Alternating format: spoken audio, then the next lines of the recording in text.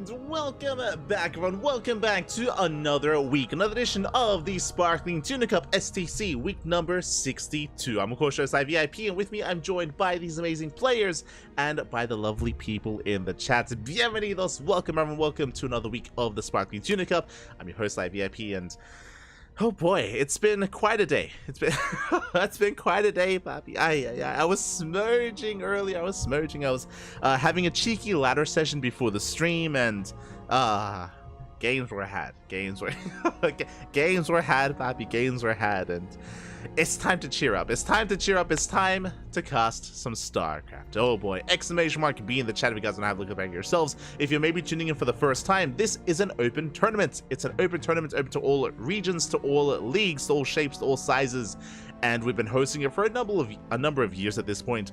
And if you want to help support the event itself, if you want to help fund the tournament and grow the tournament, then Patreon is the place to be. As you can see just underneath Azura's name, we have a Patreon goal. We have, so far how much we make on Patreon on a monthly basis. And once we reach that goal, then we can grow the prize pool, we can boost it, we can help grow it and pay out additional players as well once we hit further stretch goals. So if you want to help support the event, Patreon is the place to be. Otherwise, watching is good enough. It's good enough. It's good enough.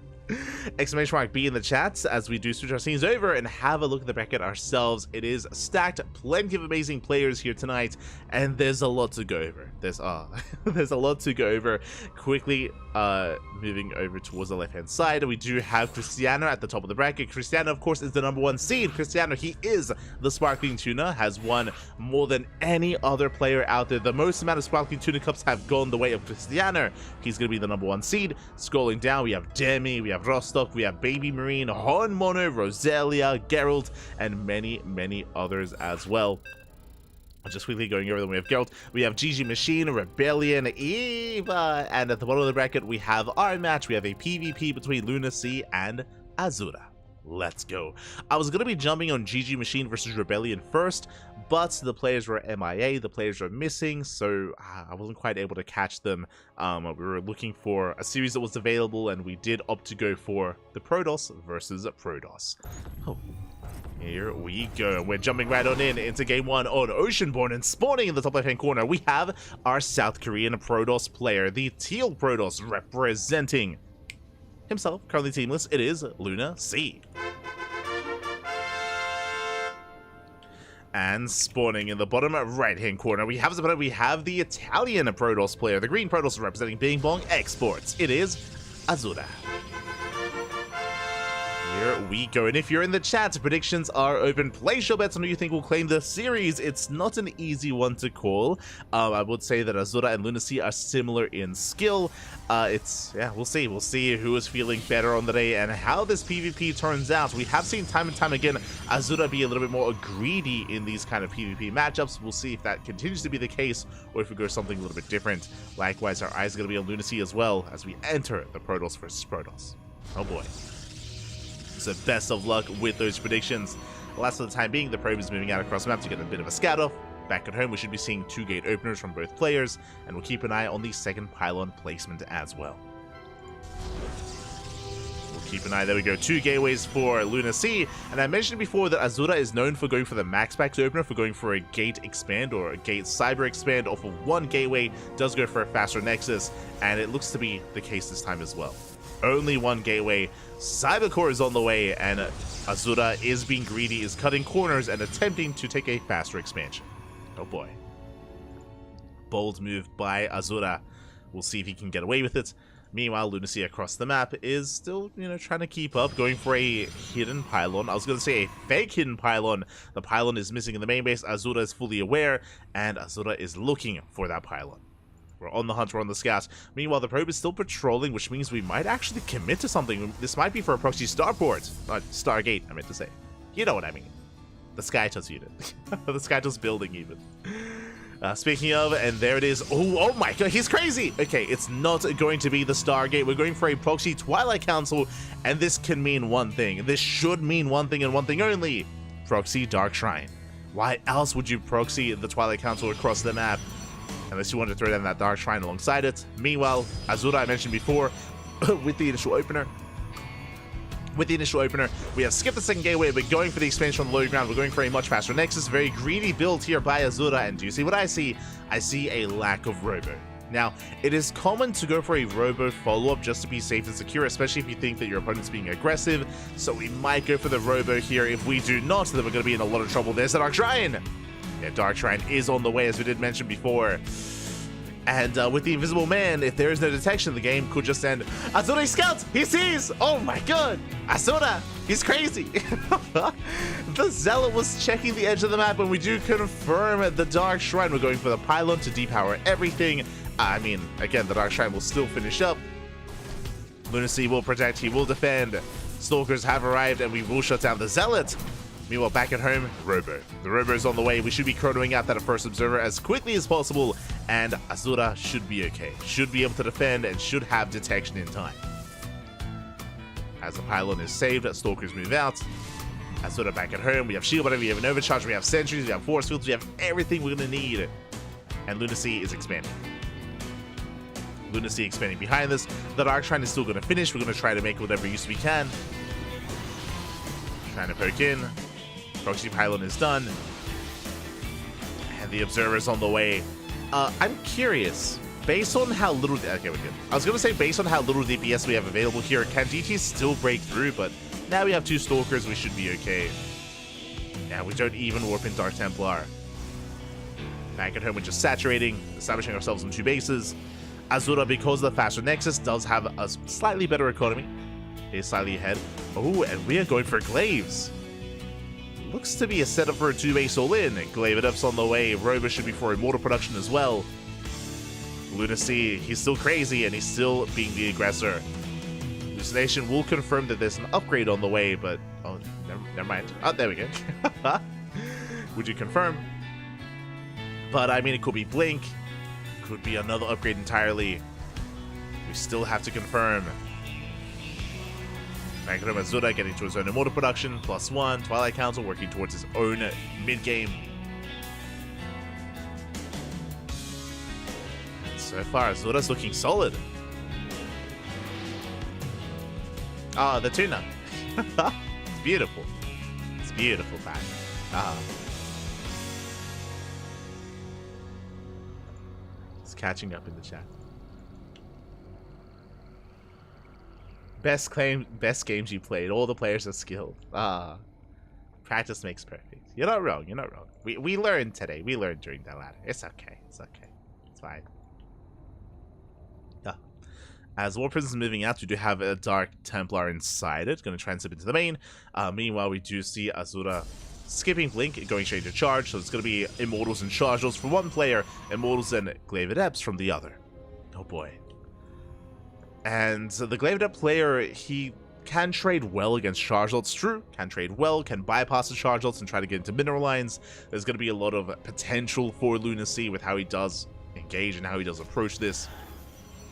As there's detection, and the DT will not get damage done. We do save it though.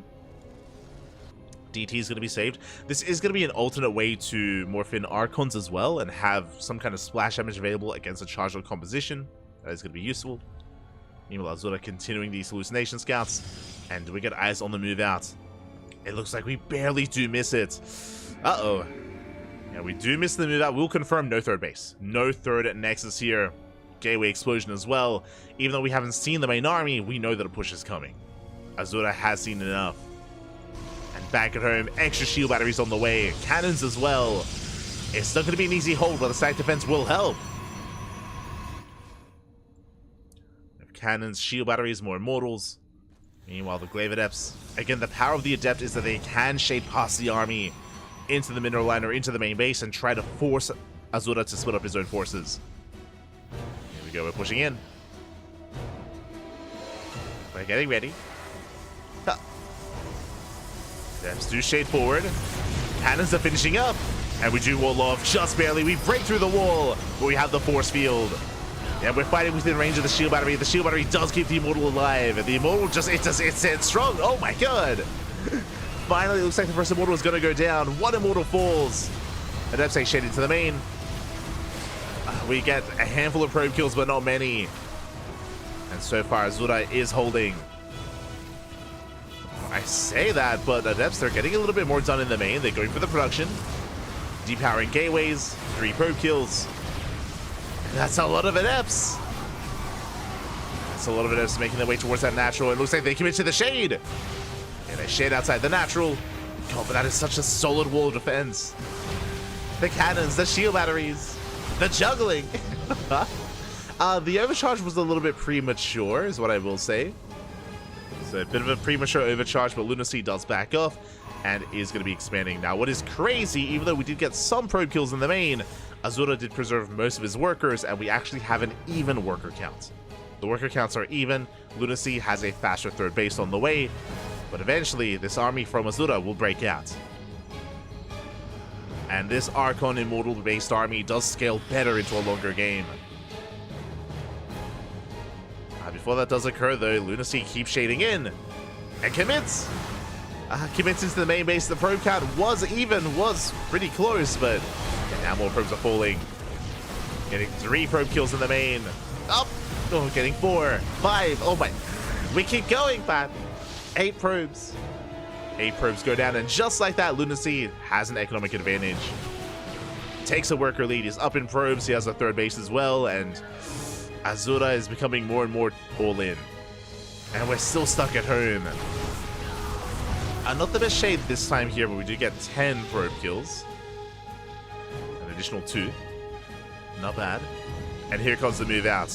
And there's no turning back. It's all or nothing for Azura. What do we have to work with? Looking at the unit stab, 5 Archons, 2 Immortals, and soon to be a mass amount of charge lots.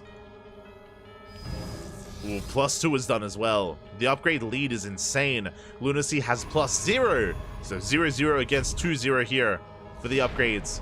And remember, we may have invested into this third base, but it's not going to help in the defense. That is a massive army. Lunacy needs more time. Is attempting to set up his own static defense. Shield batteries, meanwhile at the same time Adepts and DTs into the main base. We are wreaking havoc. Third base of Lunacy is going to go down. But that's a lot of Dark Templar and Zealots. We'll eventually clean this up, though. Here we go. Azura just forcing his way towards that natural. The force fields, they lock down the army. They lock down the Immortal. And there is no escape, but we have 2 more Immortals on the high ground. You have to respect it. Azura backs off. Back at home, he does defend. Only losing 5 probes. And very nice defense here from Azura. And he stutter stepping forward once again. The force field. We lock down the army. We catch another Immortal. 1 Immortal left. And it looks like Azura has done it. He's broken the third, broken the natural. Nova goes off, does connect, takes out 1 Archon. But Azura doesn't care. We can take it over to the face. We like it, Bobby. We like it. GG gets called, and Azura will take game number 1. GG. Whew. GG, well played. Azura will defend, will hold, will survive. Again, just, yeah, beautiful scouting out of Azura to confirm the Dark Shrine.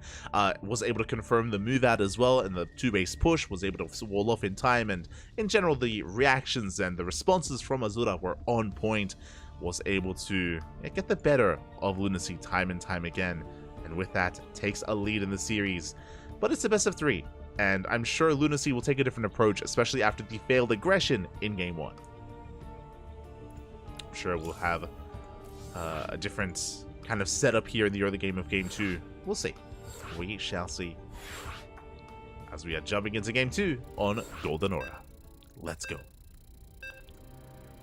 Let us go. Meanwhile, looks like we are getting some updates on the bracket. We'll go over it once we wrap up this first series. We'll get there.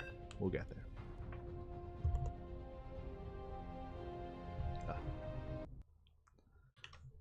We will get there. Also, apparently there was an earthquake like in northern Sydney yesterday. I had no idea. I had absolutely no idea. Crazy. We were too busy casting, Pappy. Too busy casting. But here we go. We're jumping into game number 2 and spawning the top left-hand corner of Golden Aura. We have the South Korean Protoss player, the Teal Protoss, down in this series. We're looking to bounce back here and now to force the ace match. It is Lunacy. And spawning in the bottom right-hand corner, we have the green Protoss player from the land of Italia, representing Bing Bong Exports. It is Azura. Let's go. And again, despite the greedier, more economic opener that Azura went for in the previous game, Lunacy was unable to punish it, was unable to really get the lead that he was hoping for in that previous game, was able to get a faster third base. True was able to eventually work in that direction, but the problem is that to get there, we were so aggressive, so assertive, so committed that we didn't really scale well into the mid game. We spoke about how Lunacy was lacking upgrades, had 0/0 upgrades compared to the +2 of Azura. Likewise, the army quality was worse as well. Less Archons, less Charizards, or Blink Stalkers, was stuck with Glaive Adepts.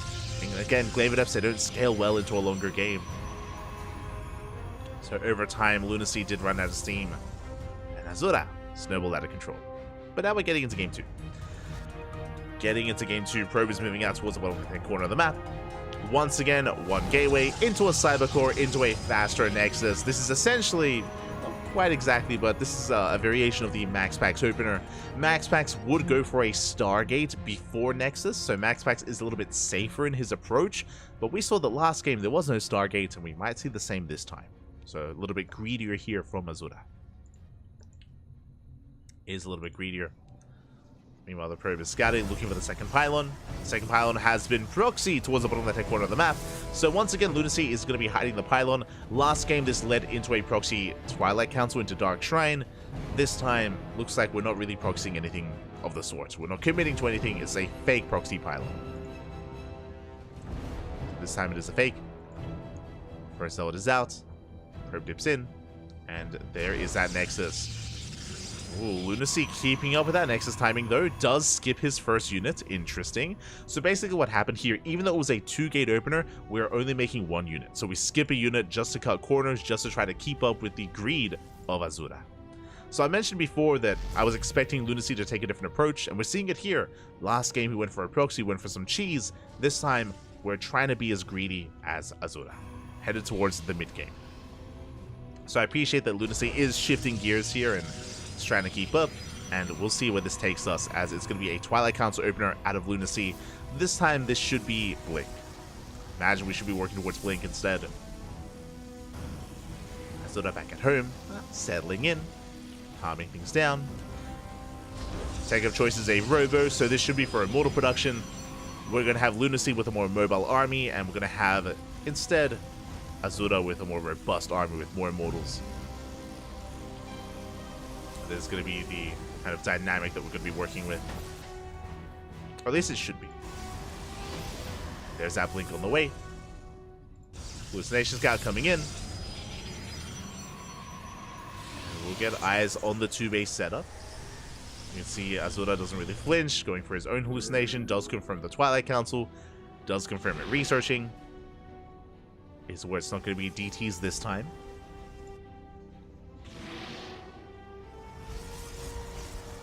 And essentially, Azura should be taking the role of the defender by building up Immortals, working on upgrades. We have a much faster Forge, so Azura is going to be prioritizing +1 and +2, and should be working towards a +2 timing. Lunacy will be one step behind in those upgrades, but with Blink, we can run around the map, we can threaten the main base. If we have high ground vision, we can blink into the main as well. There is a lot of potential with Lunacy's army. A lot of potential.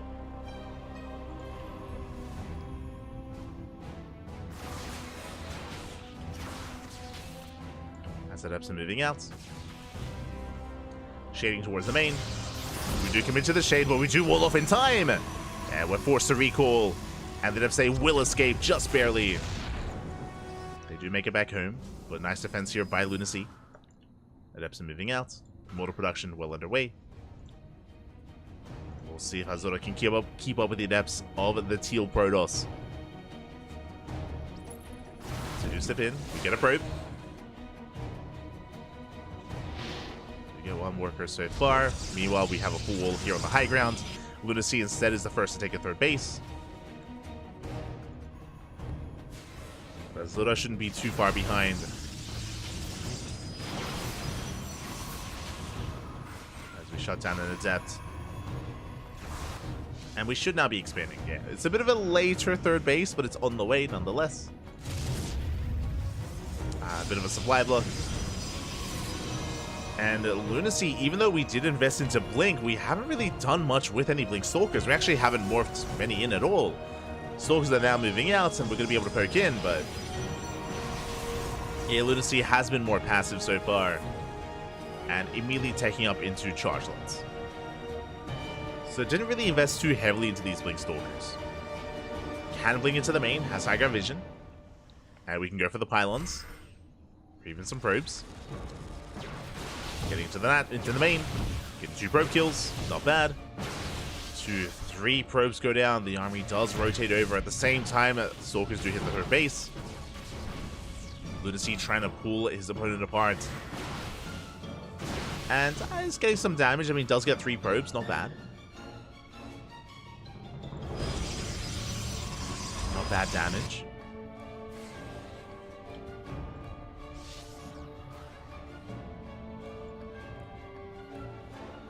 From here, players are just going to be saturating their bases. +2 is on the way for Lunacy.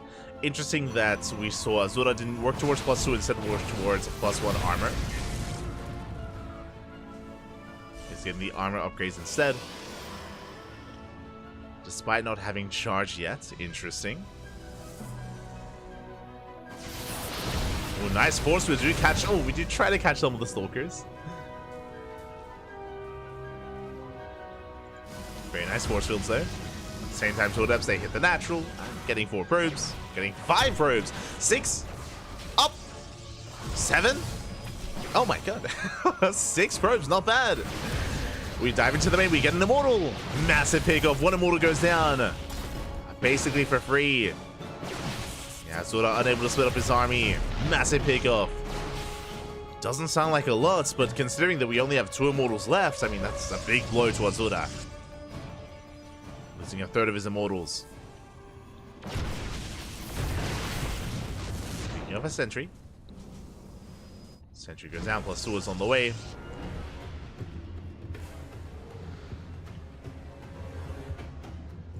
Let's see, building up towards charge lots.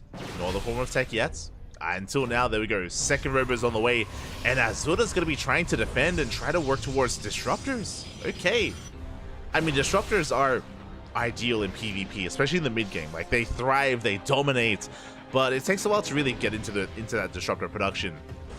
And until that does occur, Lunacy, I mean, has been doing quite well. Setting up for a 4th base, working towards a Dark Shrine. The Prism is spotted.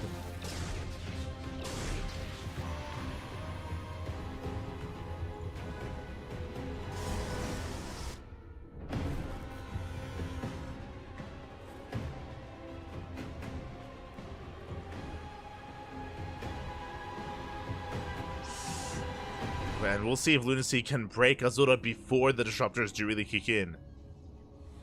It's not going to be easy, though. Like, on Golden Aura, this natural and third base are very easy to defend because they're right next to each other. They do share this center location. And it's not going to be easy to break. Behind this, Lunacy taking his 4th. Disruptors are now on the way. Overcharge is ready. And we're going in! We're trying to, but we do force field the ramp. The choke point even. Disruptor has arrived. The Disruptor is here. Lunacy doesn't pull the trigger. And do we try to sneak up? Oh, he's sneaking! Oh! Oh! Okay, not quite. I was like, does he try to get a cheeky shot off? And so far, does hold his ground. Never gets off. Oh! Not the best connections. We graze the Zealots. DT from behind. Observer goes down. We do have a cannon. And another Nova's going to go off. Does take down a big chunk of Zealots. Yeah, and Azura's a brick wall. At the same time, Stalkers, they dive into the main. Or I say Stalkers, Zealots. They warp into the main base. Azura may hold on to the front lines, but the main base is looking quite vulnerable. Shield by every sound of energy. We're defending for now, but here comes another warp in. But the choke point is really hurting Lunacy here. He can't break through. Likewise, DT gets shut down. Cleaning up more Zealots. Observers are on the way, as we have noticed that there are Dark Templar. We have gotten 3 probe kills, but this is still not good enough. And Lunacy, he's trying. He does keep going. Just more and more warp-ins. This time with Dark Templar. The Prism goes down. And so will the DTs. We have detection. We have observers. And Lunacy, he just rammed his face against a brick wall, and the wall stood strong. Azura doing his best Showtime impression. He defends, he breaks out, and now we're getting ready for a counterattack. And what do we have to work with? We have 2 Disruptors, 2 Immortals, 21 Stalkers. That's a lot of Stalkers. Oh my god. We're even on upgrades, and we're waiting for the Colossus. Now, you may think, Colossus, that's kind of a weird unit here in PvP. Colossus do amazingly against gateway compositions, especially if your opponent does not have Disruptors. Colossus, they struggle against more Disruptor-based compositions, but alas, Lunacy is stuck with a gateway army, has not teched up into a bay. Now, the problem is that whenever Azura moves out, Lunacy is ready for a run-by. He's ready for a counterattack. As you can see here, we have a wave of Zealots waiting for that opportune moment. As soon as Azura pushes, Lunacy is going to pull the trigger.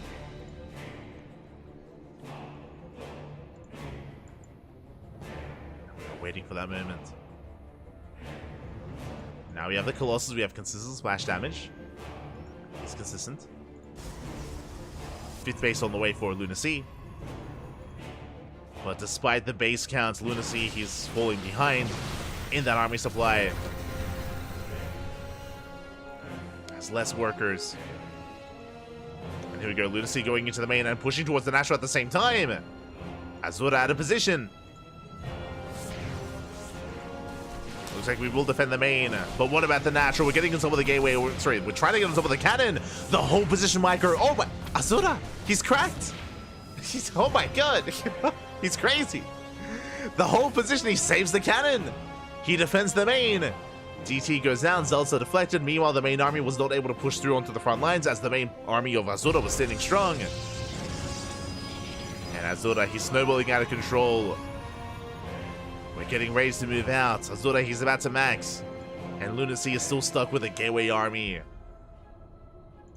Just purely gateway units. No Immortals, no Disruptors, no nothing. No Archons either. Oh boy, and the best that Lunacy can hope for is to try to backstab his opponents and come in from behind. The Observer sees the rotation. Azura is ready. Another big warp in. I say big warp in, 3 Zealots. Not the biggest. There we go. The rest of the army does rotate. At the same time, Lunacy going for the 4th base. But we're ready. Nova's going up. Oh my, the friendly fire! A little bit lackluster there. Azura, calm down. Oh my god. He dragged the Nova back into his own army. But it's okay. It's okay. Azura is still far enough ahead. He can Nova himself. It's fine. It's fine. Everything's fine. Don't worry about it. And again, it's mainly Chargels and Stalkers. We should be able to push out. Lunacy taking another expansion. Just mass expanding. The one thing that we're missing here is Archons, but Colossus are basically like an alternate Archon. They're an alternate answer to the Mass Chargelet.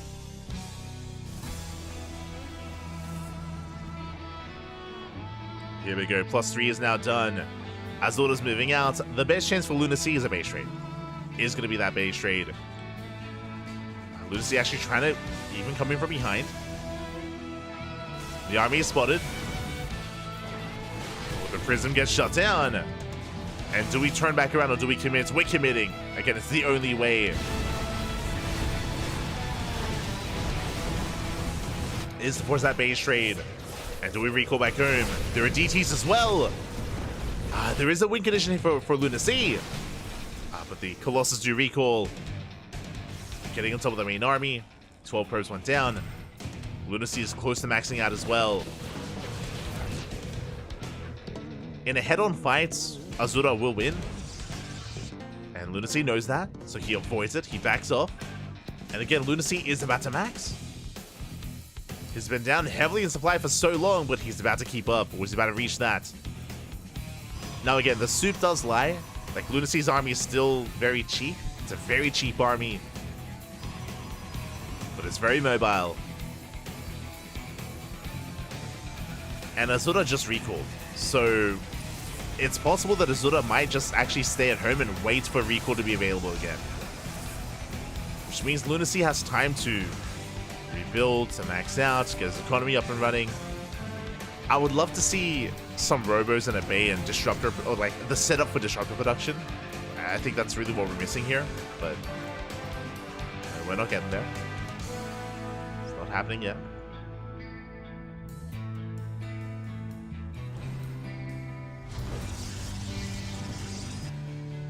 As Azura's taking another expansion, did throw down a Wooler stack defense. And Nexus is denied. Azura attempting to move out. Once again, Lunacy rotating. Azura keeping up. Keep up does punish some of those gateway units.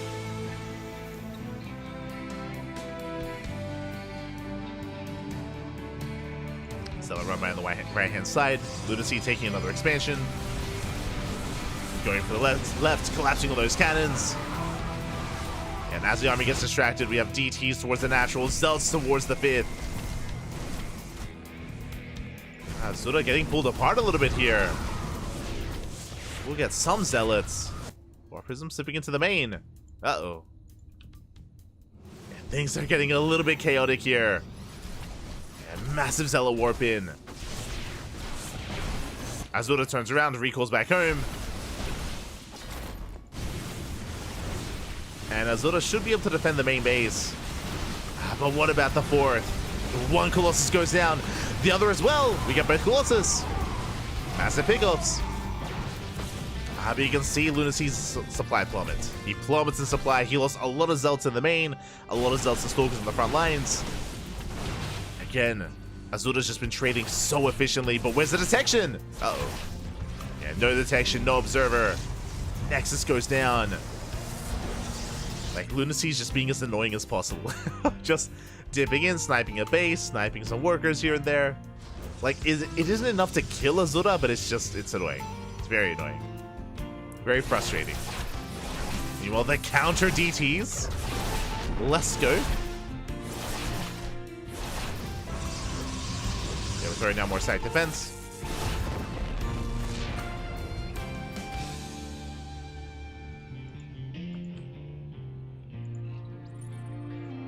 DT's rotating towards the left. Side defense has not been rebuilt, so this base is vulnerable. There we go, more cannons on the way. The observer does spot that our Templar.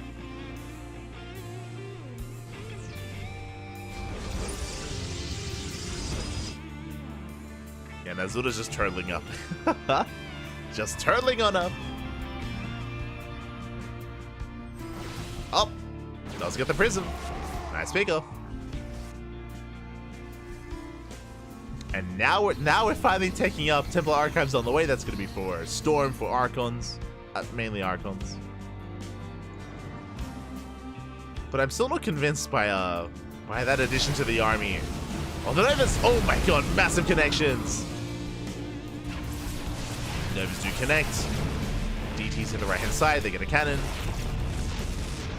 And another.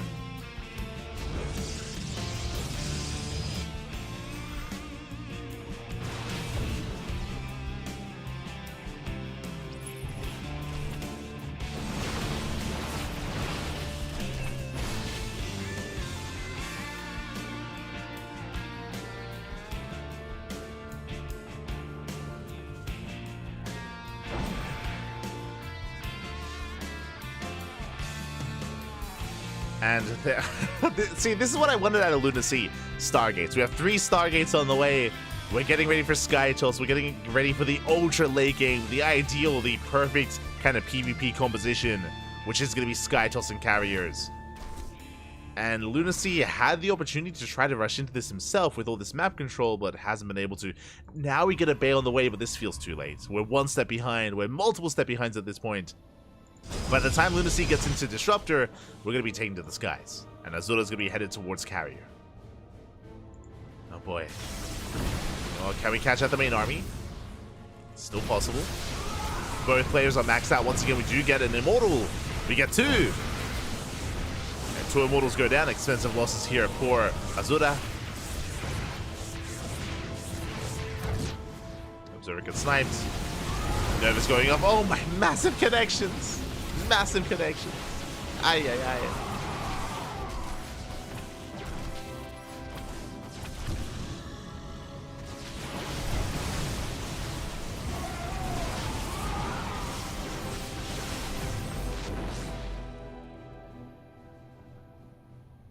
As we do see Azura take another big fight.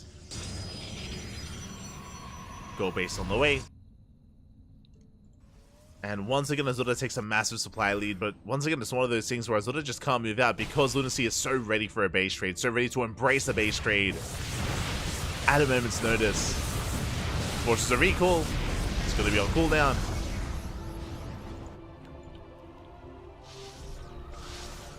To attempt a DT counterattack.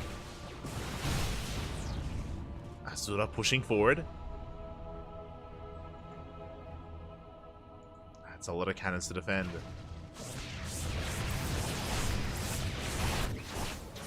Oh, we do get into a mineral line though. 6 pros go down. Oh, we're ready.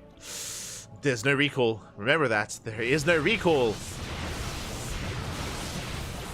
We're going to get a base, and we're going to trade a base for a base, as Lunacy is going for the gold.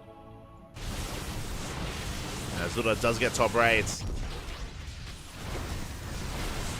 That is going to be a lot of cannons, so at least Azura's going to be trading. As the cannons do buy some time, but they're going to be cleaned up. Azura rotating over. But by the time Azura does rotate this space, it's going to fall. So we trade 1 for 1. Nice stellar positioning. You can see Azura wants to try to catch the main army. He's coming in for an intercept. Does blink forward. Catch some stalkers.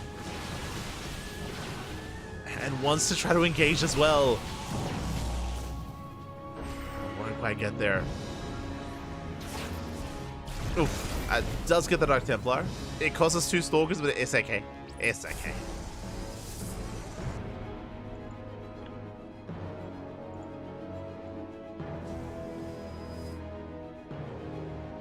Pulling back. Lunacy pushing forward.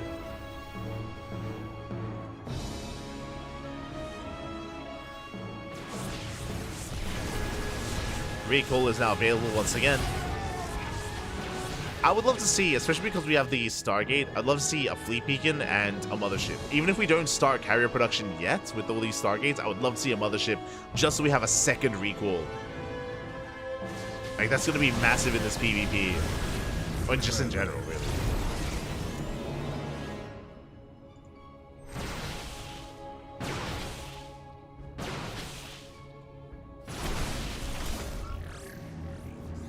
Now that we're trying to keep up.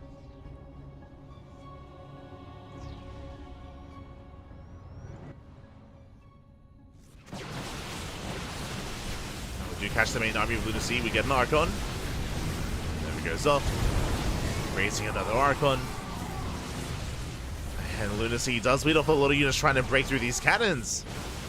Yeah, Lunacy plummets in supply once again.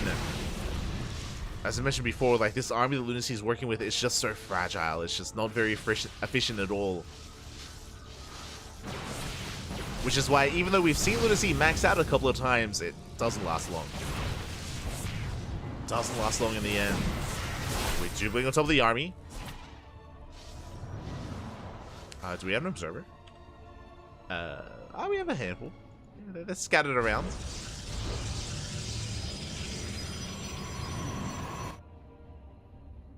None with the main army. Lunacy rotating once again.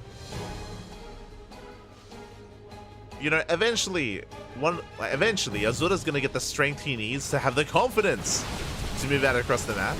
Eventually. It's gonna happen in like 10 minutes. Oh, actually, never mind.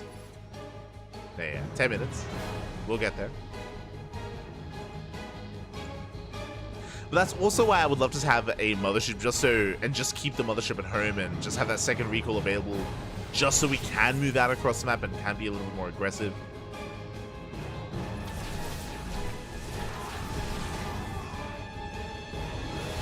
Speaking of recalls, we hit the right-hand side. At the same time, Azura engaging with the main army. Lunacy gaining ground, pushing and breaking through the cannons. And the cannons are going down. We're going to have to recall. Those reinforcements are being shut down as well.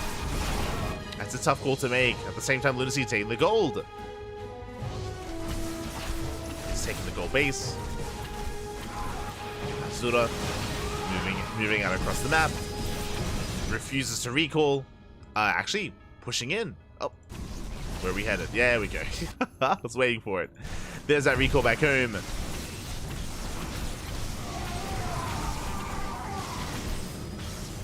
And that means that Lunacy can hit bottom left.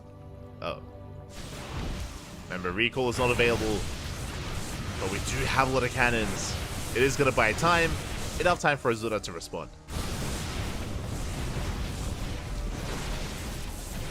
Azura should be able to shut this down without losing the base.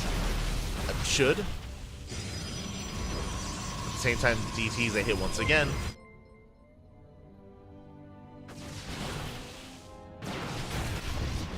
Oh, yeah, they do get into the mineral lines. Probes are going down. But Azura just wants to send it, Papi, send it. Let's go. I believe. You can do it. Oh, the disruptors. Oh my god. They're so exposed. Massive connections. They don't get caught out. If these disruptors all went down, then maybe Lunacy could have a chance, but alas, he does miss them in the end. Collapsing on the fresh mining base of Azura. Gets us around. Azura will respond. He races back home.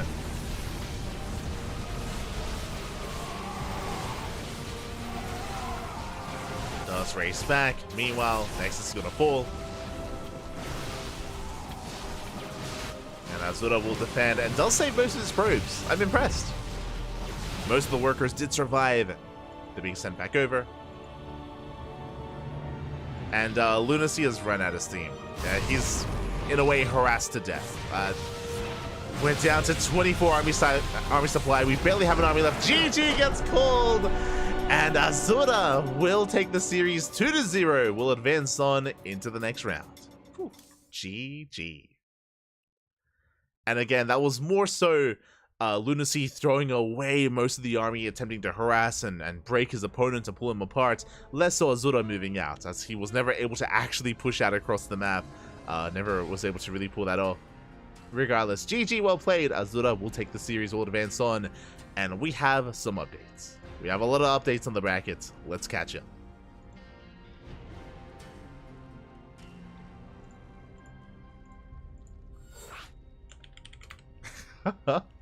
Oh my, there was a draw? What? Crazy. Crazy, Papi. There was a draw. Hold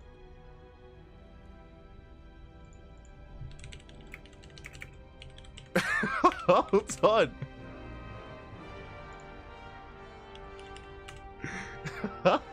Okay, we're getting ready. We're getting ready for our next series. One moment here, one moment. I don't know what I'm getting into. But apparently they're technically still on game one. We're jumping into Baby Marine versus Honmono. Technically game one because they just had a draw. Oh my god. Ay, ay, ay. You don't often hear about draws, and we did miss it, unfortunately, but that did happen. Did happen. Here we go, we're jumping into our next game and spawning in the bottom right-hand corner of Oceanborn. We have our South Korean Terran player, the Red Terran representing Team Hyper 1. It is Honmono. And spawning in the top left-hand corner, we have the Italian Terran player, the Blue Terran. It is Baby Marine. And also, shout out to Quinton Suits in the chat. Sorry. Quentin 2. Thank you so much for the resubscribing. Thank you so much for 3 months. Do appreciate it. I apologize for not giving you a shout out earlier. It was just in the middle of the game and in the middle of the series, but thank you so much for resubscribing. We do appreciate it as we get ready for our new TBT. Oh boy, we'll catch up on the bracket momentarily. Don't you worry, we'll get there. We will get there. We are going to be settling in, and predictions are open. Place your bets on who you think will claim the series. Oh, I will fix up the UI. I got you. But place your bets on who you think will win the series. As a reminder, this is game 1. I guess technically game 2. They had to regame. They had to regame as they had a draw. Oh boy. Here we go. As it's going to be double gas out of Baby Marine and double gas out of Honmono. We've entered the TBTs. I've entered them. And again, Honmono is traditionally a very aggressive, very assertive Korean player, but in TBT he's a little bit more standard, a little bit more by the book. Likewise, Baby Marine also known for aggression as well. I can't imagine what must have happened in that last game. Crazy, man, crazy.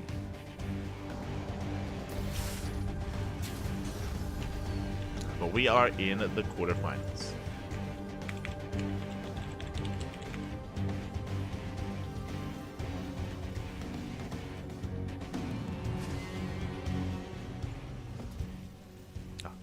Okay, here we go.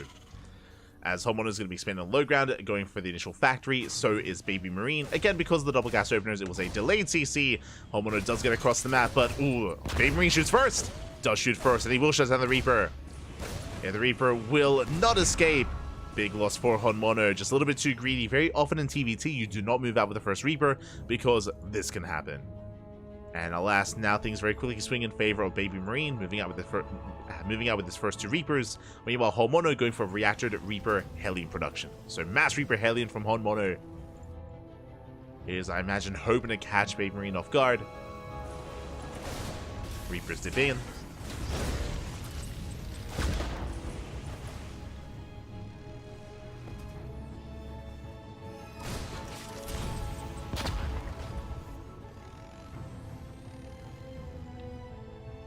Let's force Baby Marine back. I see in the chat, I bet Honmono Marine SCV pooled with his wide array of diversified strategies. He does it sometimes against Terran, sometimes. Behind this, getting into his 1-1-1.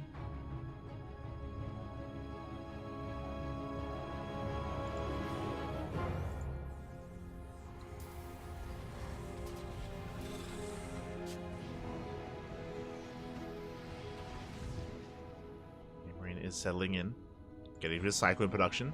Now that we've reached Cyclones, this Reaper Hellion is a little bit less threatening. We'll try to dive on the army and try to catch out some of these Cyclones. We'll see how quickly Baby Marine does respond. Up! As he does commit, gets a Reaper. Does lose a Hellion. And Medevac has arrived. We can juggle! Let's go! Can't juggle back.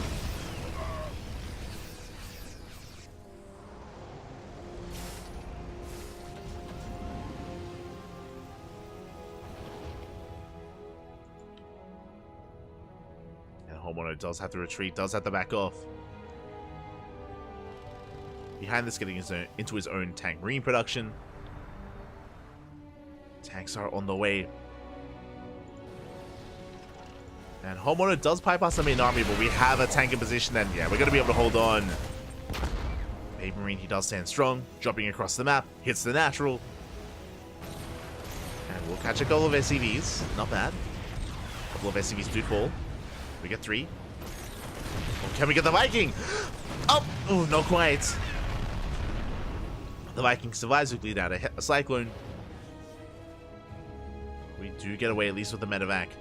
And as the dust does settle, as we're getting into our 2-base setups here, we do have tank or bio-tank Raven from Baby Marine, and Honmono is skipping Ravens and going for a mass Viking instead. So the goal here for Honmono is to get map control, I should say get air control with these Vikings, zone away the Ravens, wreak havoc with his ground army.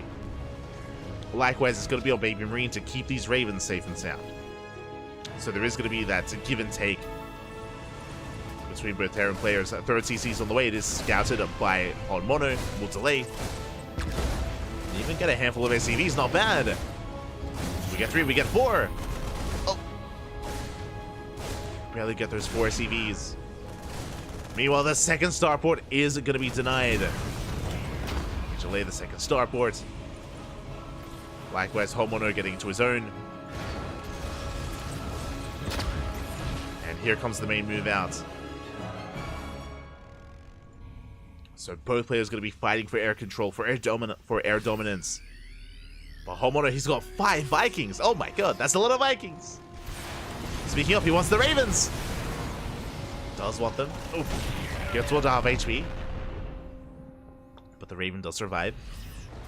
Skin reveals the second starport. Third CC now on the way on location. Homeowner rotating around. Does rotate.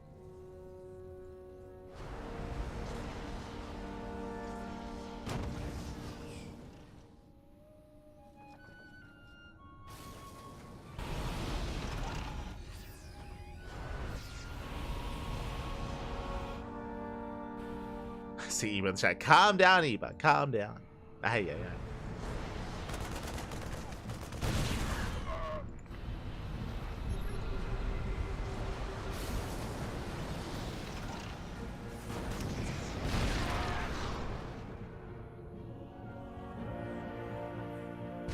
To sneak up on the army, sniping the medevac.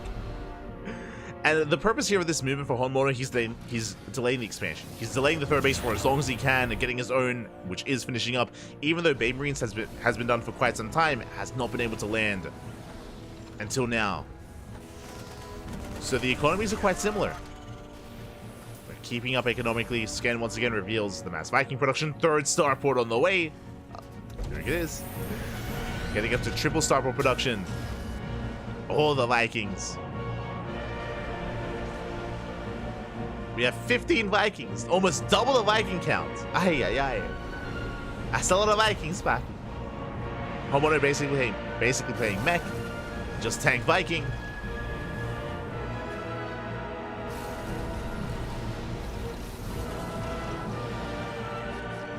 As Homeowner did avoid Stim. Stim is on the way for Baby Marine, +1. Getting to his bio.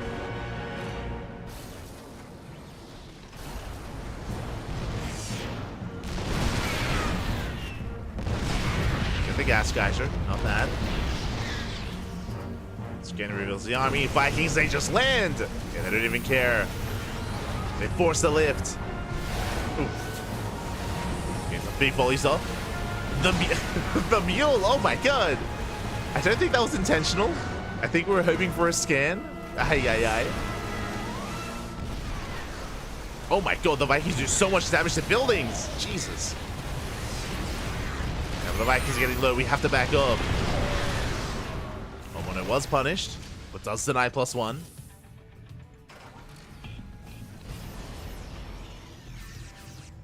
The tank on a Babe Marine still looking quite healthy. Up in tanks. But down in Vikings. Again, Homeowner still maintains the double Viking lead. 16 Vikings. Gets another medevac. Doesn't get the Raven. 10th threat in the land. These tanks are looking quite vulnerable. Do we go for it? It's tempting. There's too much Marines. Too much bio. Too much support. The orders do tanks themselves. Stays the land! We're gonna get 4 tanks! And 4 tanks do go down. And the Vikings, they have to commit to the fight on the ground. And so many Vikings go down. And that was not the fight to take. I mean, we did get 4 tanks. But now suddenly Babe Marine has air control. And Homeowner just losing too many Vikings, too much of his support. And now we can go for the counter drop. And the punish is real. Homeowner gets cleaned up. And Baby Marine takes the lead. And back at home, what do we have to defend? We have 1 tank. 1 tank, man. That's all we have. 1 tank and 13 Vikings. comes Baby Marine, moving out. If you recall, we saw this yesterday between Homono and Moja, where Homono did go Mass Viking and did end up defeating Moja. Did happen.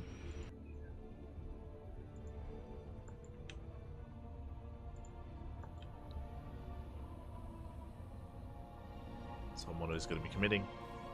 Was it against Moja? I think so. Yeah.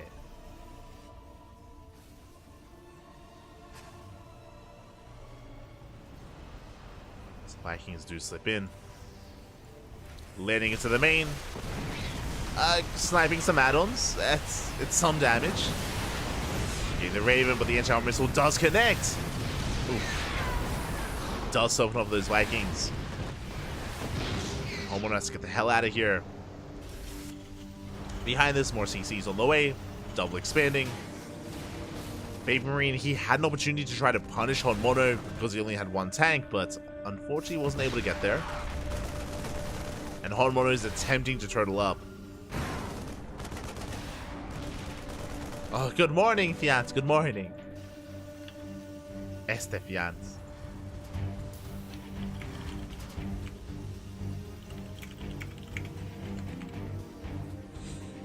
God damn it. Fiance.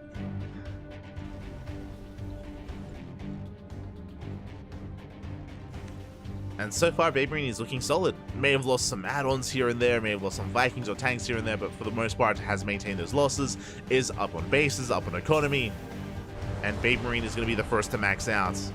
Meanwhile, Homono is stuck at home, and he's hoping he can turtle up as best as possible and eventually stabilize and max out himself.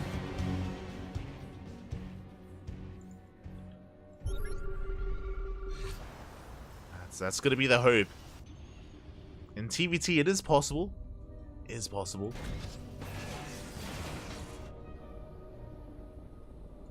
And that means we're going to be here for a while. It's oh no. What have we done, Pappy? What have we done?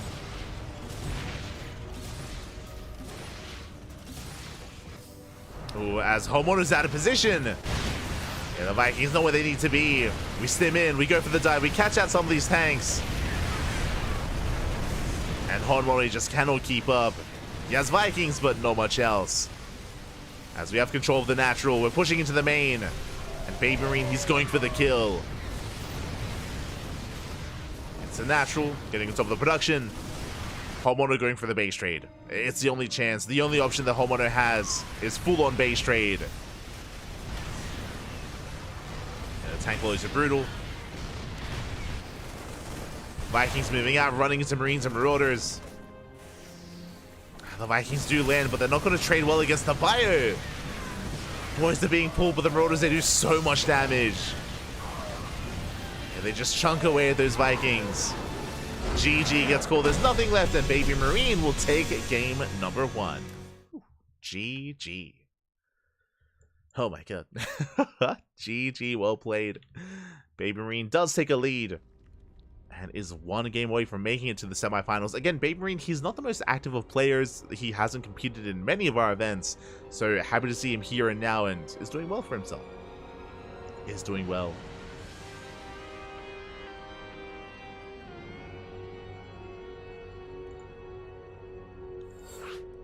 Let's take that lead. We'll see if he can go further. And again, we'll catch up on those. We'll catch up on the brackets after this series. There's a lot to go over. A lot of matches. A lot of matches are ongoing.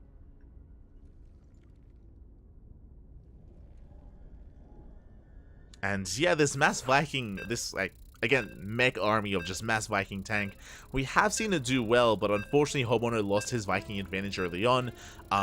It was at moments when Homono landed his Vikings on the tanks where he was punished quite hard. He got 4 tanks, but he lost almost every single Viking there, or did lose every Viking there. And from that moment, Baby Marine took control away from Homono. Was able to snowball out of control with his own Vikings, with his own bio army. And Homono just a little bit too excited. A little bit. Now we're getting into game 2 and spawning in the top left-hand corner of Golden Aura. We have our South Korean Terran player, the Red Terran representing Team Hyper 1, down in the series. We'll see if he can bounce back. It is Honmono. And spawning in the bottom right-hand corner, we have the Italian Terran. The blue Terran, one game away from making it to those semis, getting proxy raxed. It is Baby Marine. Because here comes not just one, but two SCVs. Let's go. Both SCVs move out across the map. We are setting up for our proxy. And we'll see if Baby Marine can get a read on what's going on and piece it all together. As we're going for the double proxy racks in the natural base of Baby Marine. Oh boy. Let's go.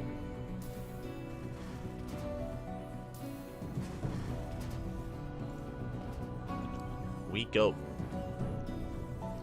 As the Raxes are on the way, Baby Marine is going for a double gas opener. Very fortunate. Double gas means we're going for a faster factory. That means faster Hellion to respond to these Reapers. Oh boy. So far so good. Baby Marine going for an SCV scout. Initial Reapers on the way. Oh, okay, it's gonna be Proxy Marine, not Reaper. Okay. Bunker is being placed. Baby Marine currently unaware. But there goes that factory. With it, we get into an initial Hellion, into a Cyclone. Ooh, the SCVs, they get a full surround. They shut down the scouting SCV. Let's go. And the bunker has now been spotted. Marines are pushing forward. They get on top of the SCV. Oh, bunker is done, and we deny the bunker of Baby Marine. Big pickoff. We deny the bunker, going for the depots. The Reaper is helping, does get a couple of shots off. Second Marine has arrived. We're getting ground. That depot, it's gonna fall. Oh, do lose one Marine. But we're breaking into the main base. Cyclone's on the way. We just have to buy time for the Cyclone. But we're not gonna finish the bunker. Yeah, the bunker is denied once again. And we're getting so many SCV kills. We get the Marine as well, but the bunker does barely finish in time. Whew. The bunker is done. But can we get in there? I'm referring to the Marine. Can the Marine actually get to the bunker as we're losing so many SCVs? And it looks like Homono, he's done it. He's broken in. The Cyclone's too late. Yeah, it's too little too late. The bunker falls. The repair's not in time. The Cyclone will eventually clean this up. Or will it? Just because we're losing so many SCVs.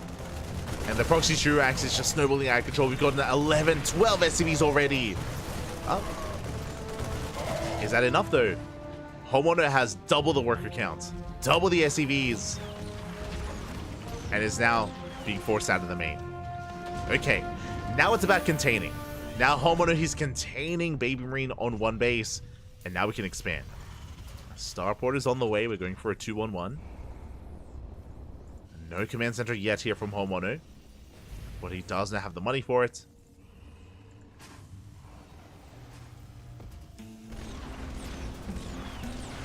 And Baby Marine, he has a lot of catching up to do. 12 SCVs. Ay, ay, ay.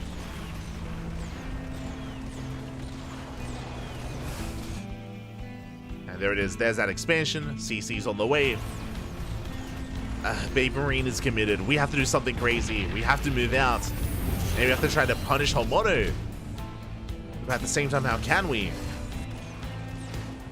Reaper moves out. Does confirm the Cyclones. Baby Marine, okay, we're going for Banshees. I like it. We're going for Cloak Banshees. If Homono mules, if he doesn't have a scan ready, then he can be shut down.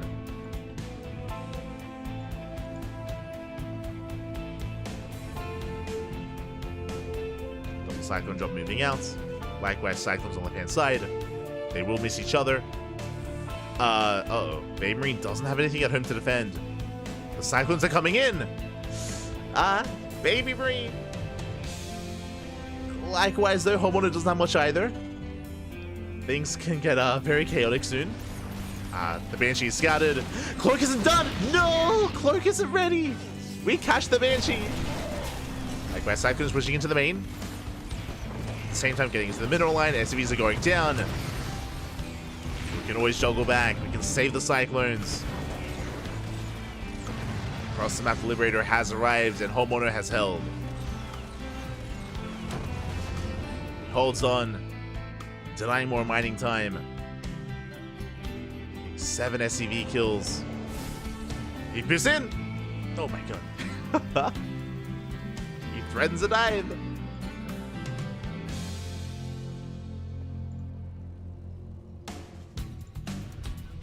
And from here, it's going to be impressive if Baby Marine can somehow bring this all the way back.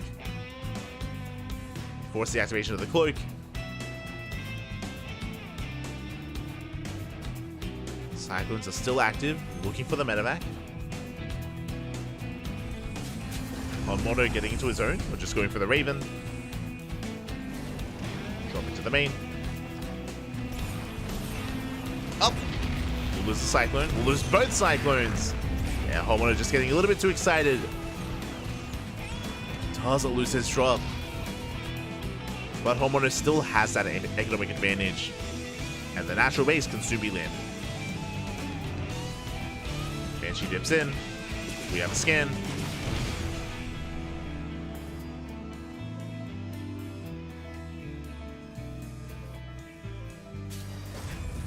Baby Marine getting a CC on location.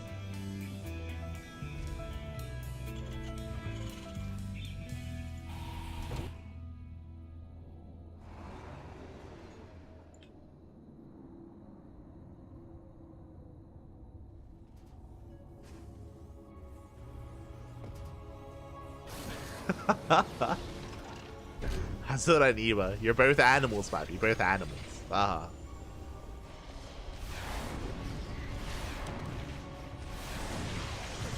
Oh my god. The Banshee is caught out. Catch out the Banshee, and it's kind of like a role reversal from the previous game where now Baby Marine has a rough road to travel. Is slowly building up on 2 bases, getting into Tank Raven. Meanwhile, Homeowner across the map, getting into his own bio-based army this time. We have Stim on the way, +1. It's going to be more Marine heavy. Going for another drop. Oh, the Liberator gets caught. Not bad. To catch the lid.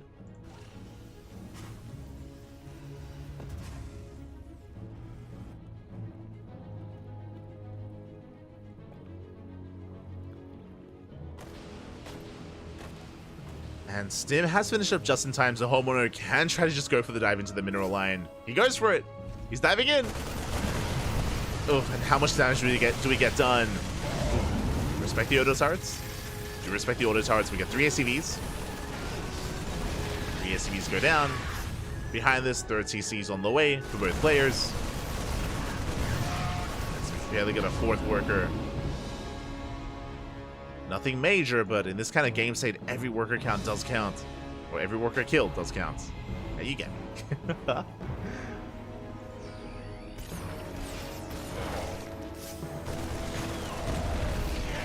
Catching a Cyclone. Scan reveals the army location, just in case Baby Marine were to move out.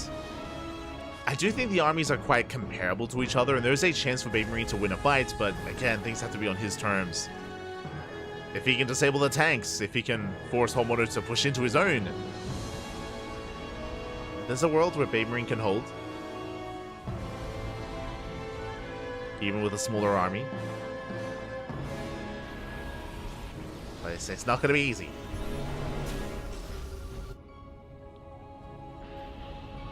This Homeowner is pushing in.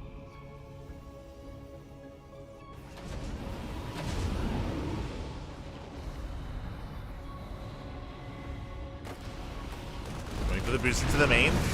The tank is in position. Brutal tank shots. Homeowner does lose the tank. We have the disables on the other. And Baby Marine taking the best fight he can here. Will force back the army and clean this up. But not without losing SCVs. Oof. Tank goes down. We get 5 SCV kills. 6 SCVs.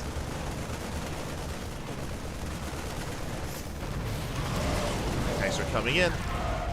We clean up the Marines.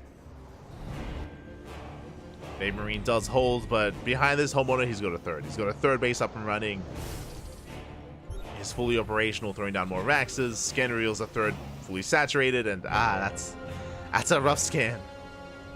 The counter scan is Baby Marine. He's not even fully saturated on 2 bases. He's not even there. We're still getting there. And Homono is pushing. Baby Marine trying to hang in there.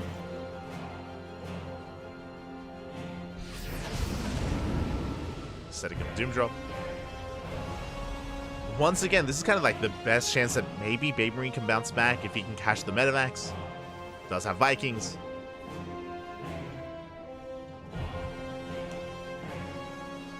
But I'm not so sure that's going to happen, as Baby Marine is not quite in position. It's in between the bases, and we're boosting into the main. Tanks are exposed. We go for the Doom Drop. 2 tanks go down. There's 1 left. Auto turrets will help, but yeah, that final tank does go down. GG gets called, and Mono ties up the series 1-1. We are going to the ace match. GG. Whew, that was a wild game 1, or game 2. With the proxy racks, the 2 racks Marine, not Reaper, it will snowball out of control, and yeah, with that we're going all the way to game 3. The ace match is upon us, and we'll see where our 2 players take us here. Again, Baby Marine, he himself is not afraid to cheese and proxy himself and be in the face of his opponent, so this could still go either way.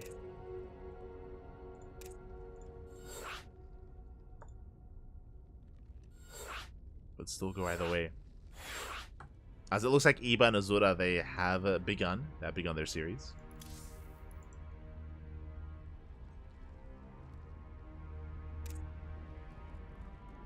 Looks like the entirety of the quarterfinals is underway.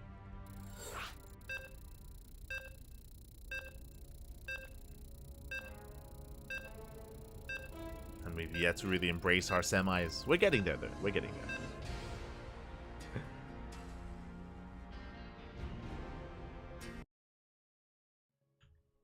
Here we go. We're going to be settling into game 3. It's going to be on Alkyone, one of the larger maps in the map pool. And if we were going to enter a longer game, a more macro game, this would be it. Would be on Alkyone. Oh boy. Let's go. As spawning in the bottom left-hand corner of Alkyone, we have our Italian Terran player, the Red Terran, representing himself, currently teamless, but he is forced into the ace match. Can he bring it back? It is Baby Marine. And spawning in the top right-hand corner, we have his opponent. We have the South Korean Terran player living in the land of Japan. Representing Team Hyper 1, it is Mono. Let's go. Oh my god. Once again, 2 SCVs. We've had enough macro, we've had enough long games. Just like the previous game, we're going for these 2 SCVs across the map, we're going for proxy Raxes. And we'll see if Baby Marine can have a bit of a better response this time. Assuming that it's going to be Marines again. Could be something else. As the Rax is being set up outside of the main. This time I'm imagining Proxy Reaper just because of the Reaper cliff that's available here on Alkyone. He checks! He does check. He will confirm, and Baby Marine, he gets eyes on the Raxes. Ay, ay, ay. And he does force a cancel. Oof. A rough start for Honmono. Very rough start. Back at home, going for 2 racks instead. In the main. And yeah, this is just a brutal beginning here for the Terran player. Do we go for... He's checking! He doubles back! He scouts! He gets eyes on the 3rd racks! Oh my god. Baby Marine! He's on fire! He sees he knows all! He's like, if I was an animal and a Terran player, which I am, what would I do? Okay. Denies both initial proxies, denies the 3rd proxy as well. Baby Marine just reading Homono like a book. Gets across the map and gets a full scout. Does confirm both Raxes. Is aware of the Mass Reaper coming his way. And Baby Marine back at home should be taking a more defensive stance. Should be calming things down. The first Reaper moves out. I mean, again, Baby Marine, he knows that these Raxes were delayed, so there's a small window where we can maybe get an SCV, but this is a really risky move from Baby Marine, because 2 Reapers are about to pop out. Baby Marine, he's crazy! Dips in. The Reapers have arrived. And Babe Marine, he's going to lose the Reaper. Yeah, big overextension. Ay. Didn't realize just how close those Reapers were from finishing up. And yeah, Homeowner is fighting back. He's fighting back. CC on the low ground. Is going to be expanding. Now, what is most interesting to me is that we go 2 Reaper into add-ons. This is not normal. Usually we make additional Reapers and try to be aggressive and assertive, but alas, just hard switching here into these add-ons. Looks like some of them were spotted. So Babe Marine, he has an idea. Back at home, CC's on the way.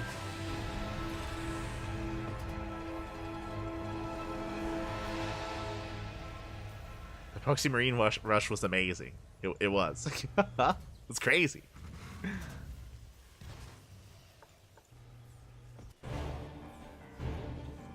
It was crazy. I'm just looking at the reactions in the chat. Behind this, we're getting into our drop play, getting into our 1-1-1.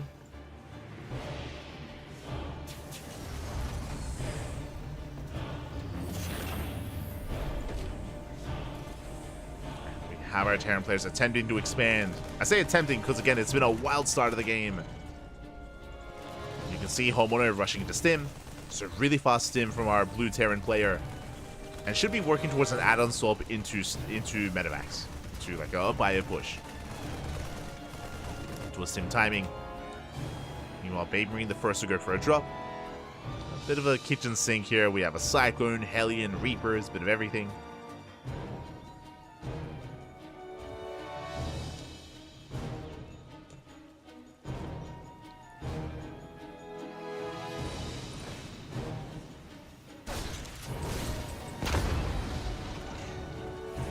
Homeowner substitutes the natural, gets 1 SCV. Drop into the main.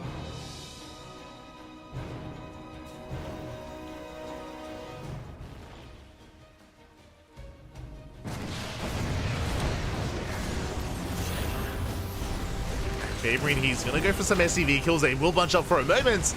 Ooh, but the Medivac goes down. We will clean this up, but despite that, 9 SCVs go down. That's pretty good damage.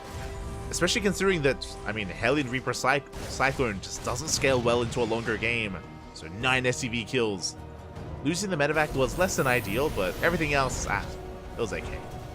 We can trade it out, and now we're getting to Tank Marine, or Marine Tank. Babe Marine settling in. And now that Stim is done, Homeowner can move out with his own drop play. We're just waiting for the Medivacs. Those Medivacs, Reapers, getting some scouting information. Again, eyes on the Marine production on the Raxes. Confirm it's not going to be mech, which we did see previously.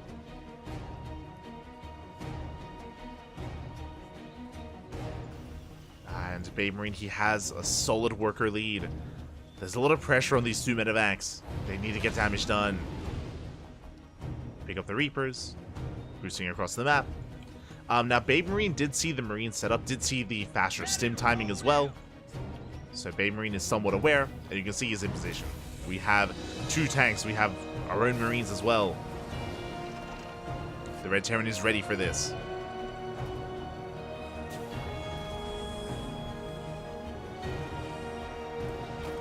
Homeowner does drop just barely outside of vision. Babe Marine is checking. Oh, does check, does confirm. Oh, massive tank. Oh my god, the tank shots are brutal. The tank shots are insane. Babe Marine, he will defend. We have 2 tanks on low ground as well. The Bio Army does respond.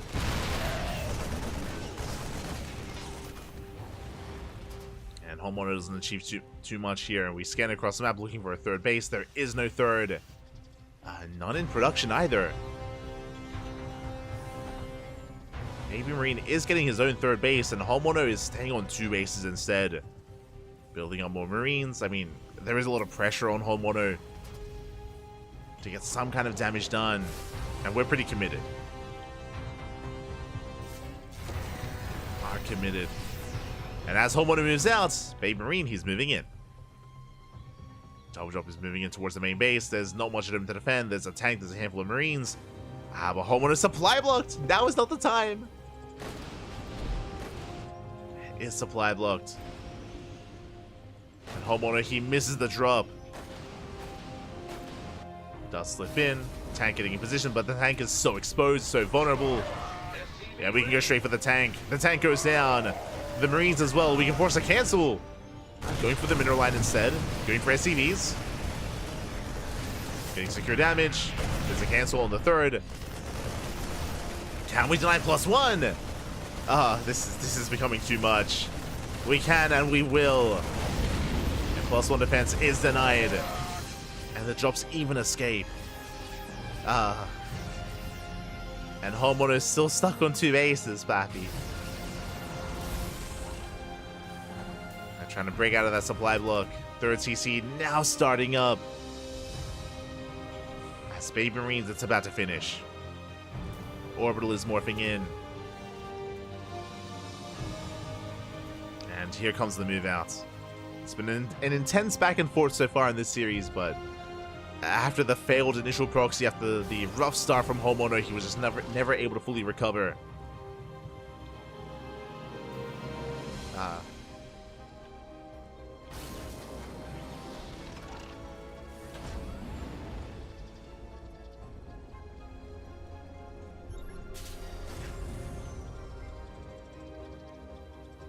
Once again, we're scanning. Homeowner sees the third. Baby Marine sees the lack of third base.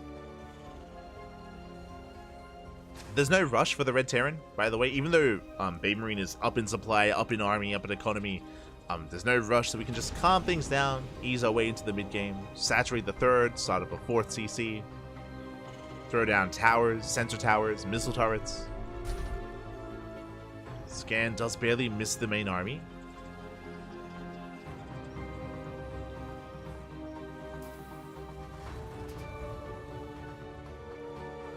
But does see the second factory. That tells us, or that should tell Baby Marine, that there is more macro going on, that there is a 3rd CC.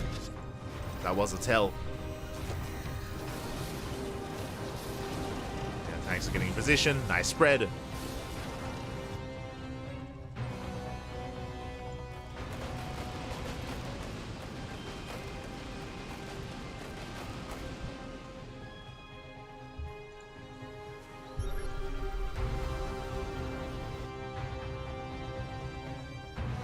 And Homeowner might attempt to drop into the main, but, I mean, turrets are done. Turrets are here to protect. To protect that main base. So there's no way in. Sensor tower is now finishing up. And soon Baby Marine should move out. Once he gets his defenses up and running. There's not going to be much keeping him back at home. The scary thing is always going to be like a counter Doom drop and a bit of a base trade. That is always going to be the danger. This Homeowner is still being active. We don't have many turrets here on the left-hand side, but the scan will reveal the main army. Very nice scan. Likewise, Homeowner spots Baby Marine. Does spot him as one army moves out, the other moves in, going for the drop into the natural. Again, no turrets, but we do have reinforcements and we have a tank line. And here comes the drop on top of the tanks.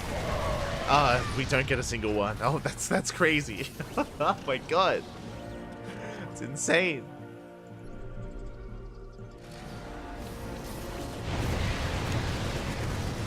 Spotted. Marine rotating around, making his way towards the natural. Homeowner could attempt this around.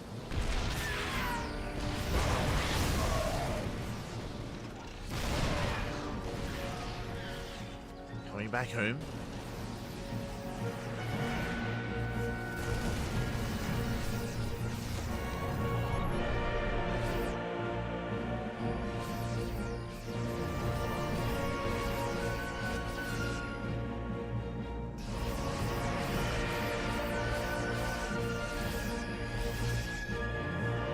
Now, pushing into a siege line, even if you are up like 20, 30, 40 army supply, it can still be brutal.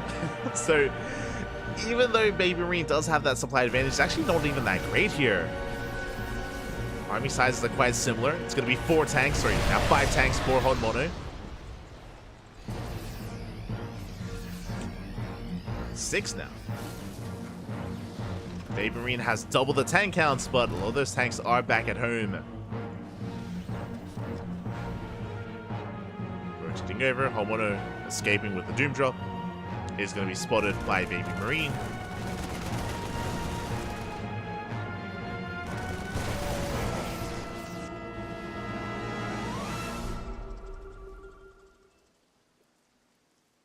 Both armies are maxing out. 3-3 is on the way. Honmono actually getting much faster +3 attack. Is now done. The Marines of Honmono are better, are superior than that of the Red Terran. Okay. Okay. I see you.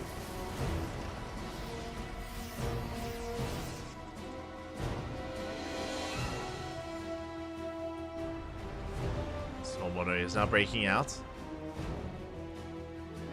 I'll see, this fight still could go anyone's way.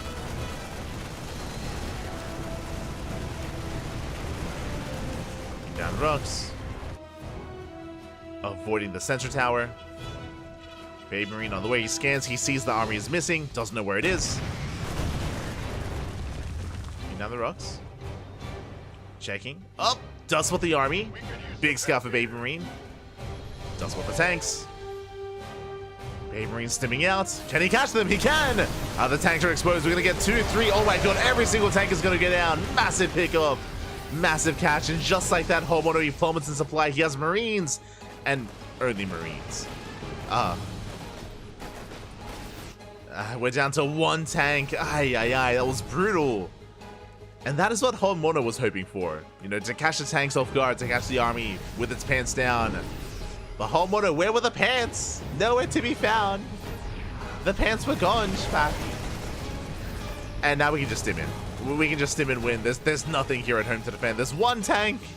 Just the 1 tank.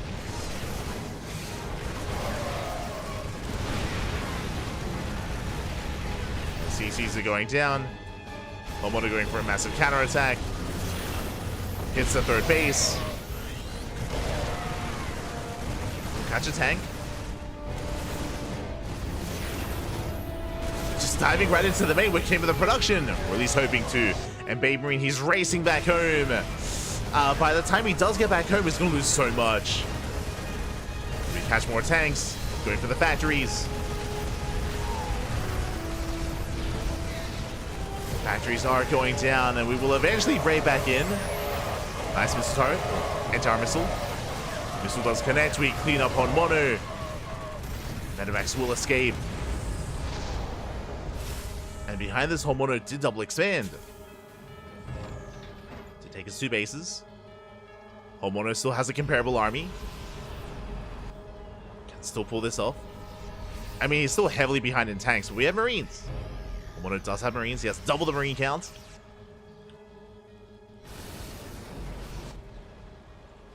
Honmono rotating over.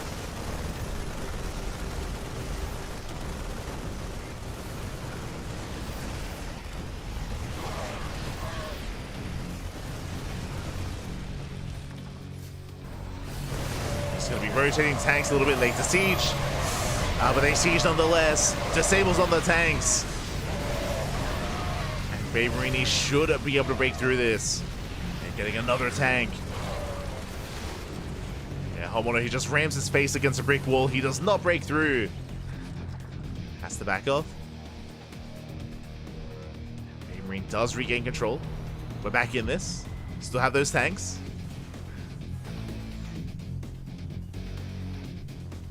Honmono rotating.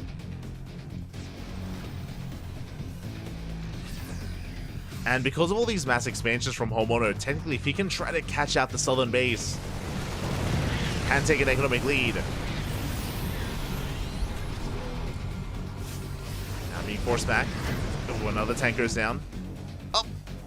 Barely escapes. Barely.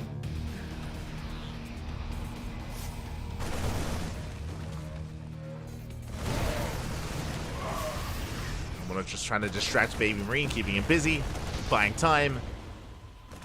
13 Marines at a time. Let's go. the Beyond Mass Marine style. Not easy to make work, but we're getting there.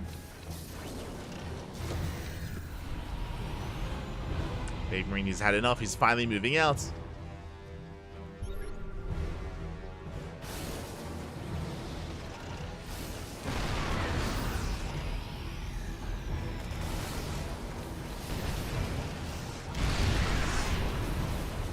The gold base is going to be denied.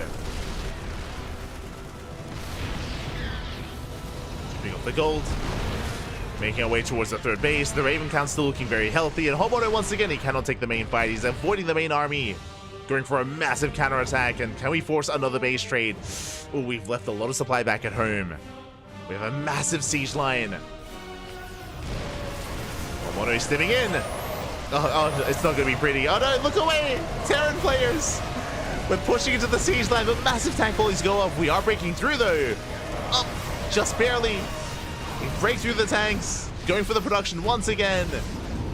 At the same time though, Baby Marine, he takes down 2 bases. 2 CCs have fallen, 26 SCVs as well. And now we're turning back around. We're racing back. Baby Marine, he does not know about these southern bases. He doesn't know about it. Wait for the starports. Wait for the Raxes. And Homono, he just cannot keep up. He's down to 34 SCVs. Even with these expansions, like, it's still just not enough. As Baby Marine, he's happily mining off of 5 bases. And we clean up the army. We're cleaning up whatever Marines are left. Not the most efficient trade here for Baby Marine, but it's fine. it's perfectly fine. Trading out 3 tanks. The SCVs are spotted. Baby Marine, he knows.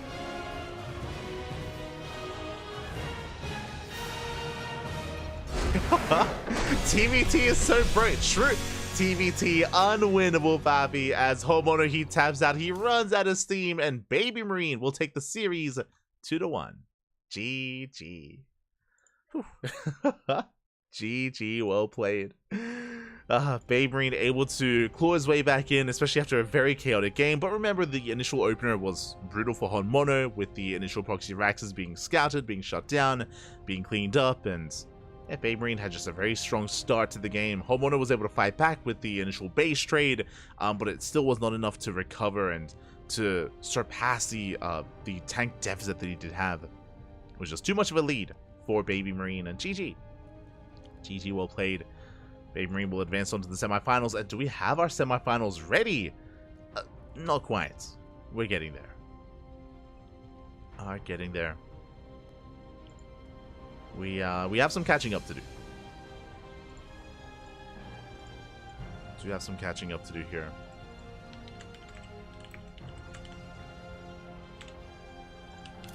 As we head on over to the European region and try to catch up with everything that's been going on, as we now have purely European players. Let's go. Okay, from the top. Again, we haven't had a look at the bracket in quite some time, but we have Cristiano. Cristiano, he took down Zero Brain, and he took down Rostock as well in the quarterfinals. Cristiano advancing on to the semis to face off against our player, to face off against Baby Marine. Oh boy.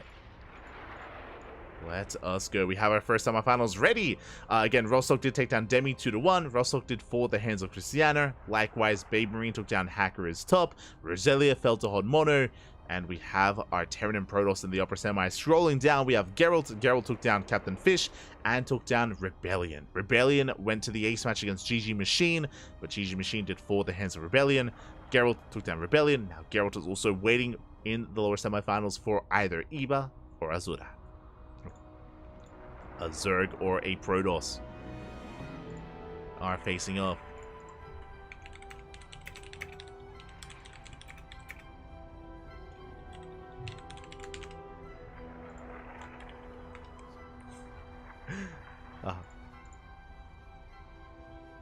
As we're getting ready, looks like Azura and Iba, they're about to get into Game 2 or Game 3. They did offer to have me join to cast some ZVP, which would have been amazing.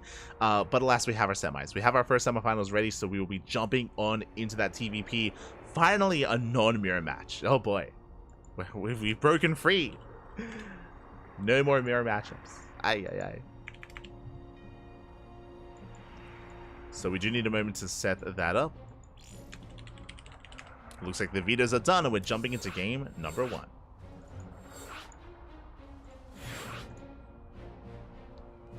We're jumping into game 1. It's going to be on Oceanborn. Let's go. As a reminder, we're going to be covering both semifinals. The upper semi is followed by the lower semifinals as well. And then, of course, the grand final. So we're nearing the end of the broadcast. There are 3 series left. 3 series to go.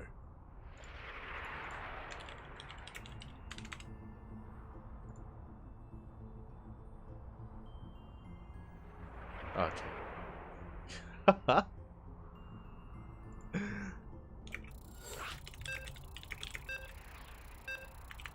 Hate it, Pappy. TVT so broken that they even play 4 games in a best of 3 series. I wasn't able to see it, Pappy. Wasn't able to see it. Smurge.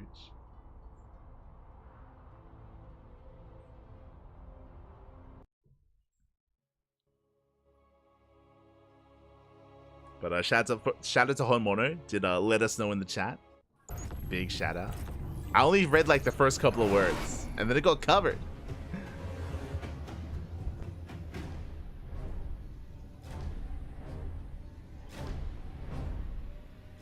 Oh my god, but here we go. We're jumping into our first semifinals of the night, of the evening, and spawning in the top left-hand corner. We have our Red Polish Protoss player. Red Polish Protoss, the reigning champion. Not quite the reigning champion, but the biggest champion of the year of 2024 in regards to Sparkling Tuna Cups. It's the Sparkling Tuna himself. It is Cristiano.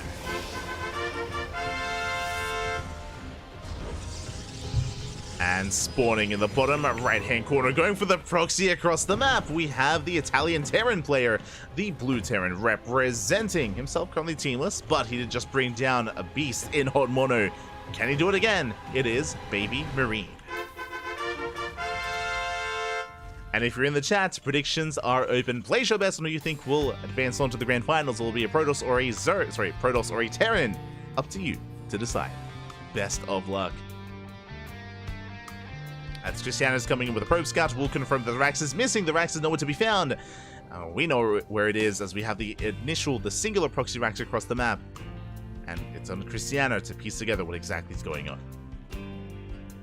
Pressure's on Cristiano. Back at home, setting up the initial gate cybercore opener. Zelda's on the way, just to be safe. And I'm curious if the plan is to throw down a bunker on the low ground as well, in the mineral line. Delay mining to disrupt the economy. Reaper's on the way. Oh my, we're going for a proxy factory. He's crazy. Okay. I was like, we might be waiting for the Reaper, I guess. It's kind of odd, as the bunker should already be on the way, but no. It's something completely different. Instead, we're going for the proxy factory with reactor. Are we going for a tank? Are we going for a tech lab as well, or an add-on swap? It's gonna be Hellion, right? Add-on swap into Hellions? That would make sense. Wait, Ghost? Oh my god. Okay. We're rushing into Ghost. He's crazy.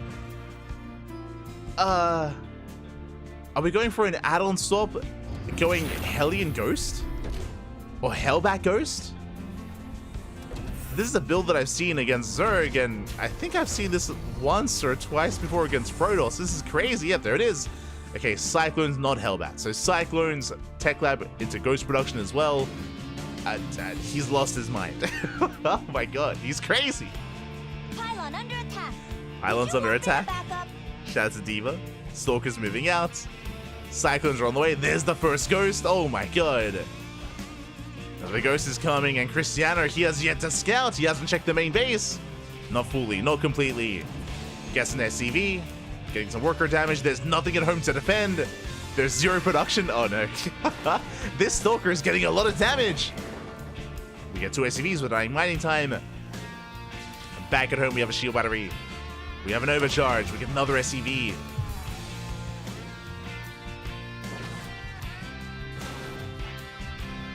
What the hell is going on?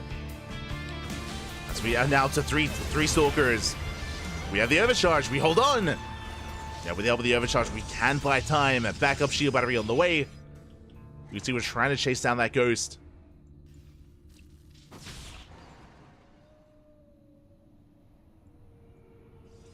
Space Marine is jumping on. Oh! Does catch a Stalker. Gets one, gets two. Two Stalkers go down. Pushing into the main. We already spent the EMP. Boys are being pulled. But another ghost has arrived. We have another EMP. Uh-oh. Yeah, we have a second EMP, which is going to be brutal. We're trying to fight within range of the shield batteries. That first ghost is so low. We have control of the low ground. We're now up to 4 Cyclones. And we're not done. But the boys, they chase the Stalker all the way across the map. And the boys are being pulled. The Cyclones are here. The boys as well. We still have that EMP available.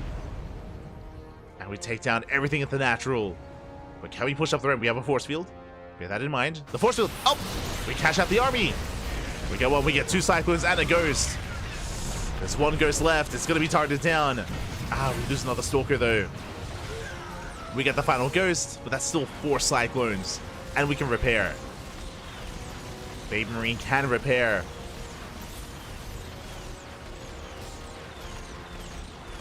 Going for the Nexus. Nexus is going to go down.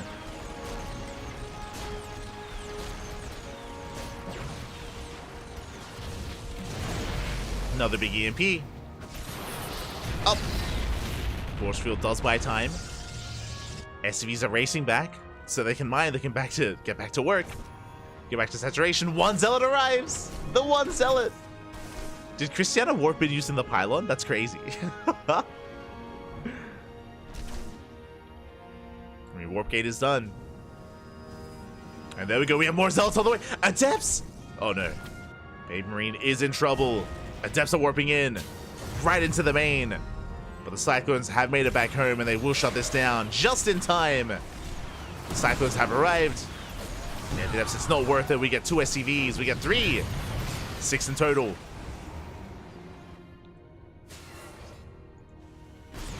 And Christiana back at home. What do we have to work with? We're on 3 gates. We have a robo. We can get into a War Prism to harass across the map. And Bay Marine is pushing out once again. And he is going for the proxy tank. The tank is on the way. Let's go.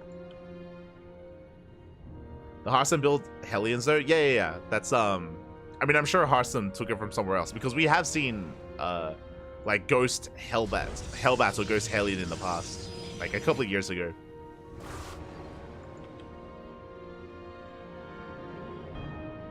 But clearly this is something different. Clearly.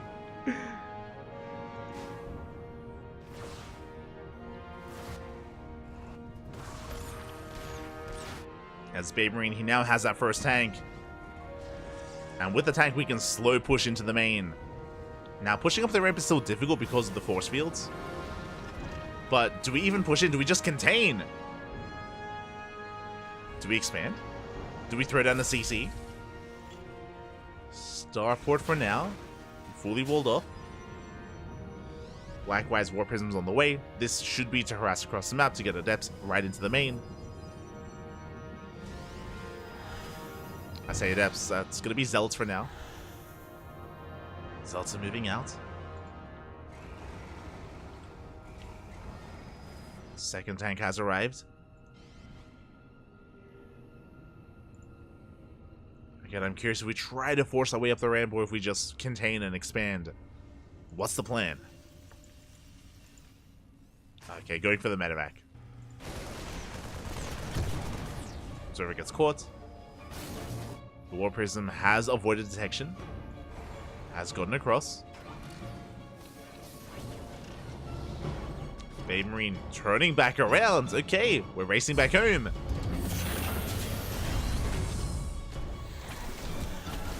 Aliens, they drop into the main base. They are slow lots, so they can't quite keep up. I think I said Hellion. But Zealots, they drop into the main. Getting to SCVs, denying mining time, going for the starport. But the army isn't too far out. So once again, Baby Marine, he should be able to shut this down. Locks down the Stalker. Forces Christiana out.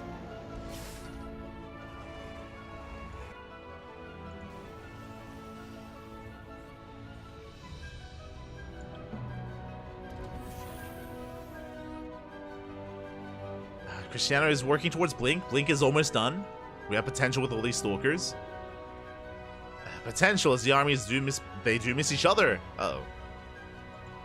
You pass by. Christiana does spot it with the Observer. Turning back around. The tanks might up to siege. Yeah, we can't engage. Cannot push up the ramp. We catch the Observer. Observer goes down. Christiana going for a big counter attack. Uh-oh. And Terrans can't recall. We're going full base trade. We're setting it. Blink is done. Oh, we don't have aggro vision. Don't quite have it. First tank goes down. Big pickup. Down to 3 tanks. And the force field does slow down the push. Meanwhile, there's 2 Cyclones to defend. We're down to 1. And we still have that Blink. We focus it down. 0 Cyclones left. Baby Marine pushing up the ramp. Overcharge gets popped. The Overcharge putting in a lot of work. And it looks like we barely hold the line. Baby Marine has to back off. And again, we're camping the main base. We force the lift. At the same time, though, can we deal with this main army? Can Christiana survive this? I mean, there's a lot of micro potential with Blink Stalkers. Chasing down more SCVs. We can even go for a surround. These Stalkers coming from behind. But they're reinforcements. Christiana not paying attention. He's out of Stalker. Baby Marine getting within range. Tanks are sieged. Oh, the Nexus is going to go down. There's no saving it. Yeah, Christiana, the base is going to fall. We do have the surround, though. There we go. We come in from behind. We focus on the first tank, but it's too many tank volleys. Too much DPS. And Baby Marine, he's done it. GG gets called, and Baby Marine takes game number 1. Crazy, Bobby, crazy. GG. Let's go.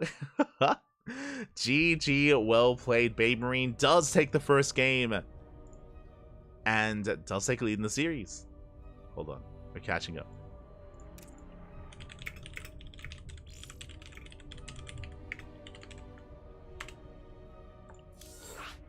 We're getting ready for game number 2. Crazy, Pappy, crazy.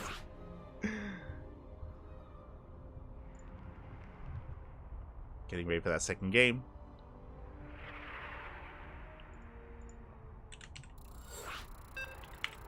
And here we go. I did message Baby Marine. I was like, have you been watching Hearthstone? He's like, yes, good build. But shout out to the people in the chat. They did let us know that Hearthstone apparently released a video a day ago. There you go. So thank you for letting us know. And Baby Marine has confirmed that he did watch the video. Did watch it. Did copy the build. Now the question becomes, do we have any other Hearthstone builds? That is the big question. I'm unfamiliar when it comes to Hearthstone's content. But potentially. And here we go. As we are jumping into game number 2 and spawning in the top right hand corner of Alkione, we have the Polish Protoss player, the red Protoss representing clan SWS. It is Christiana. And spawning in the bottom left hand corner, we have the blue Terran player from the land of Italy, leading the series 1-0, 1 game away from making it to those grand finals. It is Baby Marine.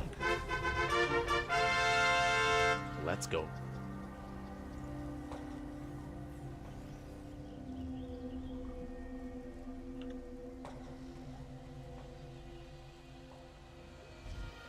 As I love the idea of faking a proxy. Baby Marine going through the racks outside of the natural. hiding it here at the third base location. This is a very common thing that Terran players can do, especially I love the idea of this mid-series, especially if you proxy in game 1 or proxy in game 2 afterwards or even beforehand, you go for a fake proxy Rax. It is not uncommon for Terran players to throw down their Raxes further back in their main base, here at the natural location, or at one of the third base locations as well. So Cristiano, he scouts, and if he's not careful, he might overreact and might think it's going to be another committed proxy, especially after what happened in game 1. Zealot first. Already a win. It's going to be a Zealot first here from Cristiano, so he is taking it seriously, is a little bit paranoid of what's going on. He's right on the pylon. And you can see Cristiano, he is checking further back in the main. As you mentioned, not uncommon to hide the Rax in the main. And then we should be checking the natural location next. Cristiano just trying to get a read on what's going on. Does dip back in, being as annoying as possible. The first Zealot has arrived. Oh, and Babe Marine, he's rushing into the gold. Oh my god. He's crazy. Again, I'm used to Babe Marine being very aggressive and very assertive, but I mentioned before that he rarely signs up for our tournaments. He rarely does participate in Sparkling Tuna Cup, so I'm happy to see him here. I appreciate it. It's a breath of fresh air, as he's not a regular. But maybe will be. Might become one. For now, it is going to be a 2 Rax follow-up. I imagine a 3rd Rax. That would make the most sense, especially if we're rushing into the goal base and make use of these minerals. A 3 Rax would kind of flow well with this kind of build and with this kind of setup.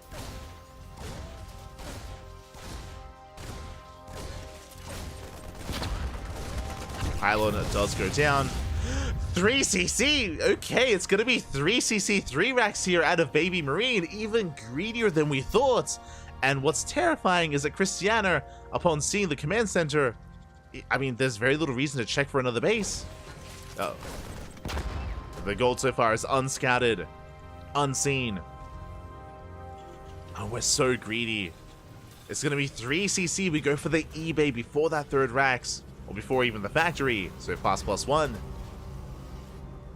And this is terrifying. The longer this goes on unscouted, I mean, if Babe Marine can get away with this, he's going to snowball out of control. The pressure is now on Cristiano to get a read on what's going on. We'll delay the CC. The 3rd base. Prism's on the way. Now, based on the rally... never mind. I was going to say it's possible that maybe the War Prism does come across the gold. There we go. Is possible.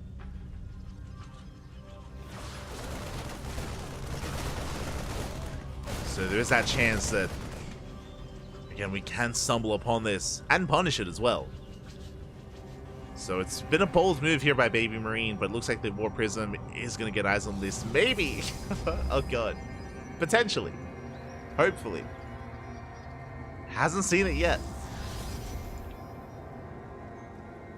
But there we go. Will it come across the gold? And now we're fully aware of what's going on. We're getting into the SCVs, we get 1, we get 2, we force the lift.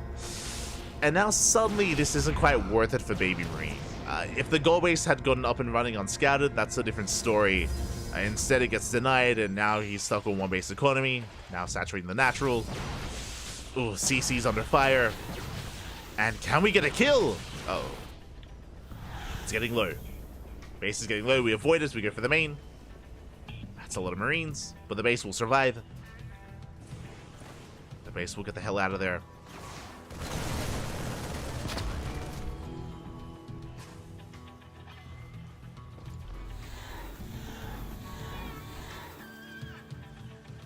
Base will float away.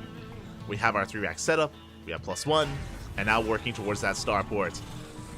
By the time we get into medevac production, we should be pushing out across the map.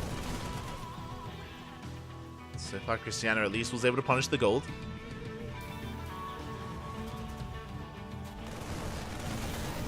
Can force field the ramp, not bad. Medevacs are not ready. The Marines. Oh, but the Prism gets focused down. Ay. Cristiano, not like this. It did just overextend. The Prism goes down. Babe Marine, he defends. And Cristiano, he's in a rough position. Very rough position.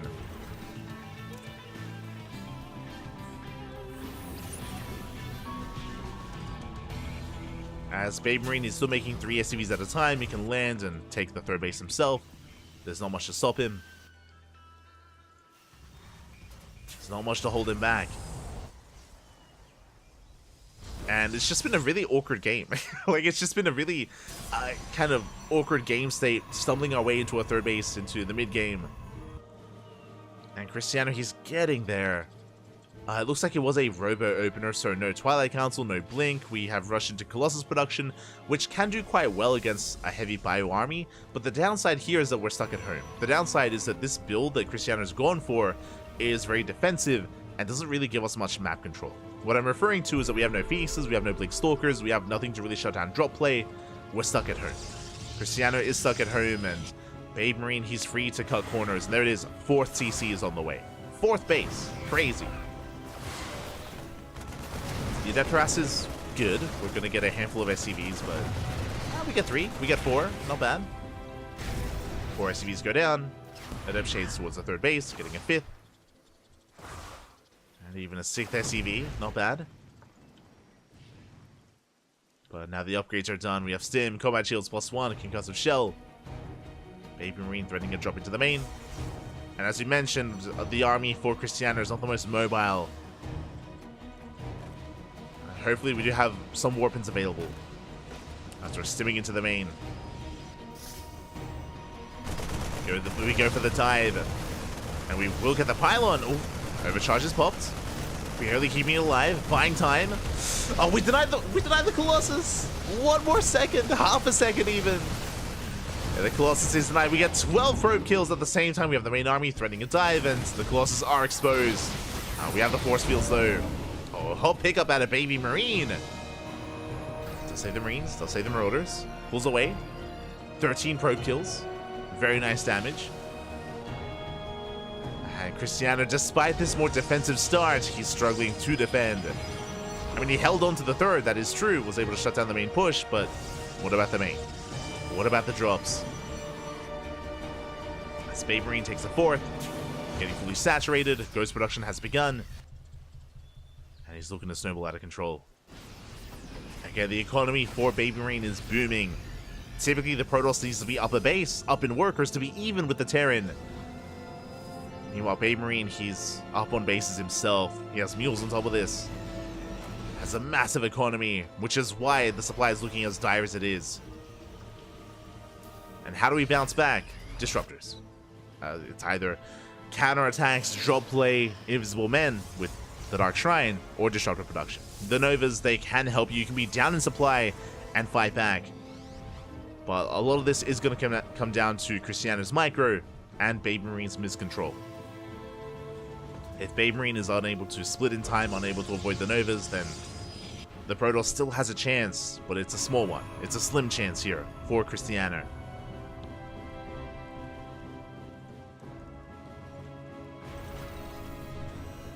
Planetary is done. The Zealot run by won't be able to do too much. The main army is spotted by the Observer. Scan reveals the Disruptor. So now, Baby Marine, he's a little bit more aware to pre-split his army. Zealots will go towards the third base. And they will catch Baby Marine a little bit out of position. We don't get any SCVs though. Oh my god, the drop play! The Viking drops. The land, the pickup micro. We shot down the Zealots. Only 1 Viking does fall. And we're just pulling Cristiano apart. We catch the Disruptors. No! We get 1! Force the other 2. The Novas are avoided. Cristiano is holding. He's holding back.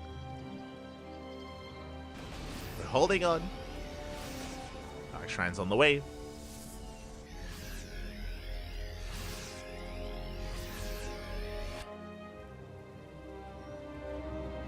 I mentioned before, how do you bounce back? DTs are a part of that as well. Disruptors and DTs. Cristiano doing everything Protoss to try to bounce back in this game. And again, still has a chance. Meanwhile, we have a Fusion Core, 2nd Starport. That's going to be for Liberator production. Freedom is on the way. We'll soon be able to liberate the Protoss. We're getting there. Scan. Oh, reveals the DTs. That is brutal. Turrets are on the way. That scan saw everything.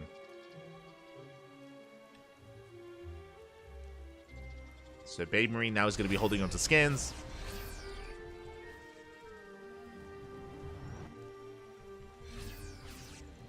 Attempting to rotate. We have 3 CCs on the way.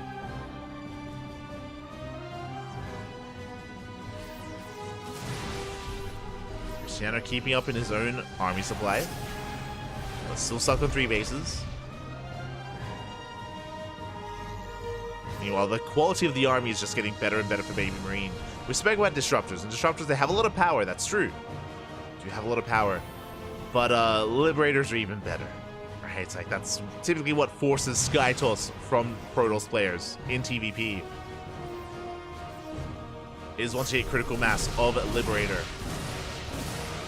Sticking with Ground Toss is difficult. Some more DTs being sent out. They get caught by the turret. How many Disruptors? 8. Soon to be 10. 10 Disruptors. That's a lot of Novas. That's a lot of balls. It's the only way. We need them to connect.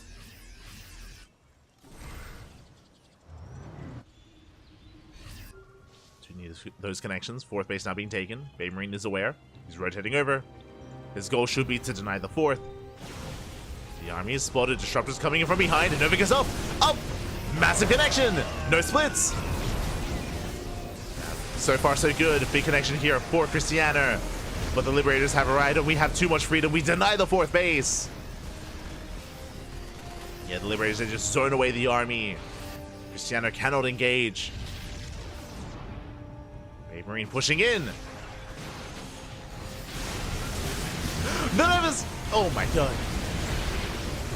He almost forced a lot of friendly fire. That was almost disastrous for Cristiano. But clearly he boxed and then pulled away. Pulled away the Novas with him. As we drop into the main base. And Cristiano out of position. Does try to rotate. Main base under fire. And Colossus are pushing in, but the Liberators are just throwing away everything else. We just don't care. We commit! Cristiano does commit in, does take down the Liberators, but the Medivacs will escape. And we can drop towards the would-be 4th and make sure it just never gets taken. Cristiano expanding towards the top left. Scan reveals this, does confirm.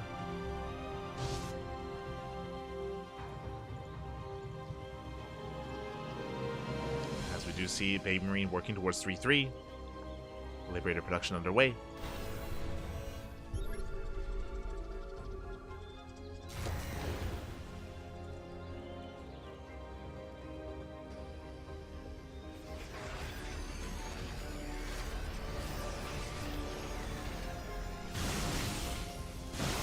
Cristiano, he's still kind of one and done with this army.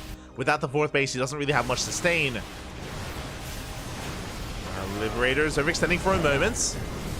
Cristiano does catch out part of the army. A bit of a messy engage from Baby Marine. Unable to fully push in. It's going off, zoning away the ground army. Liberators are exposed. There's only 1 live left. That's putting in a lot of damage. Novas, ooh, they do connect. Massive connections. And Baby Marine, these fights have not been going well. Takes some big Novas to the face. And Cristiano, he breaks through. Let's go. We're fighting back. We bring down the 3rd.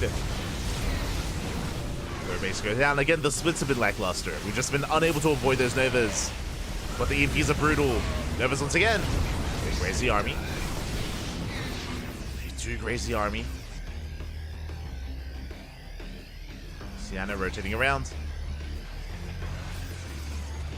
Getting smacks, catching a mineral line. Oh, 10 SCVs go down. Blink of an eye. Oh, another big connection.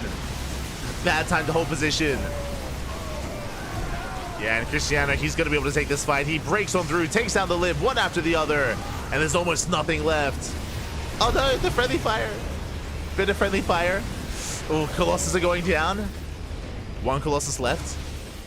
It's still close, still very close here between these 2 armies, between these 2 players. CC under fire once again. Never goes up. Up! Oh my god, what? We get what, 3, 4 Marauders? Not again! We get the Ghost! The Novas are crazy! Cristiano, calm down! The Novas have been insane. And Cristiano, he double expands. He gets his 4th base and now a 5th base up and running. Cristiano has been out trading Baby Marine. And now for the first time in a long time, takes a supply lead. Does take lead supply. Getting another CC.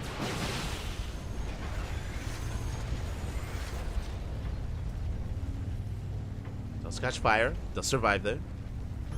Rotating around.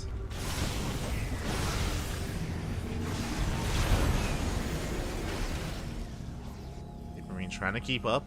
Making 4 libs at a time. Planetary is spotted. Ooh, and Cristiano, he wants that planetary. Recoils towards the top left, and he's going for the base. Going for the CC. And Bay Marine is not ready for this, going for a counterattack instead. Disruptor's coming in. Uh-oh. Not the best Novas. Terrain working against him, and Cristiano does rotate over as well. Does go for the planetary. Novas going up. Oh, bit of friendly fire. Zealots go down. Oh, we still got some good connections. Messy fight. Very messy, papi, messy. Hey, the base stands strong. Oh no, the libs! The miss rally! Bay Marine does throw away some of those liberators. Gold base not yet fully operational. Cristiano rotating. So is Baby Marine. Cristiano keeps up. And he can push this all the way back to the planetary. He can and he will. He wants it. He's gonna get it. Levels are going up. Big connections. Base goes down. Babe Marine is going for a massive counterattack instead. And now, as a reminder, recall is on cooldown. It's not available. It's not going to be available. We focus on the base. We do get the Nexus. Cristiano, he's racing back home. Nexus goes down. Can we get another? We can. Babe Marine does rotate. Liberator sieges up.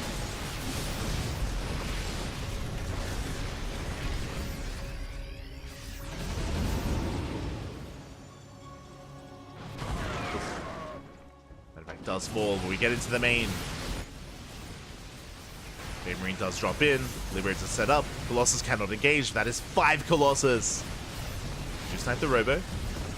Both armies are maxed.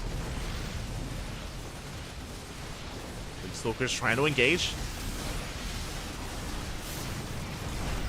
They will be able to shut down those libs. But at least they did snipe that Robo. Babe Marine gets the hell out of there. And this is still so tense.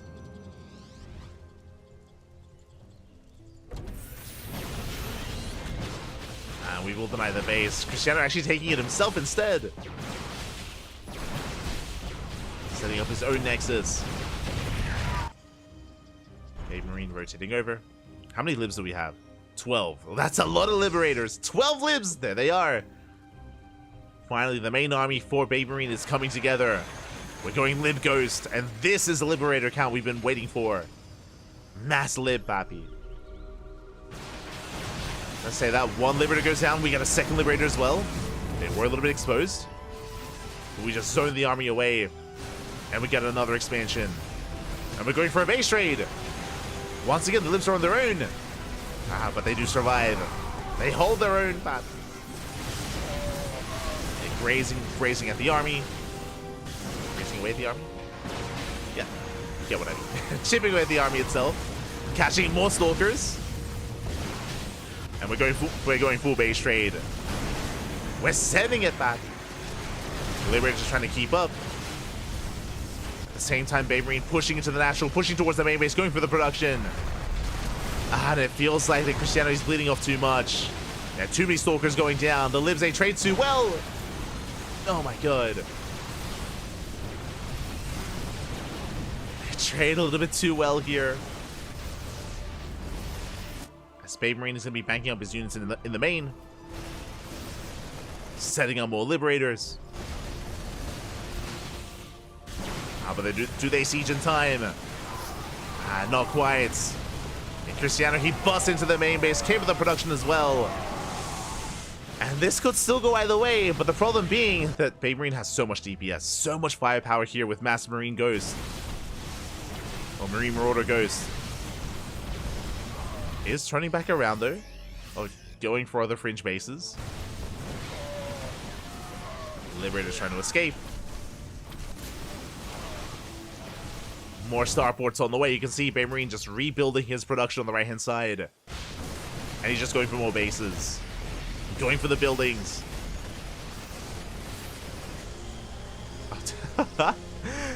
Morphin the planetary. Do it. Let's go. As the CC does land. Another Nexus goes down.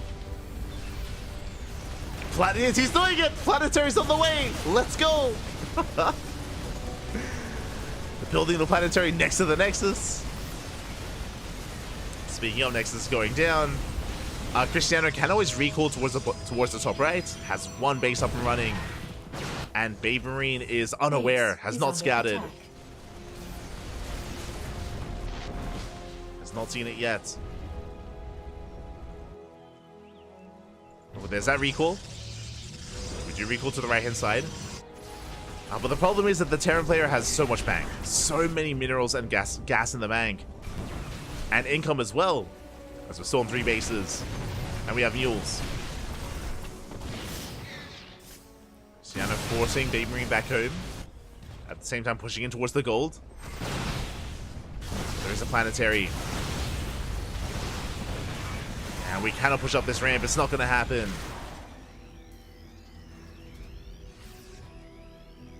Marine has too much. Find another planetary. Cristiano finding more bases. Is going for it.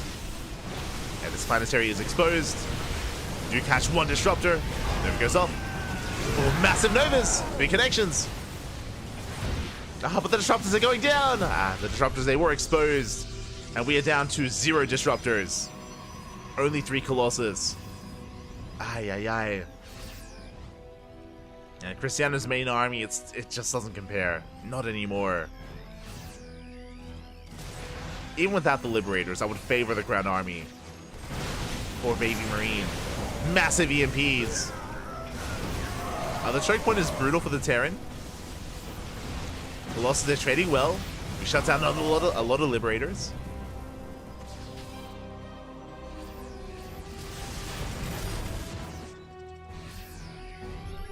But as the army gets pulled out into the open, that's where Baby Marine can thrive. Another big EMP. We go for the Colossus. We focus them down one after the other. There's 1 Colossus left. There's 0 left. And it looks like with that, Baby Marine, he will take it. He shuts down the final mining base. So one of the final mining bases here of Cristiano. GG.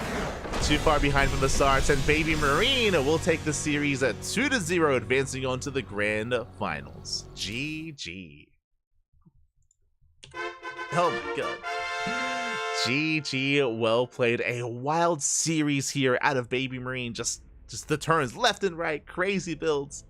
We had the initial goal base, which was punished, but at the same time, Baby Marine, he was able to likewise get into his own bioproduction, able to punish Cristiano, get a massive economic lead. If you remember, Baby Marine, he had a massive start to be able to get into his 3, 4, 5 base setup, max out. Cristiano was able to eventually stabilize and catch up, but despite that, it still was not enough. Had some better trades, had some amazing disruptor control, but was unable to overcome the advantage that Baby Marine had himself. GG, well played. Baby Marine will advance on, and the question becomes, who will face off against him? We're getting ready for the lower semifinals. Are getting ready. Let's catch up on the bracket and figure out what's been going on.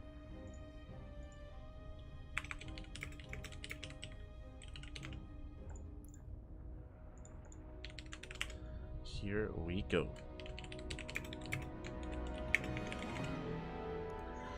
Here we go, as we do see Geralt. Geralt took down Rebellion 2-0, advancing on to the semifinals. Meanwhile, Eba took down Azura 2-0 as well. And up next, we have Geralt versus Eba in a PVZ? Question mark? I'm assuming it's Eba's rolling Zerg.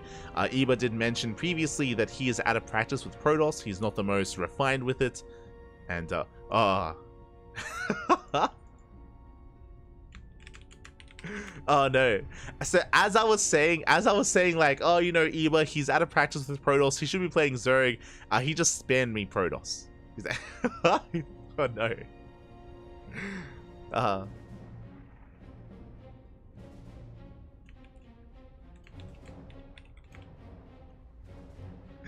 Just catching up.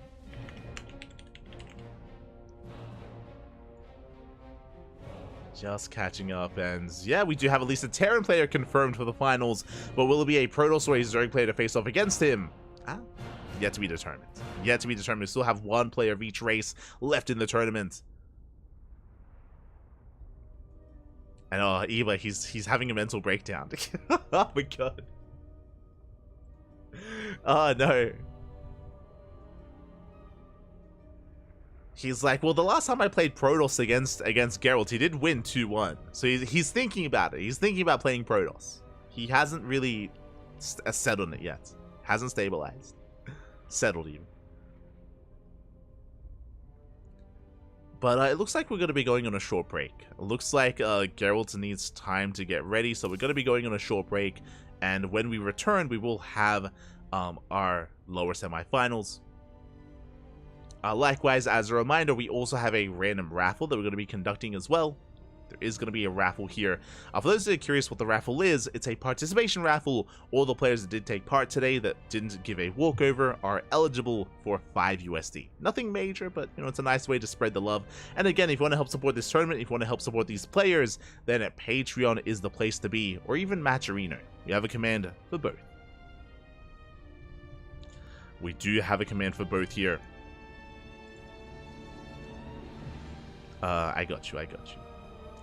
But yeah, exclamation mark Patreon or exclamation mark Matcherino in the chat, and you can help support the tournament if you wish. Again, even just watching the event is enough to support the CranKy Ducklings and STC, but if you want to go one step further, you can do so monetarily via Patreon or via Matcherino. It's up to you if you wish, up to you, no pressure, no pressure. Otherwise, we are going to be going on that short break. When we return, we will have the lower semis. See you soon.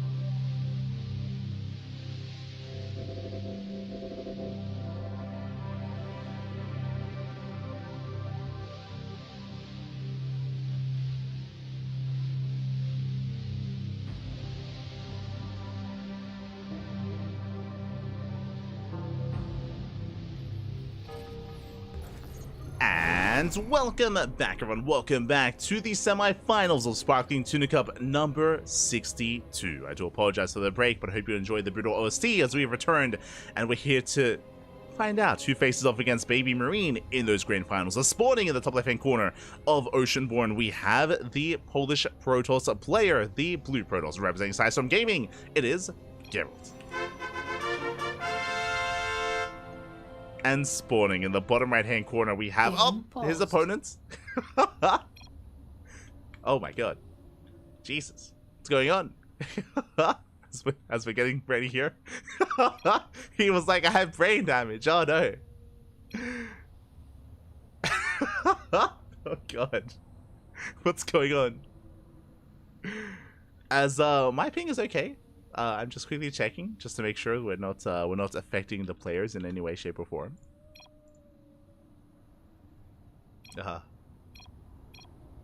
But yeah, looks like we have some latency issues, and hopefully they can be resolved. If we need to restart the game, then of course we can. But it looks like okay. Yeah, Geralt, he's saying that he's lagging on his end, so we'll have to wait for that. Oh god. Eva's so feisty today. He's so feisty. Geralt's like, oh, I'm lagging. And then Eva's like, we know. Oh god. Oh my god. Okay. Alright, looks like the issues have resolved. And we're jumping back in. And spawning in the bottom right hand corner of Oceanborn, we have the Red Zerg player from the land of the UK, the Zerg representative of today's tournament, representing the Platinum Heroes. It is Eva. And if you're in the chat, predictions are open. Place your bets on who you think will claim the series. Will it go the way of the Protoss or the Zerg? Up to you to decide. Best of luck in the chat. Best of luck with your gamba. Oh, as we are settling in, it's going to be a initially hatch gas full opener out of Eva, forcing the unnatural natural. And Eva was expressing his disdain of, ZVP. Definitely has his thoughts about the Protoss race, and was tempted to play Protoss himself, but again, as I mentioned before, is out of practice with his Protoss. Otherwise, I'm sure he would off-race. No. Otherwise, we are going to be settling in. It's going to be a gate expanded Cybercore standard opener here out of Geralt. Nothing too crazy, not yet. Likewise, Eva settling into his own opener. Now, despite Eva, expressing his thoughts about the matchup, he's not the most cheesiest of players. He does play very mid-game oriented, more often than not. We don't often see Eva embrace these kind of German taxis or queen walks across the map. It's not really his style, at least not too often.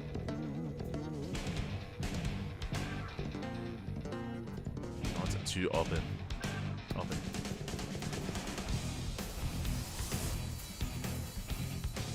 As Link Speed is on the way, Eva does pull out of gas. Geralt being as annoying as possible. Oh my god, he almost gets the drone. He wants it. Oh my god. He wants the drone. Doesn't get it. Calm down. Geralt will back off, and back at home it is going to be a Stargate opener. A Stargate in the main, working towards Oracles. Third is going to be forced back, and Eva will take a third. Third base is being taken. Geralt does confirm. Again, just making sure that everything's as it should be.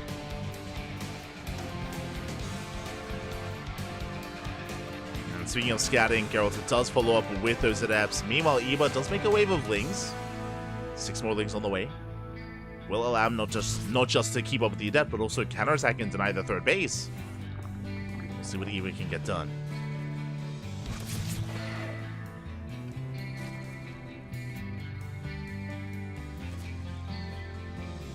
Shall see as he does shade into the main, threatening the low ground, but Lings are keeping up, the Queen as well, and the Adept should not get a drone kill. Does get away, joins up with the second Adept, Link Speed kicks in, and now Eva can collapse on these Adepts, does force a recall, one Adept goes down, and now we can go for a counterattack and try and deny and delay the third. Third base has been thrown down. Lings are on the way. Oracle is getting in position. There's save movement here for Geralt.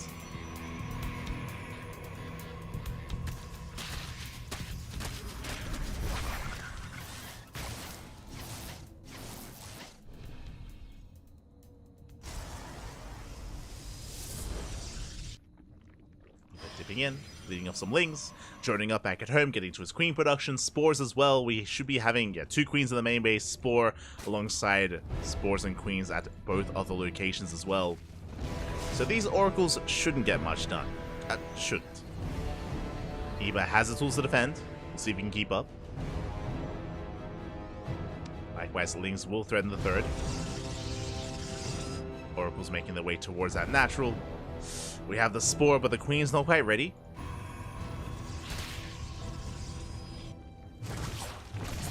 The Oracles do dip in. Up. Dip in, catching some transferring workers. 2 drones go down. Not bad. We do get 2 workers. And we're looking for a third. But Geralt is going to be zoned away. And Eba is getting into +1 melee. This tells us that it's most likely going to be Ling Bane into Hydra. Most likely going to be skipping Roaches. I mean, the Roach Warren would already be thrown down by now. So Eba being a little bit greedy, and he shouldn't really be punished for it. As Geralt likewise is working towards Blink. And +1. Forge is on the way for upgrades. Third base getting saturated.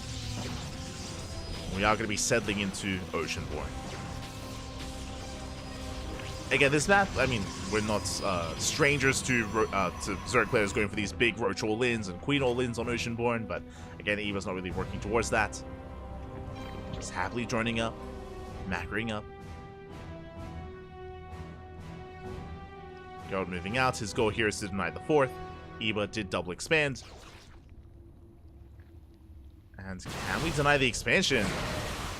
Eba not quite ready. Base takes a lot of hits. Geralt is focusing his attention on the Queens.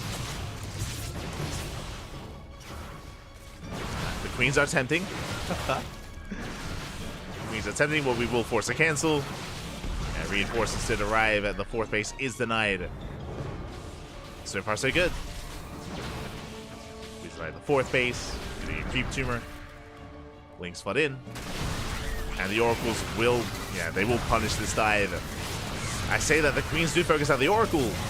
Oh, they get 1. 1 Oracle goes down. Stalkers are not being cleaned up. We have reinforcements. That was a brutal trade. That was 30 Lings for 3 Stalkers and 3 Adepts. Oh, oh god. Not the best trade here for Eba. Bearing in mind that the 4th base was cancelled as well, but we do have a backup 4th on the way. Is now done. And Geralt, he does reinforce, and this time he's pushing in with Blink. Blink has completed his own 4th base, getting up and running as well. Getting saturated. Eba will confirm. Geralt does catch a Queen. And 1 Queen goes down. The Blinks are looking solid here against the Lynx as well. The Stalkers are getting low. Geralt will hold. He does hold his own. Pushing forward towards that 4th base. Is under fire. But Hydras are now popping in. Again, he's been defending and trying to survive long enough to get into Hydra Lurker. Lurker Den is on the way. It's about to finish up. And once we morph in some Lurkers, we hold.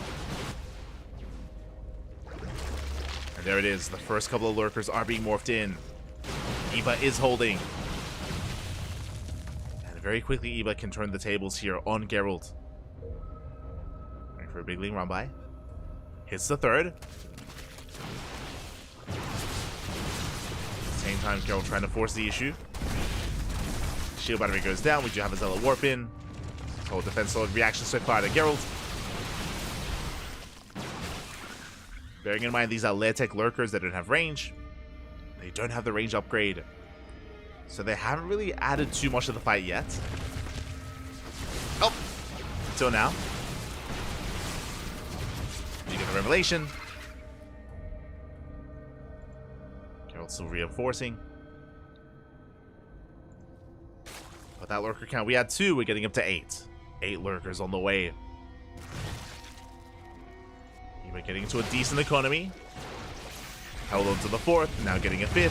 At the same time, Geralt going for a Zealot run by. And the 5th base is exposed. But we do catch the Stalkers. We try to.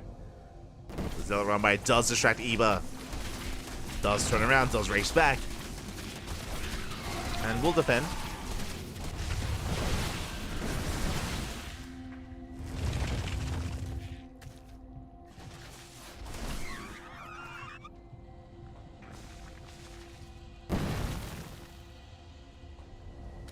We'll manage to hold on. Now, as we're defending, as we're getting to a higher and higher lurker counts, Geralt is responding to this with a robo-based army. We have Immortal production on the way. Immortals, Archon, Storm. Grantos can still deal with these mass lurker compositions. But it does require a lot of Immortals. And Geralt, he's just now starting his Immortal production. So Geralt needs time. And until he gets into a higher Immortal count, Eva can soon max and then break out. Eva can soon break free.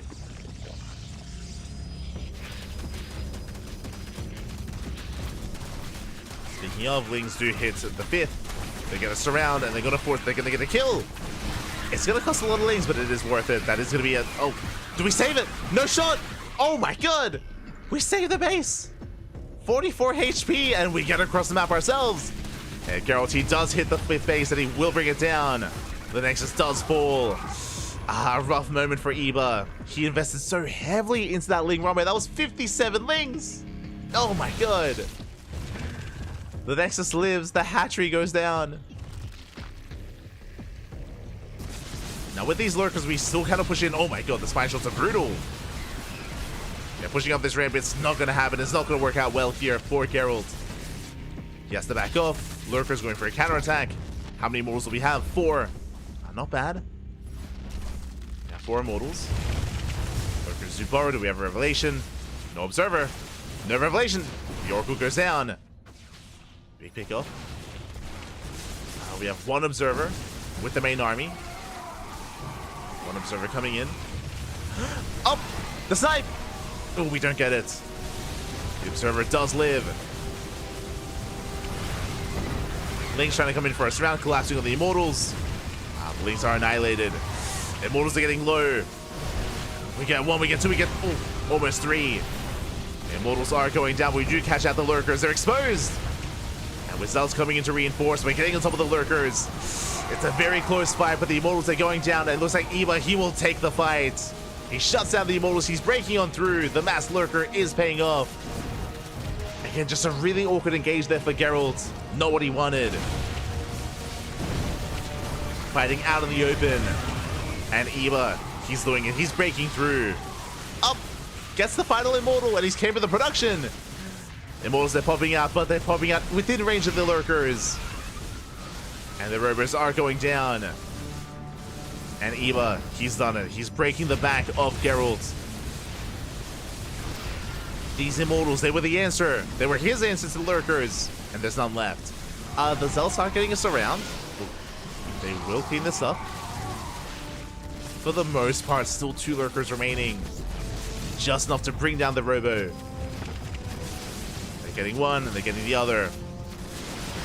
Just barely. Both Robos go down. Now Geralt, even if he survives this, and he will clean up the lurkers, he will survive. He's stuck on 4 bases. Still stuck on 4 bases. Eba is remaxing. Building on more Lings, more Hydras. The lurker count was reset, but we actually have 1 lurker back at home. Vipers are amassing as well. Eba, he's doing it. Eba. He had no faith. He had no faith in his Zerg. He was tempted to play Protoss, but no. He could do it, Bappy. We brought it back. Oh. We're going for one of the Immortals. Vipers get sniped. Immortal does go down. Hydra's coming in from behind. We set up a surround. And the surround is brutal. The Archons fall.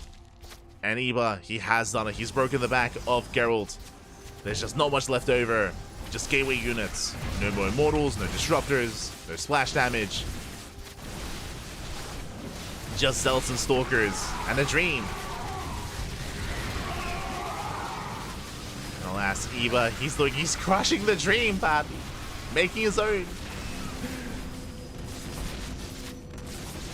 As we just keep reinforcing across the map. It's not the cleanest of fights here for Eva, as all these ults are trading very well. But with these two lurkers, it should be enough. And with that, Geralt is down to his last units. 5 more Zealots, 3 more Stalkers. He does want to tap out. He doesn't want to give up. He knows that he's the favorite player. And even with these reinforcements, he's looking at the Hydras. Oh my god. But at the same time, Lings, they just ignore the 4th base. They go for the 3rd. They bust into the mineral line. 17 probes. 18 workers even.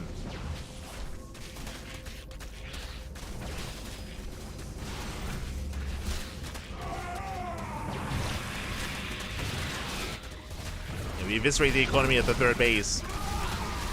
And Eva just barely doesn't have enough to kill Geralt outright. He just needs to take a moment to breathe and to just gather up his forces, consolidate his army. But alas, it looks like he finally breaks through. GG gets called, and Eva will take game number 1. Whew. GG. Oh my god. GG, well played. Eva will take a lead in the series. As a reminder, this is a best of 3. Eva needs 1 more Unamas to claim the series. Hold on, I have to message Eva. I have to at this point. Let's go. So jumping into game number 2, it's going to be on Golden Aura.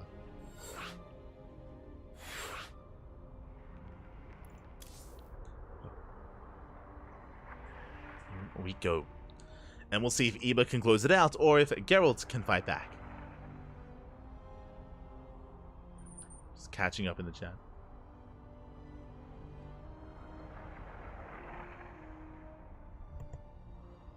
Is this Eva on Twitch, Eva_SE2?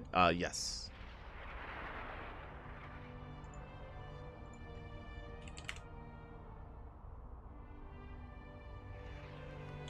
The Protoss main.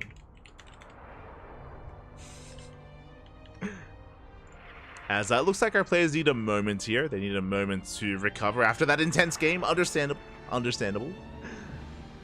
Before jumping into game 2. As a reminder, Baby Marine is waiting for the winner of the series, waiting for either a Protoss or a Zerg player. And coming into this, as a reminder, I mean, again, Geralt is the favorite player here, but alas, just was unable to break Eva before he got into his Lurker production. Likewise, Geralt took a little bit longer to really get into his own Immortals as well. If you remember, when Eva broke out, there were only 4 Immortals for Geralt, and he forced the fight out in the open as well, out exposed to the elements, you know, without any shield Irish to support, without any kind of choke point to take advantage of. Geralt is not ready for a fight, and before he could really reach his final form, Eva did catch him off guard. GG. GG well played. A solid game there out of Eva, but I'm sure Geralt will take a different approach this time. Does often, you know, or can often mix it up here and be a little bit more aggressive, a little bit more assertive. We'll see what direction Geralt does take us in. Oh, we're getting there.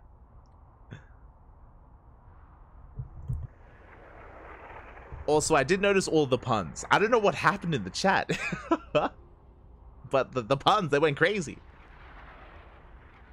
Oh, God. Why don't Zealots give hugs? Because they cannot hold. What do you call a huge stack of supply? Pylons. Oh, God. I can't. I can't. The cringe. What do you call a smiling caster? Lighting up. Let's go.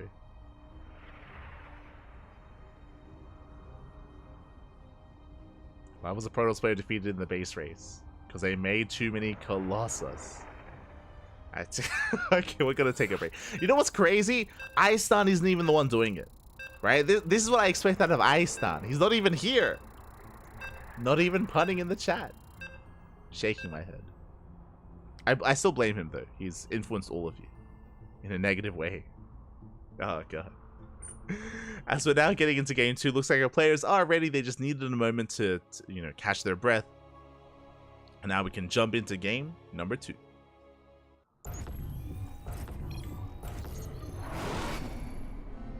And spawning in the top left-hand corner of Golden R, we have the Polish Protoss player, the Blue Protoss representing Sidestorm Gaming. It is Geralt.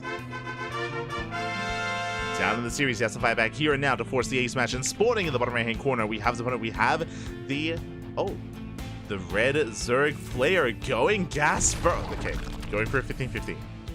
For a moment there, I was like, mate, are we going gas first? No. Going for a safe opener. We have the red Zerg player representing the Platinum Heroes from the land of the UK. It is Eva. One game away from making it to the grand finals. Let's go. So again, a very safe opener. 15-15 is just a way to get your natural base before the probe arrives. If you remember on Oceanborn, Eva was forced to take the unnatural. Natural force to expand elsewhere. This time with this specific build, we're able to get it down before the probe does arrive. So we're able to have a little bit more of a secure start to the game. The downside, of course, being that your gases are delayed, as it is a 15 hatchery into a 15 spawning pool into a delayed gas. This does mean that your ling speed is going to be later. This also means that because of the later ling speed, the punishment or the attempted denial of the third isn't going to be as viable here for Eva. So Geralt can be a little bit safer and more secure back at home, at least in the early game.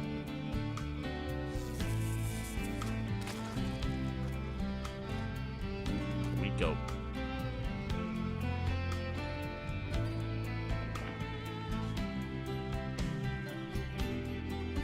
Eva is just going to be droning up.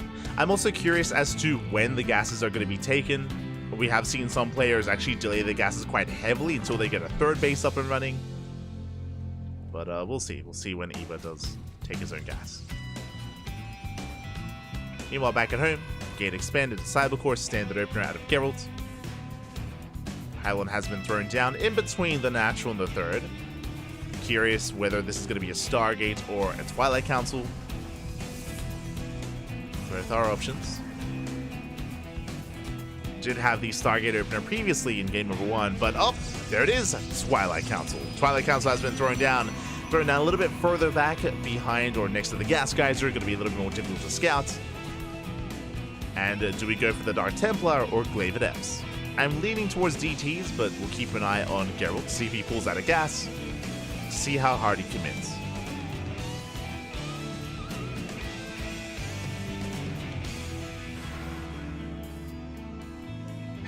I see the chat. Eva, he's a little baling.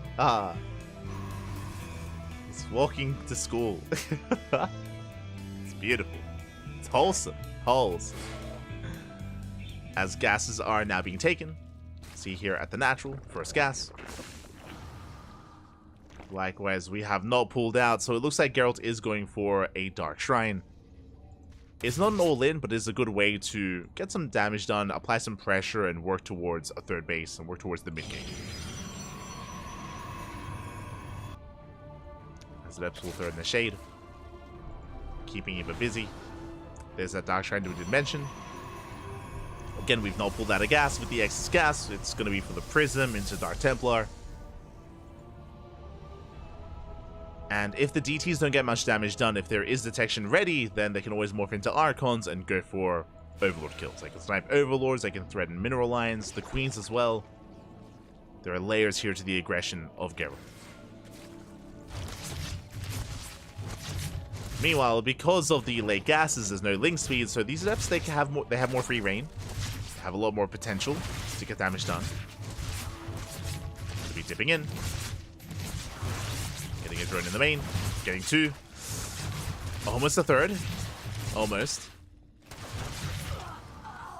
2 drone kills in the main. Their base is now being taken. Ling speed just now began. So again, without ling speed, we can't really punish this expansion. And the War Prism is moving out. Now, do we have spores?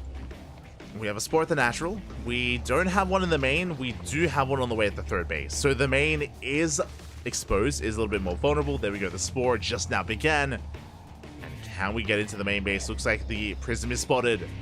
Queens do rotate, and they will zone it away. Nice defense so far by Eba.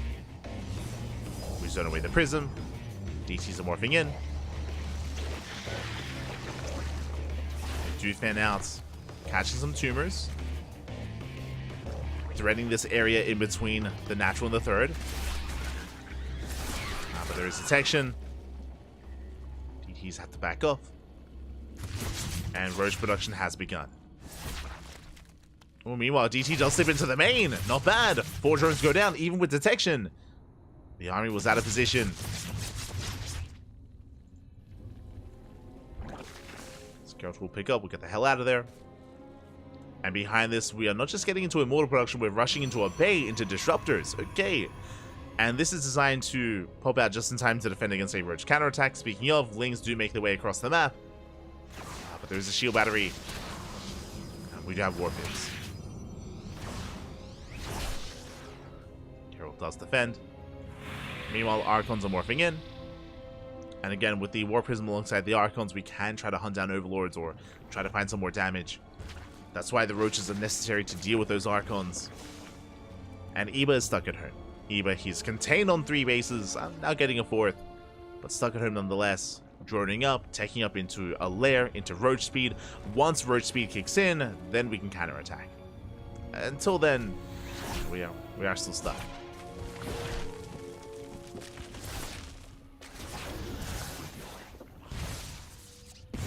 Archon into the third. Denies mining.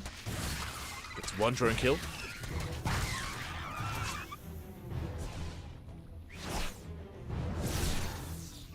Moving over towards the 4th base. Meanwhile, Eba taking up into Hydras. This tells us that Eba doesn't really intend to go for a 3-base all-in. Isn't going to commit into Ling Roach Ravager, taking up towards Hydras into Lurkers. Meanwhile, Disruptors are popping out. Yeah, the first Disruptor has arrived. Geralt freely expanding, taking another base. There's not really much that can really threaten him. Wardling, yes, Wardling to school. Yes. Ah, wholesome.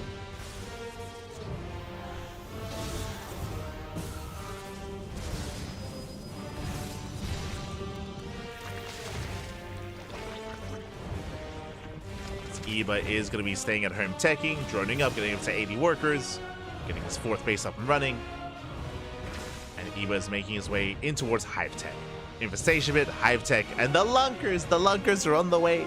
They're coming. They are coming. Now, before we get into Lurker Tech, the scary thing is the Disruptor Army. The Disruptor Army of Geralt is moving out, and Eba is not ready yet. Has invested enough just to stay alive, just to repel an attack. But this is a little bit more committed. Nova's going to be going up. Up! Takes down a Hydra. Takes down a Roach. Nothing major. At the same time, Prism into the main, going for a massive warp in. And DTs have arrived. Massive Zella warp into the main base, and we are pulling Eba apart. We do pick off 1 Disruptor. But the Immortal is doing so much in the back line. And we're still getting out of hand in the main. And we're going to be forced to evacuate. Nice connection here on the drones. And the Archons, they get on top of the Hydras. Hydras are going down. Expensive losses for Eba. Meanwhile, in the main base, looks like Eba has cleaned up the army. That's a kill on the 4th. And Geralt, he recalls back home. Does lose the Archons, but saves a Disruptor and an Immortal. Not a bad save here for Geralt. And Eba, he's stuck on a 3-base economy. Trying to afford Lurker Tech, which is quite expensive. The Hive is done. But the Lurker upgrades, they did just now begin. I'm still stuck on Roach Hydra. Geralt taking another base. On 84 workers. Does currently have the better economy. Eba may have to double expand.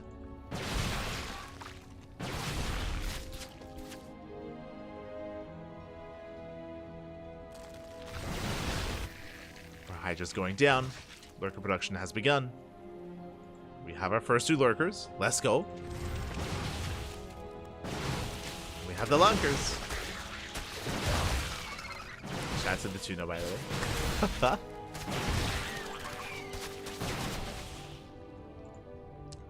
As Geralt is being forced back at Eba, he is successfully just buying time and building up a higher Lurker count. Likewise, especially because we scouted the Disruptors earlier, Vipers are on the way. That is going to be the answer to Disruptors. to shut them down.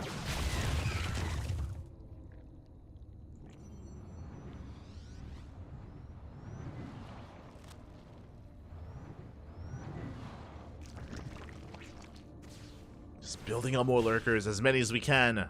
Storm is still not yet done. Finishing up in a couple of seconds.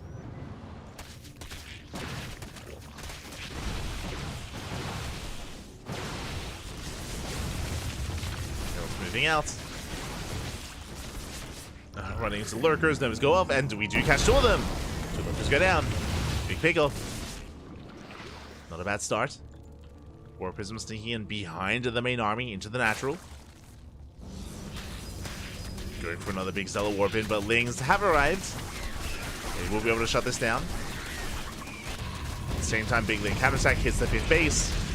Ooh, Geralt was not ready for this. We do lose the workers. And we're going for the base!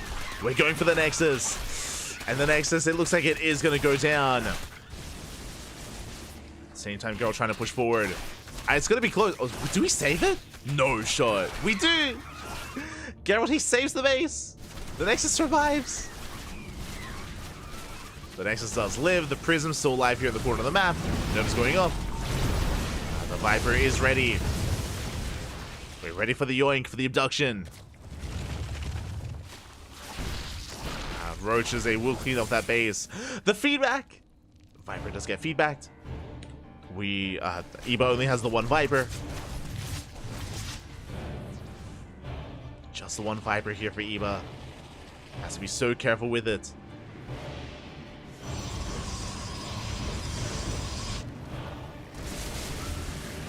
As Nova's going to be going up, we take down 2 more of these lurkers. And 1 Viper is not going to cut it. Not especially with High Templar on the field. With those feedbacks. Another warping into the main. Geralt rotating over. Attempting to outposition Eba. Attempting. DT's more thin, and they're going for the Hive! No detection! No shot. Detection is too late, and the Hive goes down. Massive pickoff. You know what that means? No more Vipers. I was concerned about the low Viper count earlier, and we can't make any more, not without a Hive. So Eba is stuck on 1 Viper. Massive Nova goes off. Takes down the Hydras.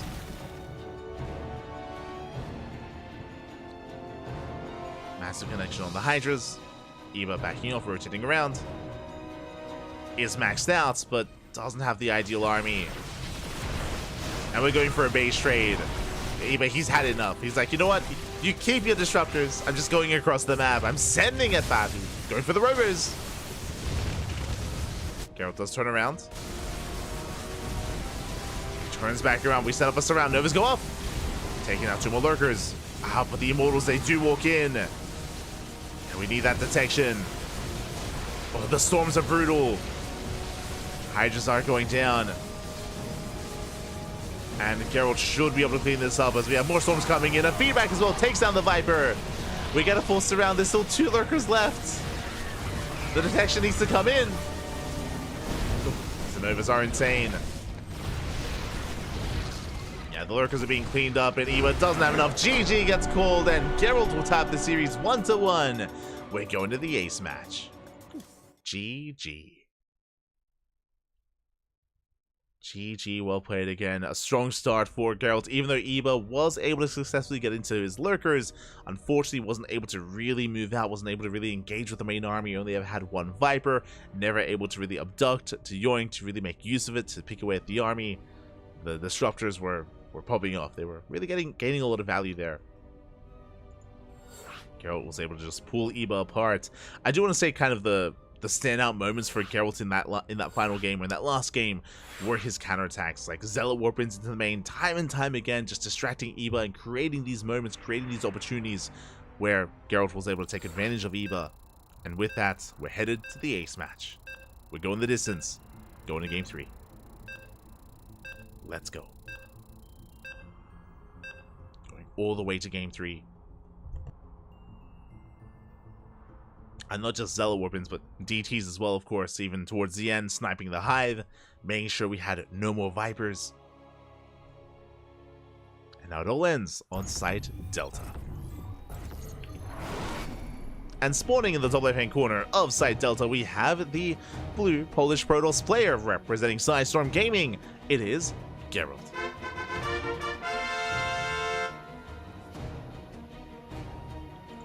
And spawning in the bottom right-hand corner, we have as opponent, we have the red Zerg player from the land of the UK, representing the Platinum Heroes, being forced into the ace match. Can he bring it back? It is Eva.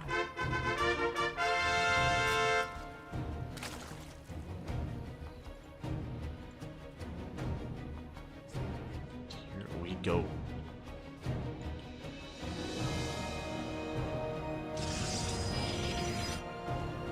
As this time Eba is going for a standard hatch gas pool, that means that his natural base is denied, and Eba will have to expand elsewhere.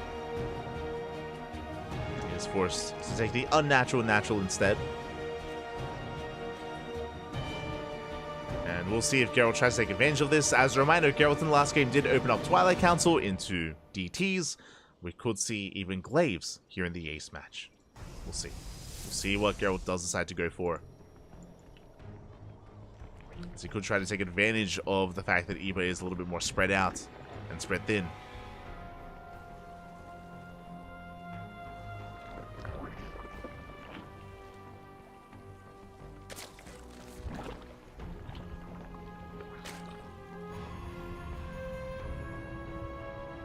So now Geralt is just setting up. Gate expand into Cybercore. Standard opener out of Geralt.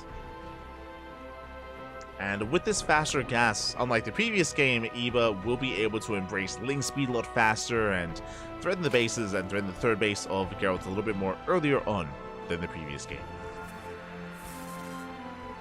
Geralt just being as annoying as possible. As usual, with that probe. He's a menace with that first probe. It's terrifying. Not just in this matchup, but in PvT as well. Stay away.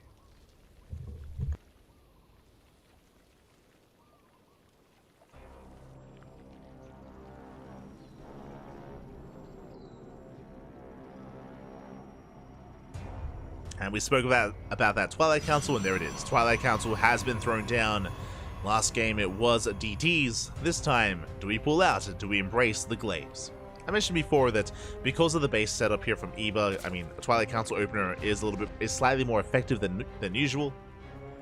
Just because Eba is spread thin, you can kind of pick and choose if you want to try to break into the third base or into the natural, and Eba will have a little bit less to defend than he otherwise would.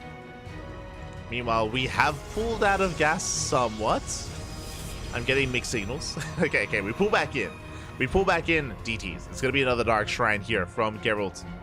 It's going to be the same opener he went for in the previous game. And we'll see if he's as successful, or even more so. As the Dark Shrine should soon be thrown down.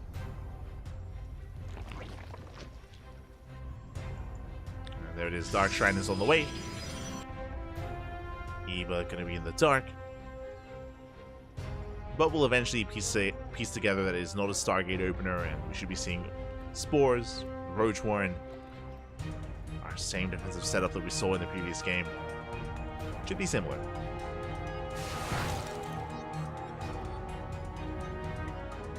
Should it be similar?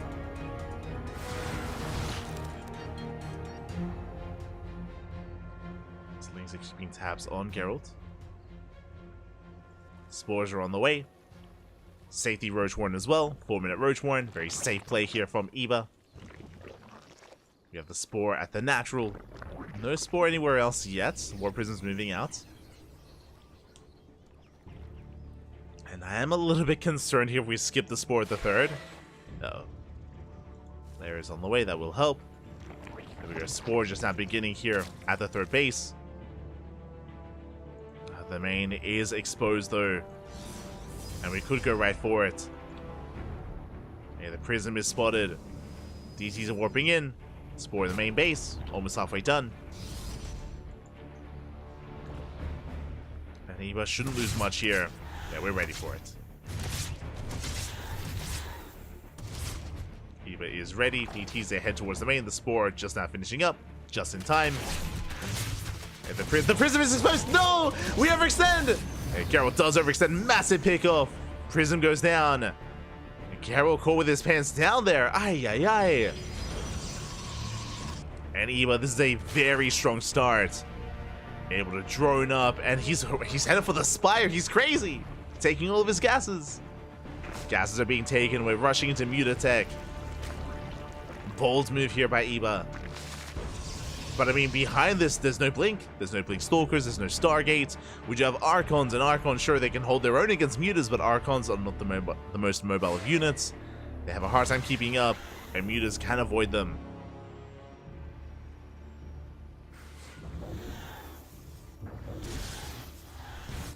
So this is a bold move here by Eva, but if it goes unscouted, it can straight up end the game.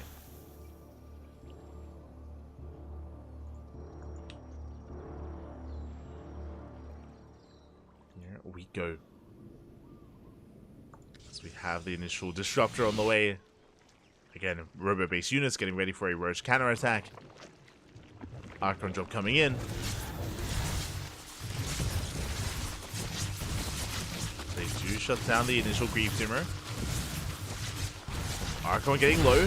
Up! Oh my god, the juggling! Can we save it? We can! The Queen goes down. A handful of roaches as well. Not a bad trade here from Geralt, but we're keeping him busy, we're keeping him distracted, and here come the Mutas. 7 Mutas from Eva. That is enough to one-shot. Interesting, it's gonna be 7 Mutas, but we're going into Hydras behind this. Okay. Eva is tech switching. +1 air attack or +1 fire attack is on the way. Mutas are moving out. Meanwhile, Geralt is doubling down, reinforcing on the front lines. Can Eva hold? Never goes off. Doesn't connect. Eva pulls away in time. Mutas, they get across the map, and Geralt is not ready. He's just caught with his pants down once again. He's not ready for this. We have some vanilla stalkers, but they don't have blink. They cannot blink. So the main army does engage. Geralt is going to be able to break through. Massive Nova connects. But blink isn't ready yet. And Geralt is being punished for that. At the same time, Mutas, they hit the third base. They're getting some damage. 9 probe kills. Not bad. 1 Muta goes down. We rotate towards the third. Also the natural even. Getting up to 10 probe kills. And we're still not done. It will cost us some more Mutas. And remember, as we bleed off Mutas, we don't really care too much about them as we're getting to Hydra production. Hydras are building up. I'm sure Eva is hoping that Geralt overreacts and over-responds, but as we can see, there is no Stargate. There's no, like, Stargate response into Phoenixes. We're dealing with it with just purely Blink Stalker. And we will shut down the Mutas. And just the 1 Muta left. Geralt does defend. But Eva has been able to take advantage of this kind of breathing room that he has gained. Geralt has been stuck at home, which means Eva can take a 4th base, get it fully saturated, drain up to 74, and focus on Roach Hydra Lurker. So Lurker 10 is on the way. It goes off. Oh, we dodged the Nova! We still lose the Hydra though. Nova going off once again. Better connection. Better connection for Geralt. But the Roach Hydra is going to be overwhelming. And there's no disruptors left. Just the 2. The Novas need a little bit more time to reset. 1 Muta does get across the map once again.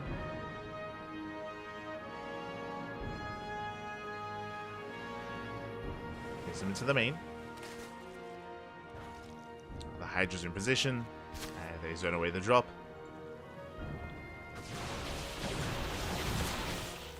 Go towards the 4th. The Novas, they raise the army. There's 1 Nova left. And once again, it zones, but no major connection. Which means Eva can start a step forward. The Hive is almost done. We have the Lurker Den, but no Lurker upgrades yet. We're getting there. You see Geralt just bleeding off a little bit too much. War Prism is denied. The hive is now done, and we can embrace those upgrades.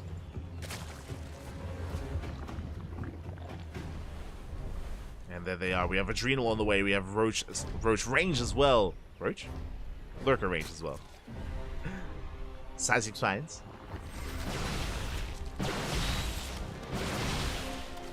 Eva is maxed out. Getting on top of the Stalkers. The Novas are still something we have to respect. But the Lurkers have arrived. The Lunkers are coming in. Never goes up. No connection. Wow, but the Lurkers, they hold her and they take down the Disruptor. Geralt, he cannot keep up. GT counterattack. No Spore. Uh-oh. Or there was one, but it was focused down. And can we snipe the base? We can! Oh, just barely! The base goes down. The Spore and the Hatchery. Meanwhile, a warp in into the main. Disruptors, Stalkers as well. Carol trying to pull the main army apart, fighting out of range of the Lurkers. Hatching, transferring drones. 8 drones go down. Game paused. 8 drones do go down, but it looks like we do have a little bit of latency. Oh. Just making sure everything's... Oh, okay.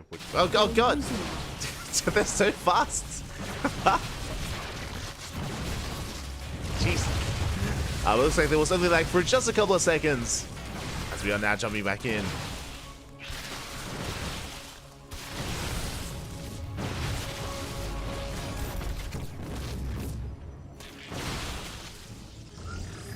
As Eva does counterattack, the Nova does go off. Massive connection.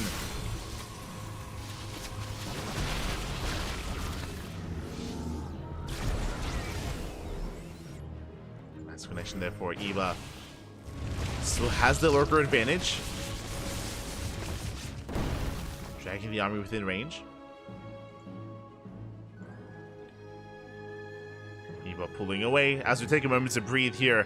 And Geralt is on a 4-base economy. Eva likewise on 3 bases. The 4th base was killed. The 5th base unsaturated. Eva does not have the best economy. Bear that in mind. Is joining up as we speak and making 8 more Lurkers. Does have the better army, but still needs time to really get it going. It's still a very tense moment and could go either way.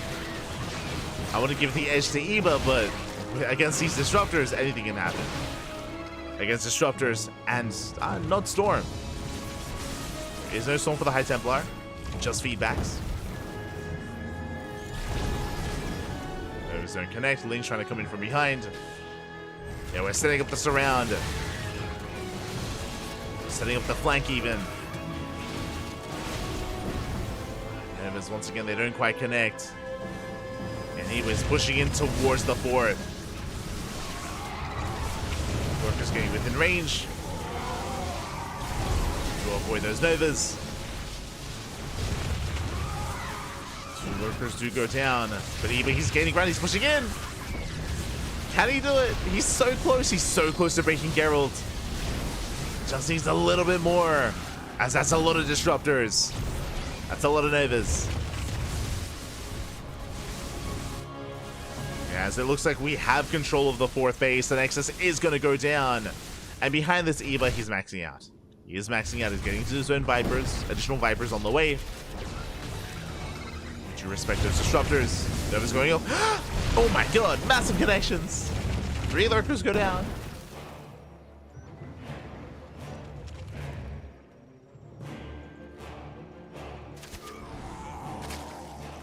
Do full across the map, 9 drones full as well to the DT. Eva still does not have the best economy. He wants the 3rd, and he's gonna get it. I say that does take down at least the shield batteries. Big Novas, big connections. Oh my God. We have the kind of feedback. 1 Disruptor goes down, but these Novas have been insane. Yeah,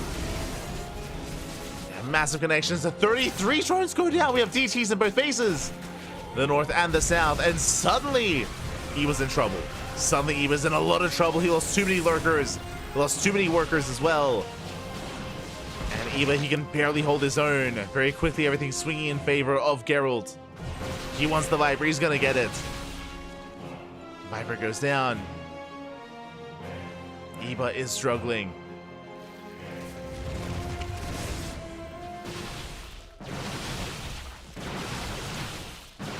And speaking of transferring workers, we catch more drones. More drones going down. Link's going for a big counterattack. Getting the fresh mining base. Ooh, the lurker shots are brutal. Oh, sorry, I should say the disruptor shots are brutal. Lurkers do go down. At the same time, Eva does find a mineral line. Does find a base.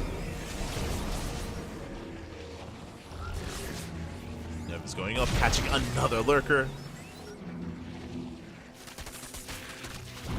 Meanwhile, this Ling Ramai has found a lot of damage.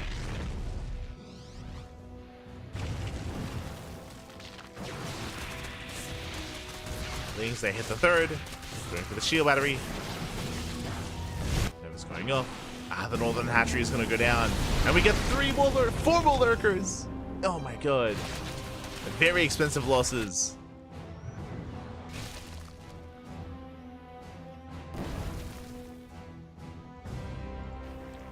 And Eva's being out of position. Geralt comes back in. Eva trying to keep up. The Nidus. The disruptor shots. Nervous. It's been a long day. I do regret laddering before casting because I spent a lot of my brain power like laddering instead. A lot of it was spent there. So we're catching even more lurkers. That's been 22 lurkers going down. And another. And the trades have been brutal. And we're getting into one of the most crucial mining bases here of Eva. Across the map at the same time, Eva also collapsing on the third. He forces a recall. Does force a recall, gets a kill on the 4th Nexus. And we need to take a moment to have a look at the armies. It's going to be 8 Disruptors against 4 Lurkers and 1 Viper. Hydras have a hard time holding their own. Lurkers are being sniped, one after the other. Barely any Lurkers left. And without Lurkers, how do we hold? How do we fight back? Down to 3 Lurkers, 6 more on the way. Uh-oh. But they're in a precarious position. And the Novas are popping up. And Geralt, he's bullying his way through. The Novas are insane. As I say that, more Disruptors going down. Makes himself getting low. Boys are being pulled. Going for the Blinding Clouds. Down to 4 Disruptors. 1 Nova remaining, 2 Novas remaining even. And no major connections. See Eva barely holding on. The supplies are neck and neck. Massive Link counterattack does hit the mineral line. Probes are going down. Geralt, he falls back. As we get almost every single worker here at the 3rd base, DTs will defend. We'll force a cancel. And we need those links back at home. We're going for the Nexus. He's going for the base. And he's going to get it. It's so close. The Nexus is barely going to go down. At the same time, Geralt pushing into the natural. We're getting neck and neck here. The Leading Hydra, we get on top of the Immortal. We get on top of the Disruptors. Eva, he's holding. He's doing it. Just barely. Geralt, he's down to 1 base economy, 8 probes. He's running out of steam. He's running out of economy. There's almost nothing left here for Geralt. And Eva, he has a base. That's all he needs. 1 base mining. He can sustain himself. Lings, they catch an Archon. They're catching Stalkers. These are Cracklings essentially with Adrenal. And GG gets called. 1G even as Eva will take the series 2-1. Will advance on to the grand finals. GG. Oh my god. Eva. It was so close. It was so close. It was so clutch. It went down to the wire. Both players barely had any economy.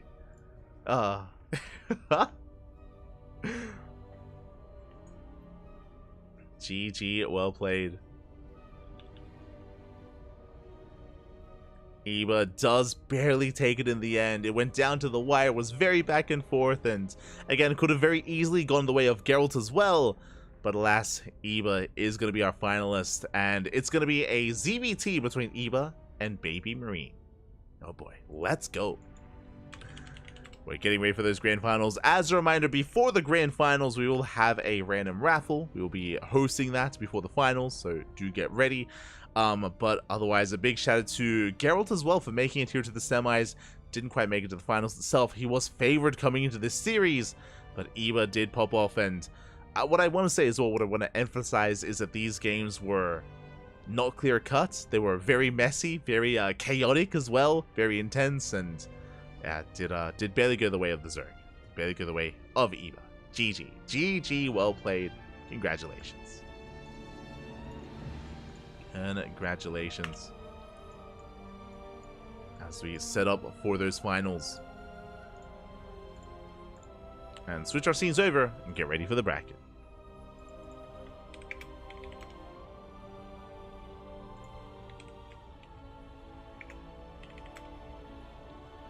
Here we go. Again, for those that are curious, we do have a participation raffle here for our tournament every single week.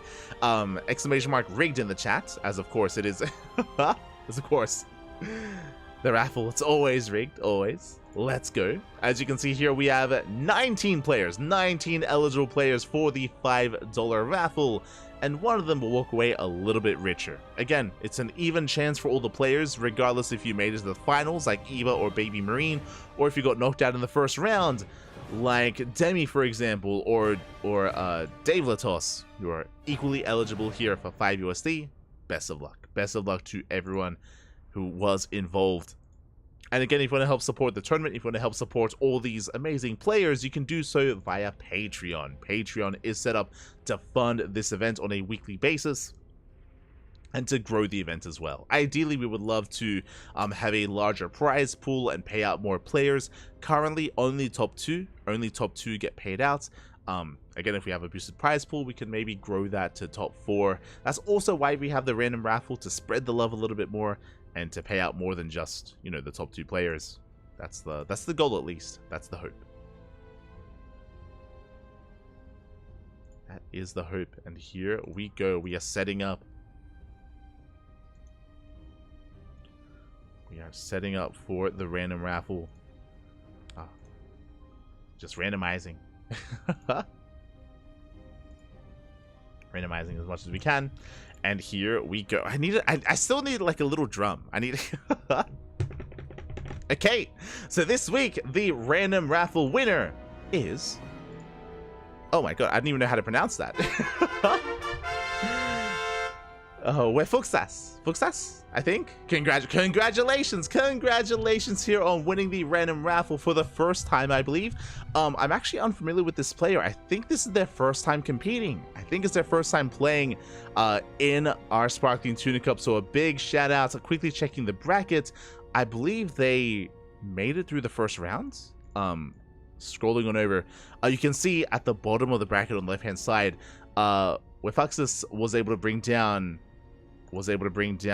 Turn X 2-1, went all the way to the ace match, and then met his fate at the hands of Eva in the second round. So 1-1 series, then lost to Eva, but walks away with 5 USD. Congratulations on earning that extra prize money. Let me just quickly announce that.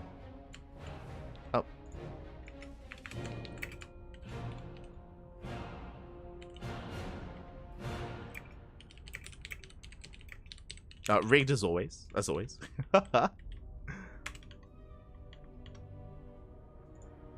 letting everyone know. And now we can get ready for the grand finals. We can get ready for those finals. Let's go.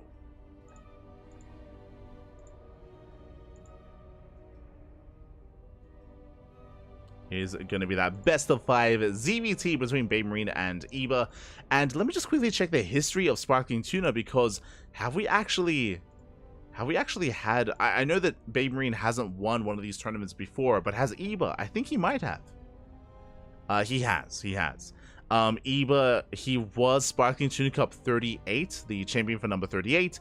That was back in 2023, but has not won one since. That was the only win for Eba, so he has been a champion in the past, at least once. We'll see if he can do it again. Meanwhile, Baby Marine, again, he is not the most regular of players in our online tournaments, so I'm excited to see how he performs here as he's walking that royal road. Let's go. As this might even be Baby Marine's first appearance in Sparkling Tuna Cup. I'd have to confirm.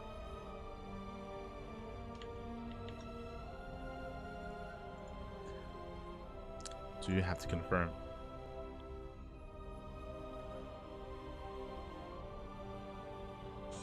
I'm just catching up in the chat.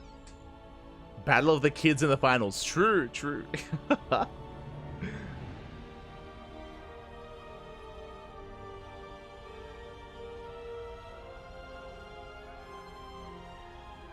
Not gonna lie, I don't know why Eba only makes one Viper. He made one Viper in game 2. Here in game 3, he did make extra. He had like 2 or 3. He had like 2 or 3 Vipers.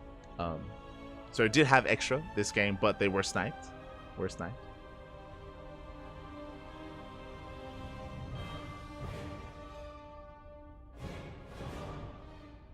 I'm just catching up. What a game, Bobby. What a game. Crazy.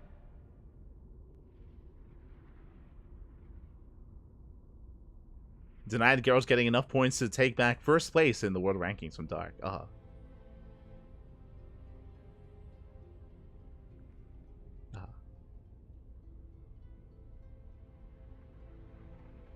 It's going to be Lunacy. Well, I said professional with the names. Oh, I didn't notice. It's maybe a little bit, there's some depravity going on in those names.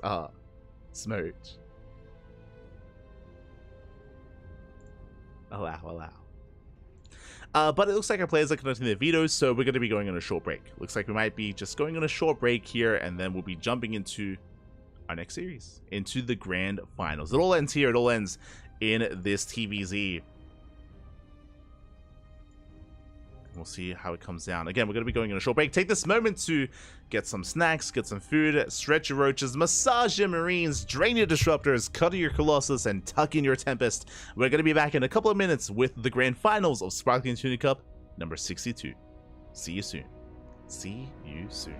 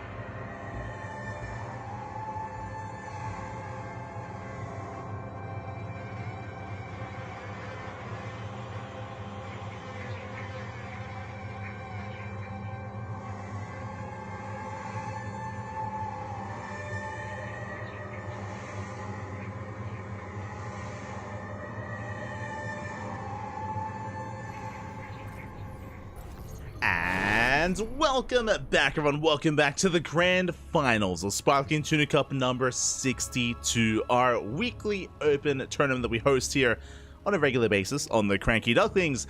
Again, as a reminder, if you want to help support this tournament, !Matcherino will give you a link to the Matcherino page for this event to help boost the prize pool for this specific tournament. Otherwise, !Patreon to help boost the prize pool for the tournament series as a whole, as you can, of course, help us pay out more players, grow the prize pool, and grow our event even further. For now, though, we're jumping into the grand finals, and spawning in the bottom right-hand corner for the first time in the finals of a Sparkling Tuna Cup, we have the Italian Terran player, the Red Terran. It is Baby Marine. And spawning in the top left-hand corner, not a stranger to the grand finals, has gotten here this far before, has actually won Sparkling Tuna Cup under his belt as well, but it was last year, it was quite some time ago. Can he do it once again for the Platinum Heroes? It is Iba. And if you're in the chat, predictions are open. Place your bets on who you think is going to be this week's champion. Is it going to be our newcomer, Baby Marine, or one of the veterans of STC in Iba? Best of luck. Best of luck in the chat. Ooh, get your gamba going while you can as we settle into a Zerg versus Terran matchup. So far, Hatchgas Pool standard opener out of Iba. Likewise, Baby Marine back at home going for a rack expand. Now, we've had a very chaotic day today. There's been a lot of chaos, a lot of aggression, a lot of cheese, a lot of proxies. If you recall, Baby Marine, he cheesed the hell out of Cristiano going for these wild plays, going for these wild builds. Apparently inspired, at least in part, by Hearthstone as well, and by some of those cheeky VODs on YouTube.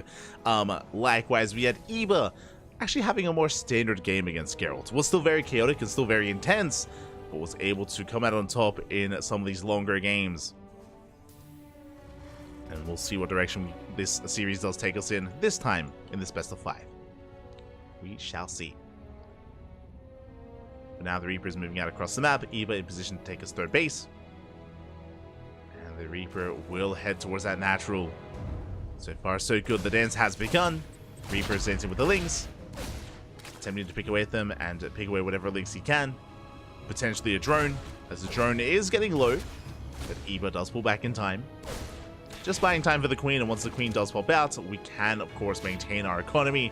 Third hatchery has been placed, and back at home, Baby Marine is going for a third TC before Starport. Very economic opener here by both players. Baby Marine going for his third, so is Iba. So we are settling in towards a longer game.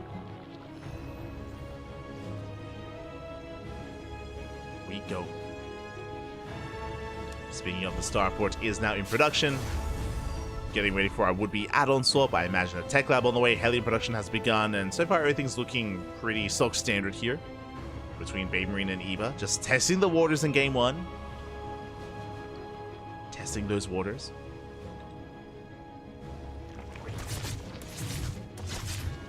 Being in, being zoned away, Hellions are amassing. There's that tech lab on that ranks, and I imagine we're getting ready here for that add-on swap for Banshee production. Just a really secure way to be able to harass across the map with Heli and Banshee to maintain ourselves against a Roach-based composition as well, to defend against a Roach all-in. Just very safe, very secure, and you know, a reason why it is the standard, the meta. As there is that add-on swap, and we will be embracing a longer game, at least the mid-game here. Likewise, Iba joining up, keeping up with the Hellion Reaper.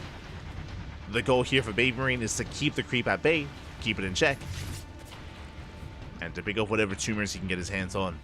And so far, Iba is able to maintain that creep and zone away the Hellions. Is keeping up. Likewise, getting saturated, getting up to 3 bases. Soon taking our gases. And we'll see if Iba does go for the faster lair or instead embrace faster upgrades. And we have the answer. It is going to be a lair first. Lair first out of Iba. So really safe play from our Zerg player. Not really cutting too many corners. There are some players that, of course, can, especially against a more economic opener like what Baby Marine is going for. We could go for faster upgrades, double Evo chamber instead of the lair. But we can see again Iba just playing it safe.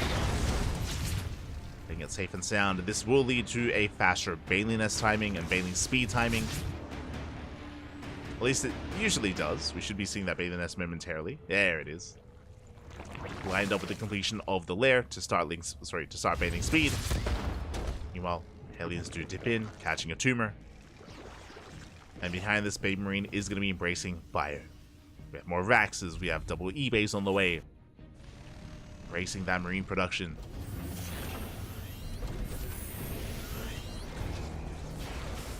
Meanwhile, we're still holding on to that initial Banshee.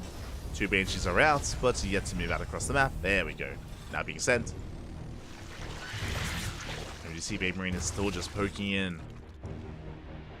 Attempting to gain ground. Fighting over the tuna. Ah, it's beautiful. 4th base on the way for Eva. Taking all of our gases. Now we're getting to our upgrades. Double Evo chamber into 1-1. So far, just straight up Ling Bane from Eva. No further tech yet. And this could just be Ling Bane into Ultra Viper. Could be Ling Bane into just more delayed Hydras into Lurkers. We have options with how Eva wants to approach this. Meanwhile, as the Banshees distract the Queens, tumors are finally being cleaned up, but here come the Lings. They're coming in for a surrounded. Ooh, the juke is real, but alas, it looks like the Hellions will be shut down. They get surrounded, and Eva will clean up the Hellions. And with this means we can now spread creep more freely. There's that much less to really stop this. Eva has gained control of his side of the map. And Baby Marine is still stuck at home, still building up. Stim is done, getting into combat shields. +1, Marines, Biotank. All on the way. We also see that Baby Marine is taking extra gases. We do have 1 extra gas here at the 3rd, getting to a 2nd factory. This tells us that Baby Marine, he doesn't intend on taking a 4th base, and he's not going for a 3 base all-in, not going for an A-Rax. At least not in game 1. So we're still building up a little bit further. Moving out with drop play, yes, with our first Bio move out, but we do keep the tanks at home. Baby Marine does hit the 5th. And the next, the hatchery is going to be denied. Oh, at least we tried to. A nice spread, nice split. The Ling Bane doesn't engage. That's a kill. Ooh, that's a kill, not a cancel. Hatchery goes down.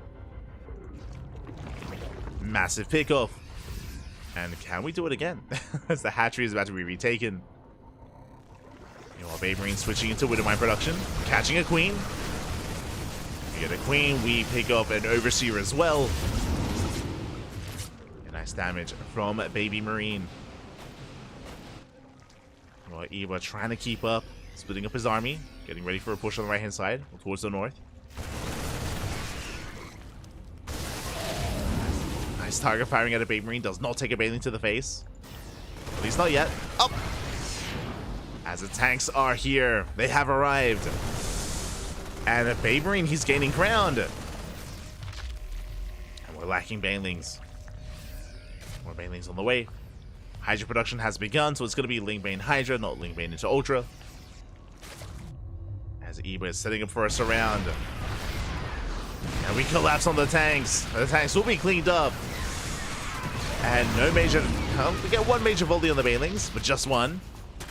And 3 tanks go down at the same time on the left-hand side. Eva, he defends, he keeps up. And this time he will hold on to that 5th. Base will finish. And Eva, instead of trying to catch those drops, is going for a big counterattack. As at least trying to.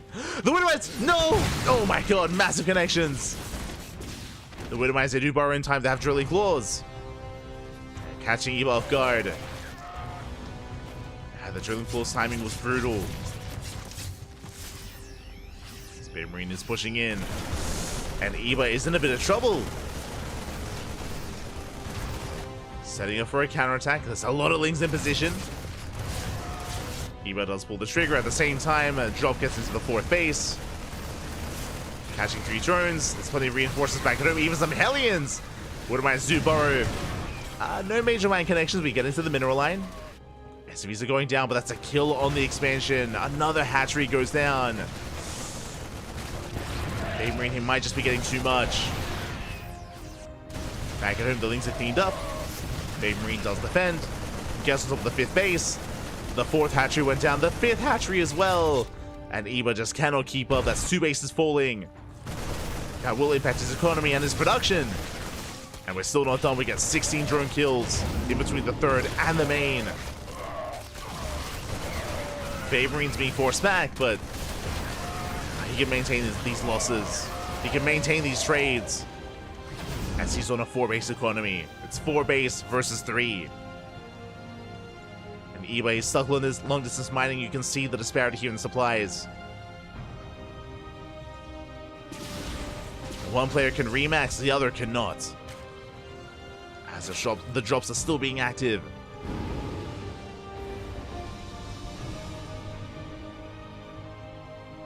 And once he gets momentum, it's hard to stop him. It's becoming harder here for Eva to keep up. As the Terran is maxed. Baberine is maxed out. We have 7 Lunkers on the way. Let's go. Now, with Lurkers, we can take a fight. Like, even if he's down in supply, he can try to fight back, but at the end of the day, Baberine is still going for split pushes.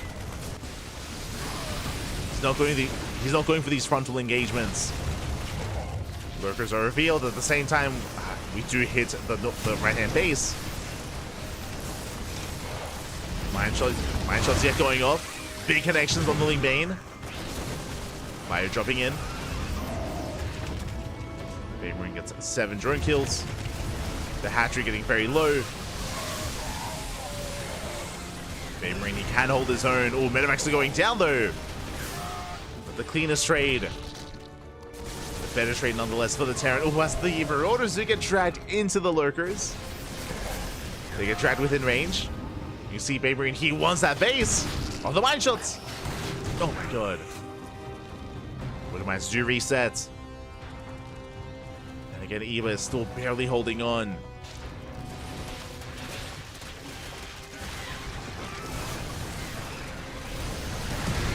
As mine shots are going off, Ling Bane will be crashing in. And Eva, it's all or nothing for our Zerg player. Trying to push forward, but there's just too much reinforcements, too much fire. We're running out of Lings, and there's only a handful of Lurkers remaining. And now none. 0 Lurkers left. GG gets called, and Baby Marine takes game number 1. GG. A solid game 1 here from Baby Marine. Initially, Eva was keeping up. Initially, Eva was holding on, but over time, Baby Marine, he was sniping base after base, mineral line after mineral line. Eva just could not keep up and eventually was overwhelmed. Again, quite often I'm sure Eva wanted to have these big frontal engagements, but never quite got that. It was just a non-stop drop play and split pushes that just became a little bit too much. And with that, Baby Marine takes a lead. Does take a lead, but now we're getting ready here for game number 2, and I want to believe that Eva can fight back. I want to believe that we can have a series here.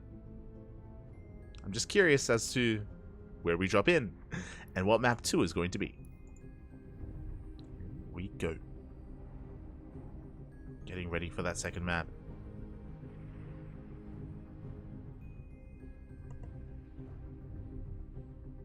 Likewise, just catching up in the chat. But a shout to Eddie letting us know that Eva denied Geralt getting enough points to take back first place in the world rankings from Dark. Oh my god, that's crazy. Eva doing a solid for Dark.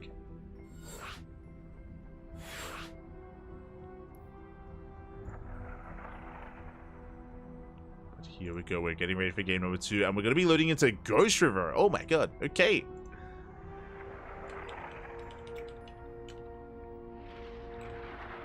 That I was not quite expecting. Going to be spawning in on one of these smaller maps, one of the smaller maps in the map pool.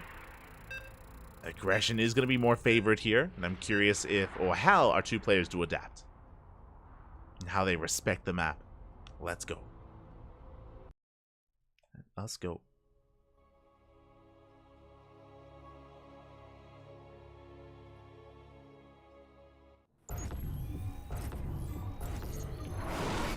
As spawning in the top right hand corner of Ghost River, we have our initial competitor. We have our Italian Terran player leading the series 1-0. Leading the series 1-0 and is 1 game away from getting onto match point here. Can he extend his lead even further? It is Baby Marine. And spawning in the top left-hand corner, we have as opponent, we have the blue Zerg player down to the series, but looking to bounce back here and now to tie up the series and to make a series out of this. For the Platinum Heroes, it is Eba. Eba. Let's go. Let us go, as Baby Marine is going to be mixing it up, and he's going to be going for a 2-Rax Reaper opener. Makes sense on a small map like Ghost River. Likewise, Eba going for a very safe opener, 15-15. So the way this works here, a 15 hatchery build does allow you to have a 15 spawning pool timing as well, so an earlier spawning pool than normal does allow for faster queens, faster lings, and just a safer start overall. And this is designed to counter 2-Rax Reaper. So a really nice read here from Eba, playing safe against an aggressive build. Has yet to confirm, but now will. So Eba gambled a little bit, assuming that Baby Marine, and I'm sure they have experience with each other on the ladder, but he assumed that Baby Marine would open up more aggressively on Ghost River, and it pays off. In the end, it does pay off. The Overlord does confirm the 2-Raxes on the low ground. Now, when it comes to this build of Baby Marine, the goal here is to contain the Zerg player on 2 bases and delay the third for as long as we can. Potentially get a drone or 2 and maybe get a queen or 2, but that's just a bit of a bonus. The most that we're really, or the least that we're looking for, is containing the Zerg and denying the third. Denying that third expansion. Eba goes in a little bit deeper. Eba is looking for a 3rd Rax. Again, it is not uncommon to hide and try to catch the Zerg player off guard with a Mass Reaper committed build with 3 Raxes. Eba will confirm there is no 3rd Rax. As the first Reaper has arrived. Tipping into the natural, going for the drones. Quick Spore trick though, does not lose any yet. Drones getting low, another Spore is morphed in. Nice save there from Eba. Again, Eba is heading with purely queens. The first queen has arrived, so is the second. And we're getting to our 3rd and 4th queen. And again, Eba just skipping lings and droning up as heavily as possible on 2 bases. And we're not really worrying and concerned about a 3rd. Not with this build from Eba. We're just stuck on 2 bases. And this typically leads into roach play. Because the gases are so late, we typically skip link speed and go into roaches. We'll see if Eba does something similar or if he still embraces link speed instead. Going for a fast lair. Okay, a little bit different here. I was expecting a roach one, but a fast lair instead. This could be for a Nidus-based all-in. This could just be for roach play. Speaking of, there it is. Roach Warren has been thrown down. So Eba is going to be embracing those roaches. Meanwhile, the Reapers do dip into the main. They do get eyes on the lair. Again, that was what, a 3-minute 20 lair timing? Very early here for Eba. Baby Marine is aware. I'm keeping my eyes peeled for something like Overlord Speed. That could be significant and could be a read that is going to be something like a German Taxi. Like a Jumplord Queen Roach all in. But as we can see, there is no Overlord Speed. And back at home, Baby Marine is going to be expanding. There it is! There's Overlord Speed! It's a 2-base all-in. It's a 2-base all-in. It is going to be the German Taxi, as we did mention. We were keeping our eyes peeled for it. We're massing up queens, roaches, and we are setting up Dropper Lords. Oh boy. So Eba is going to be doubling down, but the queens are getting low. And the 3rd base, once again, is going to be delayed. Reapers, they dip into the main. Scout is going to be denied, but Baby Marine, he already saw the fast lair. He knows that something is wrong. He knows that something is up. Oh, the expansion getting low. We do force a cancel. The hatchery is canceled. Reapers are shut down. Back at home, what do we have? We have Stim on the way. We have Marines amassing. No bunker. No initial tank. Not yet. Tech Lab is on the way. And here comes the Dropper Lord. Here comes the all-in. It's all or nothing for Eba. The Queen's load into the Dropper Lord, and roaches do move out. And do we confirm? We might have gotten a glimpse of at least the roaches. Additional supply depots. Yeah, the roaches are spotted. Baby Marine, he knows. And still no bunker. He's crazy. Still no bunker, Papi. Tank is on the way. We're going for the Overlord. No, the Dropper Lord goes down. Massive pickoff. Ay, ay, ay. The Queens for the Dropper Lord as well. And just like that, before we can really get going, Eva, the all-in, has failed. The all-in did fail. A massive pickoff. Ay, that was brutal. And Eva's in a rough position. That was 3 queens, that's 2 overlords, that's a drop lord, that was a fast lair that led to nothing. We're getting into roach speed, we're droning. Eva's gonna try to recover. He's gonna try to recover and macro out of this. And Baby Marine is looking comfortable, chilling. Didn't even overreact, by the way. Just went for the dive, got the drop lord, settling into 3 bases, and Baby Marine is looking good. Looking good, man.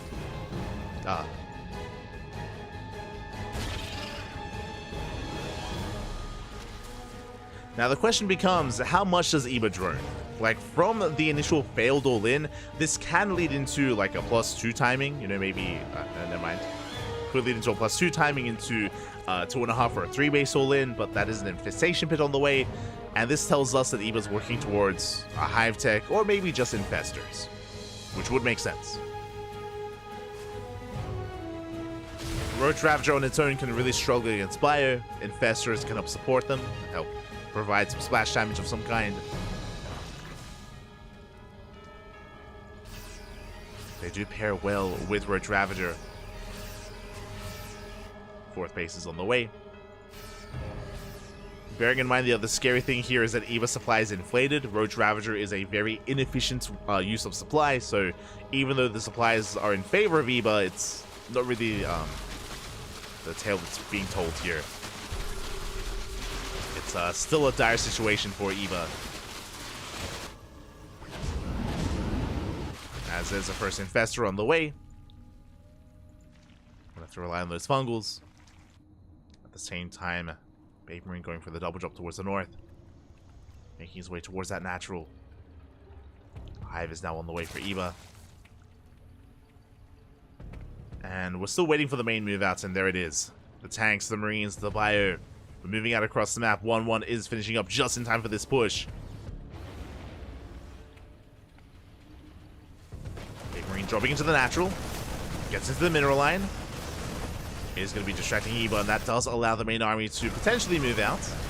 Getting 10 drones. Oh my god. 10 workers go down. Eva catching the Overseer. And, well, sorry, Baby Marine catching the Overseer, and Baby Marine does not quite commit yet. Pulls away.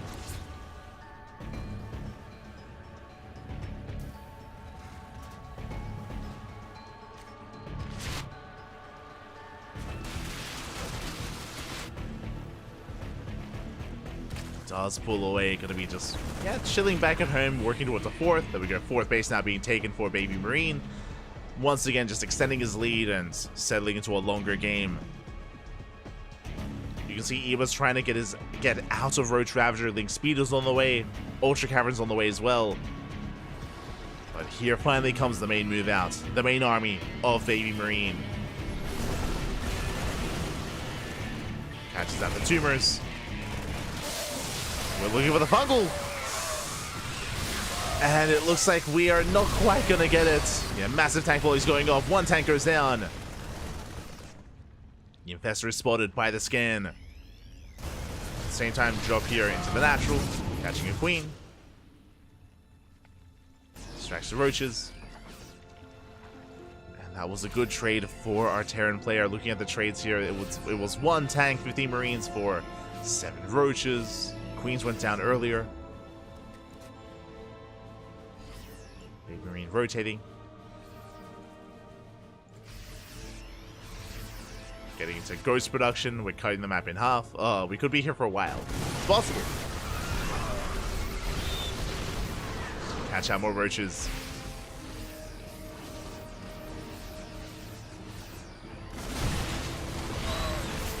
And the fungal is looking solid. File's not quite connecting. The fungal does slow down the arm. We got 1 more fungal left. Oh, the tank volleys are brutal. Oh my god. We got 1 tank. That was a big chunk of Roach Ravager going down. Ultras are on the way. They're not the best upgraded, but they're coming. Likewise, Vipers poking forward. They are lacking energy though. They need a little bit more time. Oh, spots the Vipers. He spots them. He knows. Mineral field. Doesn't quite stim under them. Going for the base. The base getting very low. Doesn't get the natural, but is instead going for the fourth. Ultras are revealed. Vipers can't add much. Fungal doesn't quite connect, and the Ultra goes down. Oh, brutal losses here for Eva. The Ultra falls, dropping to the main base. 14 drones go down. We're going for the Ultra Cavern. A bold move here by Baby Marine. He does not get it. The Cavern does survive. But I'm not so sure I can say the same here about the fourth base. Oh, I can. Ultras are coming out just in time. We're holding. Eva does hold. It's an expensive hold, but a hold nonetheless. Eva shutting down the final tank, forcing back the army.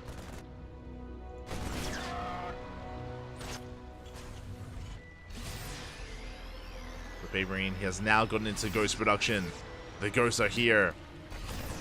The singular marine drop. But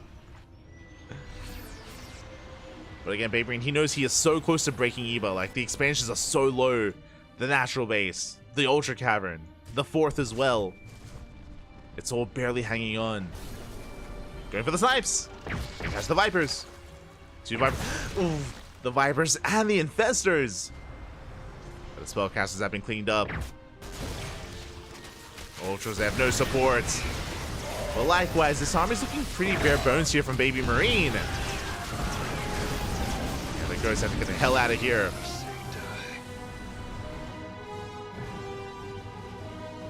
Pick up, they drop towards the southern expansion. At the same time, Eva trying to go for a counterattack. Does have a lot of ultras.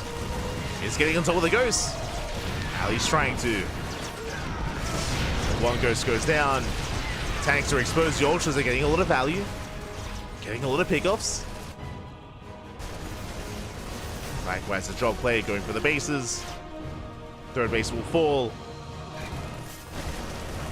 Baby Marine, he's getting caught out here. You can see Baby Marine, he has a bank, but he can't spend it. He has 3,000 minerals, but he has not been spending his money. Yeah, 15 SCVs go down. Snipes should clean up these ultras, at least some of them. So ultras go down, but alas, Eva, he knows he smells blood in the water. He's rallying everything across the map. He wants the ghost. And Eva, can he do it? Can he break Baby Marine? So close. Fungal does land. Again, he doesn't want to give Baby Marine any room to breathe, any room to remax. So he's making more Marines. The Ghost Army does force back Eva. Rotates over, finds the planetary, and does go for it. And the Ultras, they get the surround, and they will shut it down. The mules are wasted. The mules were wasted. The army being forced back. The choke point is brutal, and Eva's not trading too well here. Does catch a tank. Getting more CVs. Catching another tank as well. They miss rally. A brutal rally for Baby Marine. And in the midst of all this chaos, Eva, he catches another tank. Oh my god, we're just bleeding out too many units. There's two more tanks going down. The national base has been broken. And Eva, he's getting into the mineral line. And it looks like Eva may have just done it. I say that the snipes are brutal. Oh my god. Okay, the snipes, they will clean up the ultras. Oh my god, so many swipes in the main base. Oh, that was insane. 23 SCVs. Rallying things once again. The mules, no, we just muled. Get out of here. Mules have to escape. We force a lift on the CC. And Baby Marine, he's down to 1.5 base economy. Trying to recover, trying to stabilize. Eva's still just rallying across the map. Making purely Ling Ultra. Baby Marine, he's not set up to defend. Another Ling run by, hits the mineral line once again. Planetary's not going to finish, we get a kill! Oh my god! And the mineral line as well! SCVs are going down, Eva pulling a Baby Marine apart! And Again, Baby Marine just rallying a little bit too far out. Does get punished. And where are the ghosts? There's barely any left here. They're racing back. The Fungal! Oh my god! The Fungal was crazy. The Fungal was insane. And it looks like we have finally done it. Again, barely an economy. We're down to 45 SCVs. More ghosts going down. And we're down to just this planetary. Just this one final base.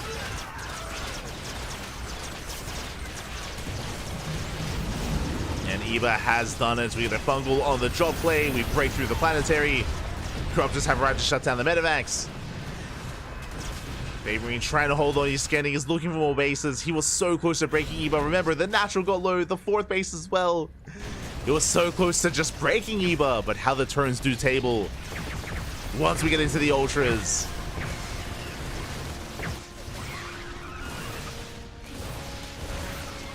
And we have broken into the main once again. And GG gets called. Eva will tap the series 1-1. We have a back and forth. Let's go. Let's go. And as we settle into this, a big shout out to Angry SC in the chat. Thank you so much. Thank you so much. Shema for the raid. Hope you had a great stream. Hope you had a great ladder session. Welcome everyone. Welcome to the grand finals of Sparkling Tuna Cup. And despite the shaky start, despite the failed all-in from Eva, was able to stabilize. I mean, I say stabilize. I mean, it was a rocky road for Eva. Like, he was being torn apart left and right. Baby Marine, he was all over the bases of Eva, but he was barely not sniping bases and barely was not dealing critical damage, which allowed Eva to stabilize, get into ultras, and very quickly swing things in his favor. GG. GG, well played. Oh, let's go.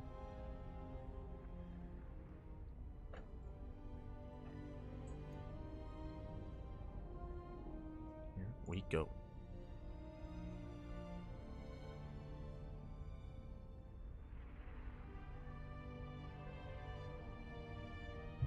Just catching up.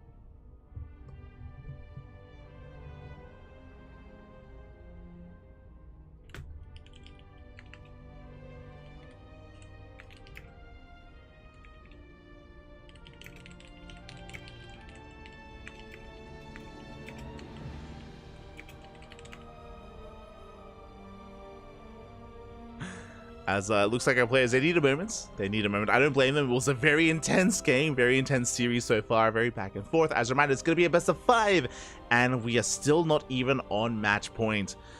Whew, after a very intense game 2, very intense Baffy. And it looks like game 3 is going to be on Golden Aura. Let's go.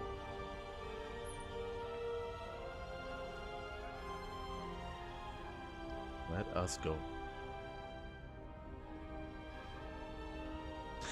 You know what's interesting?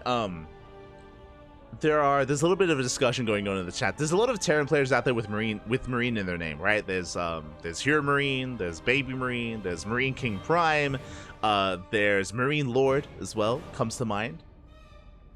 But that isn't really the case for the other races, right? Like, is there anyone named Zealot, or like incorporating Zealot into their name? Like, that's not really a thing. It's not really a thing. When it comes to Ling, I think of DRG Ling, I guess. If you remember, DRG Ling was originally a big fan of DRG and named himself DRG Ling. I think in an interview he was saying that he's like part of like DRG's army. You know, he's his Ling in a way, in a sense. But Zerglings, I don't think there was even a player named Zergling, for example. Yeah, it's not really as applicable to the other races, I don't think. Like, sure, we had Probe and Probe Scouts, I guess, but that's also a little bit different. That's the initial, like, building unit, right?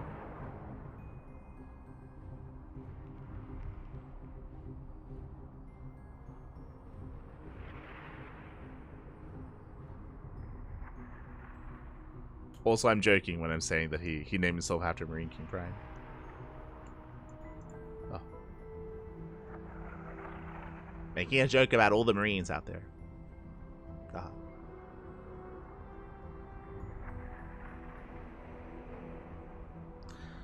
But yeah, it looks like Eba does need a couple of minutes. It's a couple of minutes back.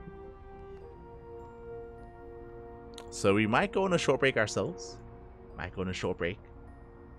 Swarm style. I mean, the other reason why this kind of just like flooding Ling Ultra across the map worked as well is because of how small the map is. I should also emphasize that, is that if a fight goes a little bit poorly, very quickly you can be punished. So quick, so hard, just because it takes so little time to just get across the map, to get into the face, into the bases of your opponent, and just snowball from there. Likewise, we saw that again in the middle of that defense. Baby Marine, he had, what, 2,000 plus minerals in the bank. Like, he just could not spend his money fast enough. Just needed more time, needed breathing room. Oh, GG. GG, well played. It's Babyling. True, true. Where's a teenage Marine? Hero Stalker. Right, there's no Stalker. There's no Zealot, there's no Stalker, right? Like, yeah. It's kind of weird. Like, why are there so many people named after, like, the tier 1 unit of Terran, but less so of the others? I guess, does Hydra count? Maybe Hydra counts?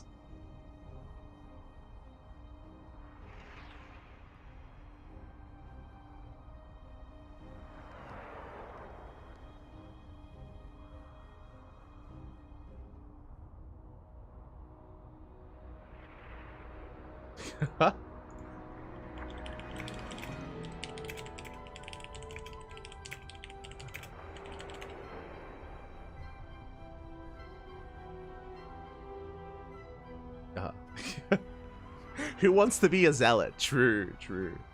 Smoge. No one wants to be the zealot. But yeah, it looks like our players need a little bit of time. So we're going to be going on a short break, and we'll be back in a couple of minutes. We'll be back soon.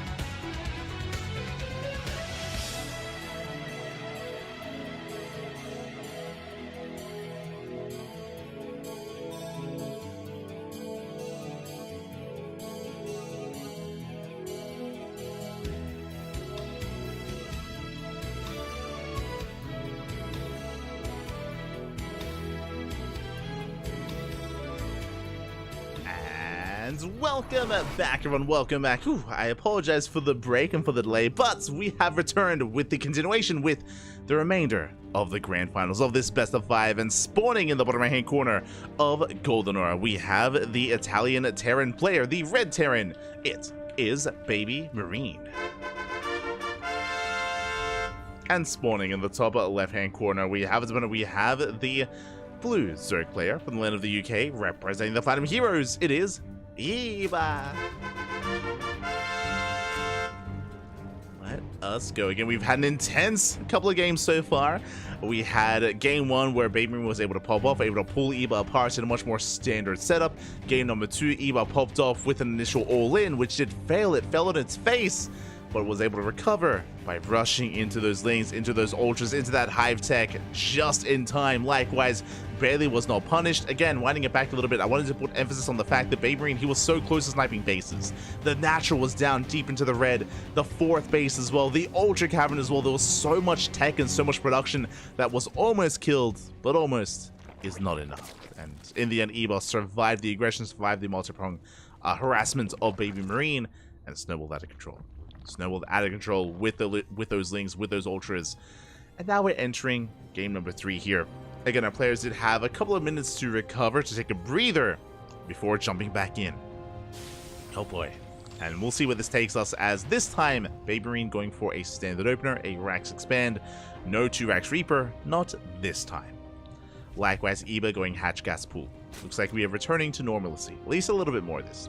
A little bit more. We're calming things down. I assumed Hydra was named after the mythical creature. Potentially. I'll always remember that the fan art, and there's a lot of like fan art and I would say just, I guess, art in general of Hydra, you know, with the Hydra behind him. I'll always remember the like Hydra versus Captain America thematic during WCS. For those that remember, Polt was known as Captain America for a while, and I mean, you know, Hydra, so they had that kind of like yin and yang thematic, and a bit of a rivalry between the two of them. Good times. We'd love to see it.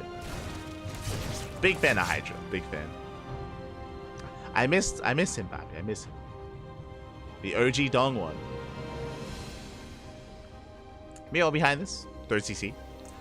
Baby Marine building up to 3 CC. Likewise, Eva getting to his own 3rd base. So a very economic follow-up here out of Baby Marine, and a standard setup out of Eva. Nothing too crazy this time.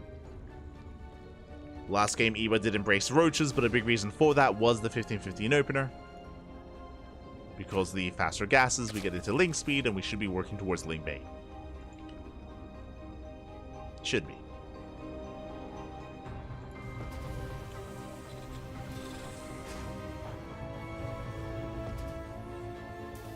I think Tempest will be a reasonable tag. Yeah, it wouldn't be bad. Or like Templar, right? Like Templar. Not even like Dark or High Templar, but just like straight up Templar. Doesn't sound bad.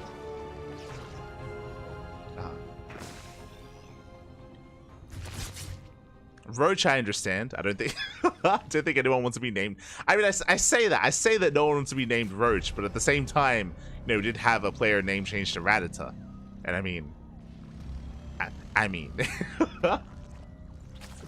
maybe.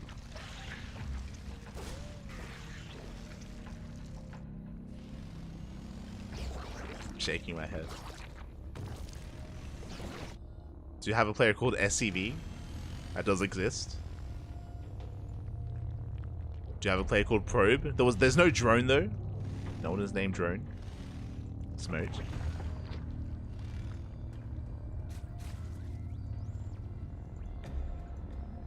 Why isn't there someone called Cannon? Right?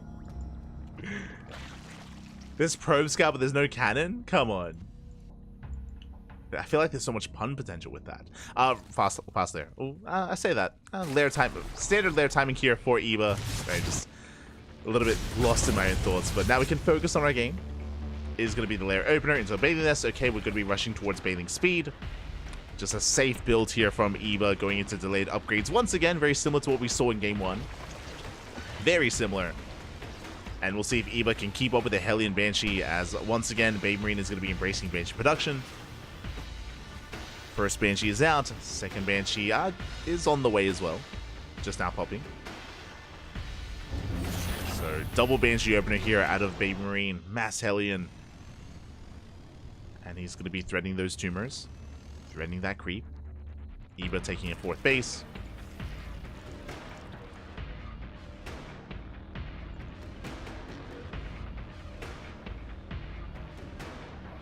Banshees do rotate around to hitting that main, at least attempting to.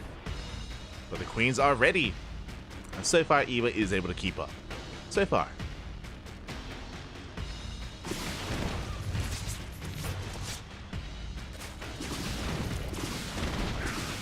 And she's getting into the natural. Getting 5 drone kills. Not bad. Oh! Getting 5 so far. Likewise, Hellions threatening the 4th base. Not quite committing. And we're not quite done. Getting a 6th drone. Getting 7. Getting 8 drone kills here. And the Banshees, they do escape. They do survive. Oh, meanwhile, we do see Eva actually getting to a much faster Hydra Den. A little bit faster than we saw previously. So is going to be racing Lingbane Hydra. Hellions catching quite a number of tumors. Not committing yet. Oh, poking in.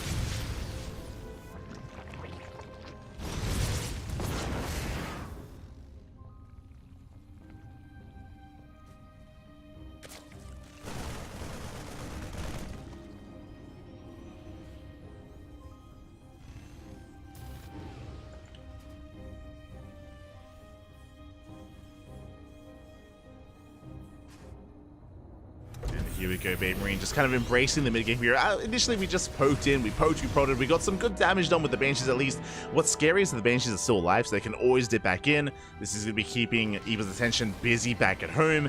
And Babe Marine moving out with our first couple of tanks, taking advantage of the high ground, pushing towards that 4th base. But not quite getting ready for this round. Ooh. The Queen is dragged forward. We catch a Queen. More links amassing, getting ready for a surround. Those Marines, they do dip in. Readying that mineral line. Yeah, that surround is getting ready. And I feel like Babe Marine is maybe overstaying his welcome here. As the Banshees get 2 more drone kills.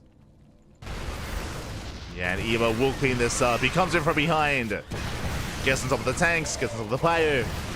Tanks get cleaned up, and this Bio army has to lift. Has to get the hell out of here. And will escape. So far, so good. Eva, he saves the base. The creep can start being respread once again. The Banshees are still being annoying, but haven't done too much more behind this. Babe Marine is getting ready for a second push. Moving out on the right-hand side. True, any batteries? True shield battery. Oh no. Call yourself overcharge.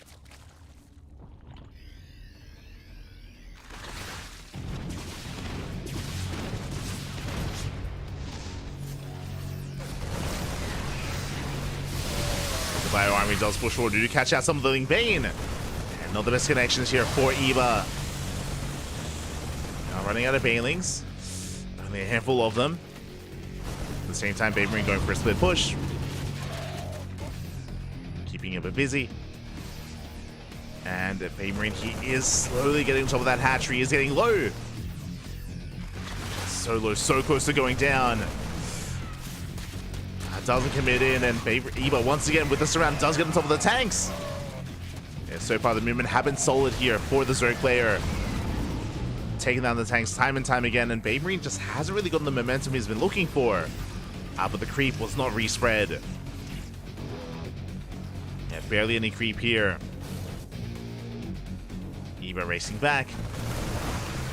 Tanks sieging up. Babe Marine, he's finally getting to the base. Bane coming in, the tank flows are brutal. The mine shots! Up! Not amazing. Okay. We cleaned it up. Wooden Mine shots go off. We shut down the tanks. Eba going for his own run by, and there's not much of him to defend. Wooden Mine Zoo Burrow. Ooh, big mine shots though. Oh my god. And once again, something that we've noticed is that Baby Marine, he's been rushing into Drilling Claws.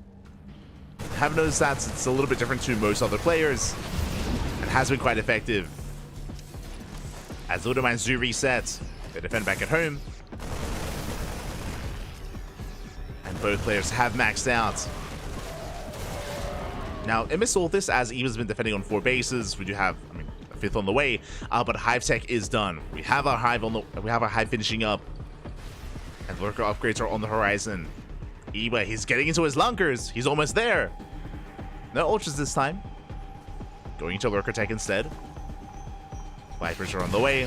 Fleeing round by once again being dealt with by the Widow Mines. Ooh, won't quite bring down the CC. So we do try to collapse in.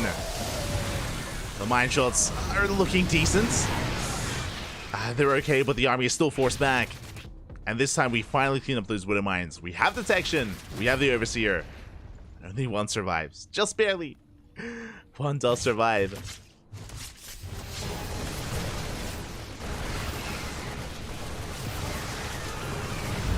By Baby Marine going for the base. Something that I will say is that Baby Marine's done a great job of just keeping the creep at bay. The creep has not actually gained any ground in a couple of minutes now. Has been stuck just outside the bases. That has allowed Baby Marine to sneak up on the army a little bit more often here. Just a bit of friendly fire. Hydra then goes down. Massive pickup. No more Hydras can be produced, but we do take a bait into the face. Will have to be rebuilt.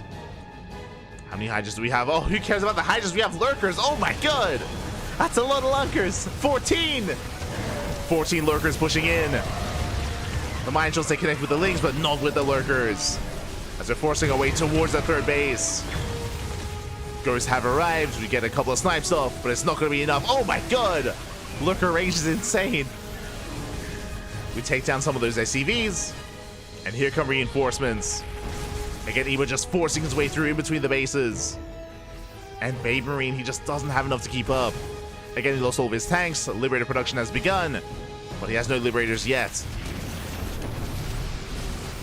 Baby Marine, he needs more time. And once again, he's got 3k minerals in the bank. Yeah, again, we're just losing too much. More than we can handle. Losing them faster than we can replace them. And Lurkers are getting within range. Big spine shots going up. The blinding pass on the Ghosts. And here comes the Ling Major support. Right into the natural base. GG gets called, and Eva takes a 2-1 lead in the grand finals. GG. Ooh. GG, well played. Honestly, I was a little bit concerned with the lack of creep. I was concerned that Baby Marine, he was able to keep up the pressure and keep Eba contained and keep going from there and just contain him perpetually here, as Eba wasn't able to expand and take another base. But instead, Eba, he was really just building up. You know, sure, he was stuck on his 5 bases, but he was building up towards his final form, towards that mass Lurker breakout. 14 Lurkers being sent across the map. And sure, Baby Marine, he was being active with those drops. Sure, he was being active with those Marines and threatening the bases. But Eba, he didn't care. You know, he went for that 1 kill move, sent everything across the map, and he just did not give Baby Marine time to recover and time to respond. It's not like we saw the Lurkers initially defending against the drops and, you know, giving Baby Marine time. No. We just morphed them all in and sent everything across the map. Just a one and done deal there for Eba. And with that, Eba is now on match point. Meanwhile, Baby Marine, he's up against the wall. Up against the wall. And we'll see if he can bounce back.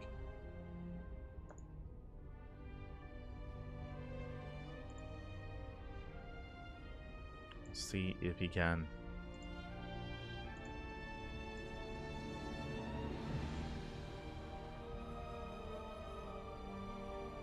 Oh, as we're getting our lobby ready and we're going to be loading into game 4. What's it going to be? Where are we dropping? We're going to be loading to side Delta. Okay.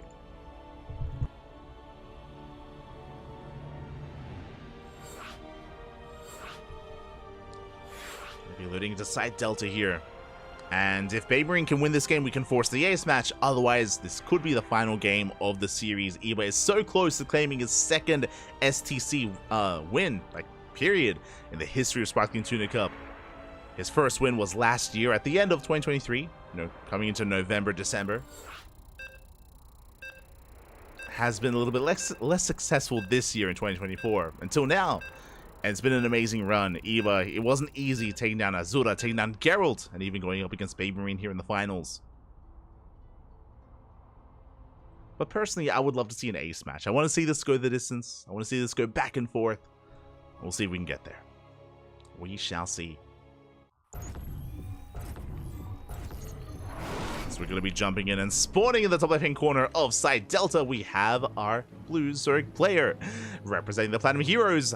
One game away from becoming this week's STC champion. It is Iba. And spawning in the bottom right-hand corner, we have the Italian Terran player, the Red Terran, representing himself, currently teamless, but deserving to be on the team. It is Baby Marine. And again, Baby Marine, oh, we're going 2-Rax Reaper.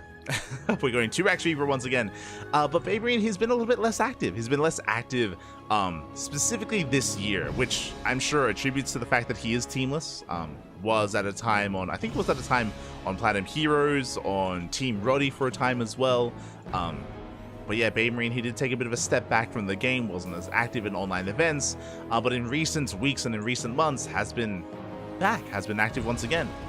Been great to see Baby Marine be a little bit more active here in the online tournament scene with some success, definitely.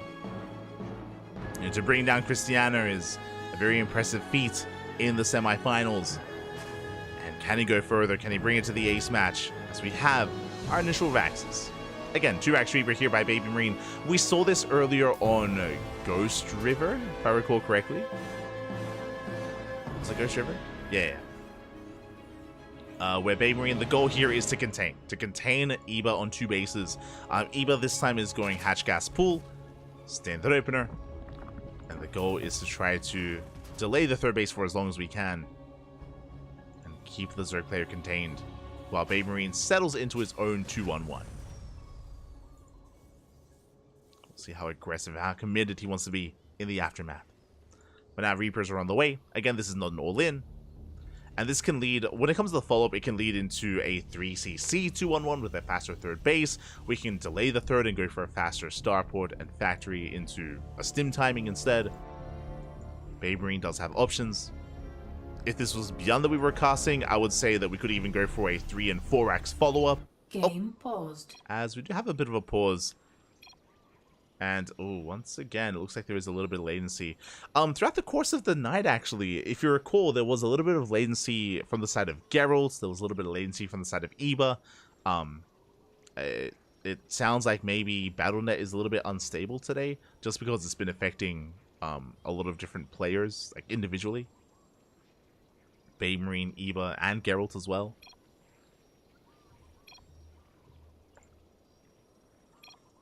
But looks like we're good. Looks like we're able to come back in. Unfortunate, but at least, it's latency at the start of the game, not in the middle of these big micro battles and big engagements. As the first Reaper has arrived, and we do not get the drone! Just barely. The drone does survive. The drone does make it out. And behind this, it looks like we have our answer. It is going to be 3CC. So 3rd CC. So I should say 3CC 2-1-1 for Baby Marine. Very economic. He's not doubling down on aggression. He's not going for an all-in or anything of the sort. He's being quite greedy instead. As Reapers, they rotate. They confirm there is no 3rd at the right-hand side on the triangular location. Likewise, no 3rd base at the linear location as well. So far, so good. Baby Marine achieving the most with the bare minimum. Only 3 Reapers. We are containing the Zerg. Now, typically, when we eventually get into link speed, Iba can then expand. Most likely will double expand and take a much faster 4th to catch up and to keep up in the production. But we'll see when and where he does expand. As link speed is about to finish. And the drone is headed towards that 3rd base location. So Eva has some catching up to do. As technically, Baby Marine has a much faster third as it's already done, morphing into an orbital. Oh. Is that me? Oh my god. That was a... Oh, that is me, actually. Hopefully that was just a lag spike, but, yeah, I spiked way up there for a moment. Okay, it's coming back down. Now, the worrisome thing is that I can't actually pause the game because I'm an observer. But yeah, but I was just bad mouthing the BNet servers, and now now it's my turn. No, it's my turn now. It would be a shame, but I will leave the game if that happens again. I'm going back to normal, thankfully. Basically, I spiked up to 800 ms. 800 ms. Now I'm going back down to a respectable 300, which is normal here in Europe. But I did spike up for a moment there. If worst comes to worst, if for whatever reason I do lag out, I will leave and then we'll cast from replays. I'm more than happy to do that. It's happening again. This time I don't think it was me though. Jesus. Oh, now I'm anxious, Papi. Now I'm anxious. I'm scared. But that time it wasn't me, thankfully. As we do have our lair on the way. Getting to our Ling Bane. But again, if I do lag out, I can always... I'm more than happy to leave and go over replays instead. Not ideal, but would be our solution. As Eva is double expanding, mentioned before, we have a third base, now getting to a fourth, getting to a macro hatch as well.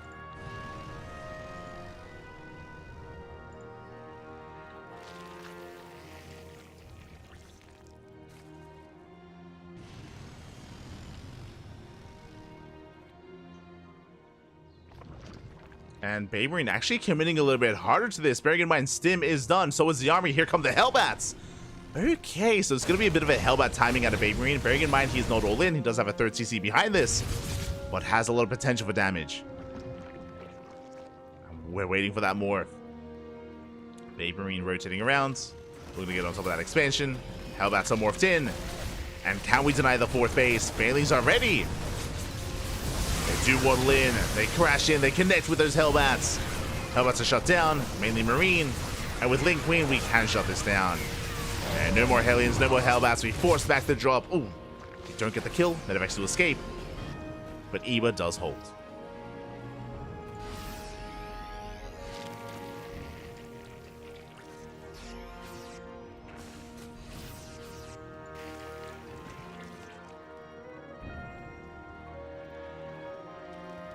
Eva does hold on. Hydrogen on the way behind this. Very similar timing to what we saw previously to rush into lurkers.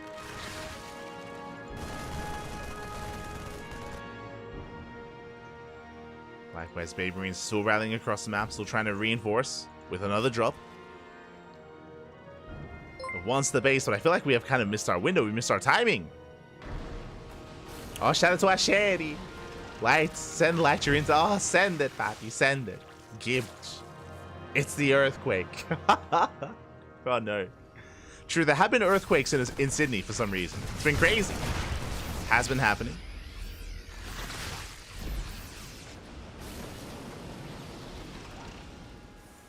Ooh, that's Baneling one way. Up! Banelings do hit that third base and they will crash in. 14 SCVs. Oh my god. Baby Marine, his economy is crippled. Was not paying attention, did not notice. And Eva, he's going to just crash on in, just shut down these tanks and shut down the bio. Tanks are surrounded. Banelings pull away. The tank! No, it lives! Oh, a bit of a misstep there from Eva. Does pull away too soon. Tank does survive. But regardless, we will still clean this up. The tank does go down. Baby Marine going for a split push. Ooh, Eva not quite ready for this. And the hatchery's under fire. Eva rotating over. Hatchery getting very low. It's going to go down. That's a kill on the hatchery on the 5th. We'll get the tank. Drop into the main. At the same time, Baymarine going for another expansion. Can he get the base? Oh my god. Well, Transfuse. Transfuse will keep it alive. Just barely. As Baymarine is popping off. Gets a tumor. Trading with Eva. Fourth base is being taken. Baymarine, he's recovered his mineral line. Is now fully saturated.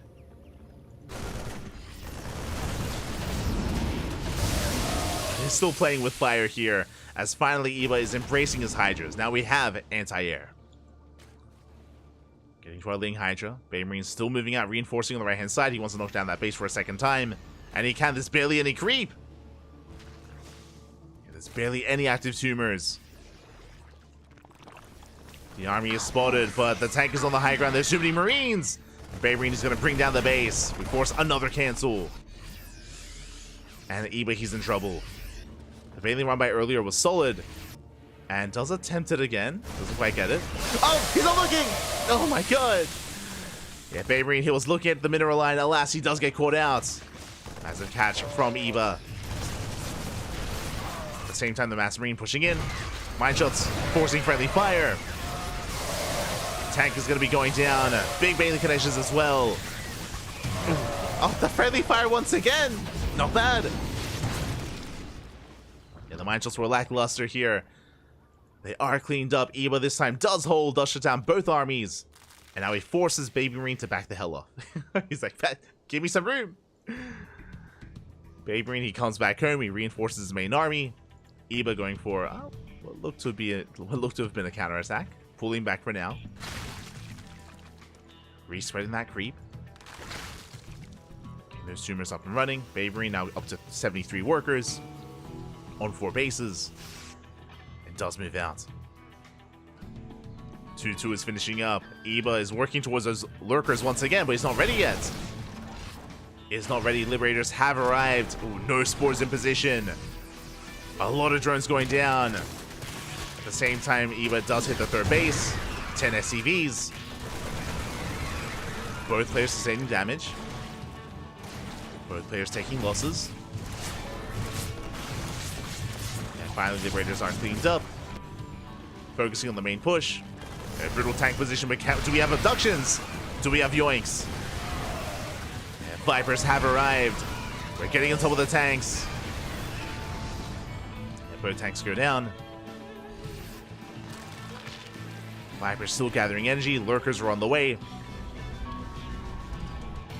And the Ling Rumbais, they don't stop. They just keep going.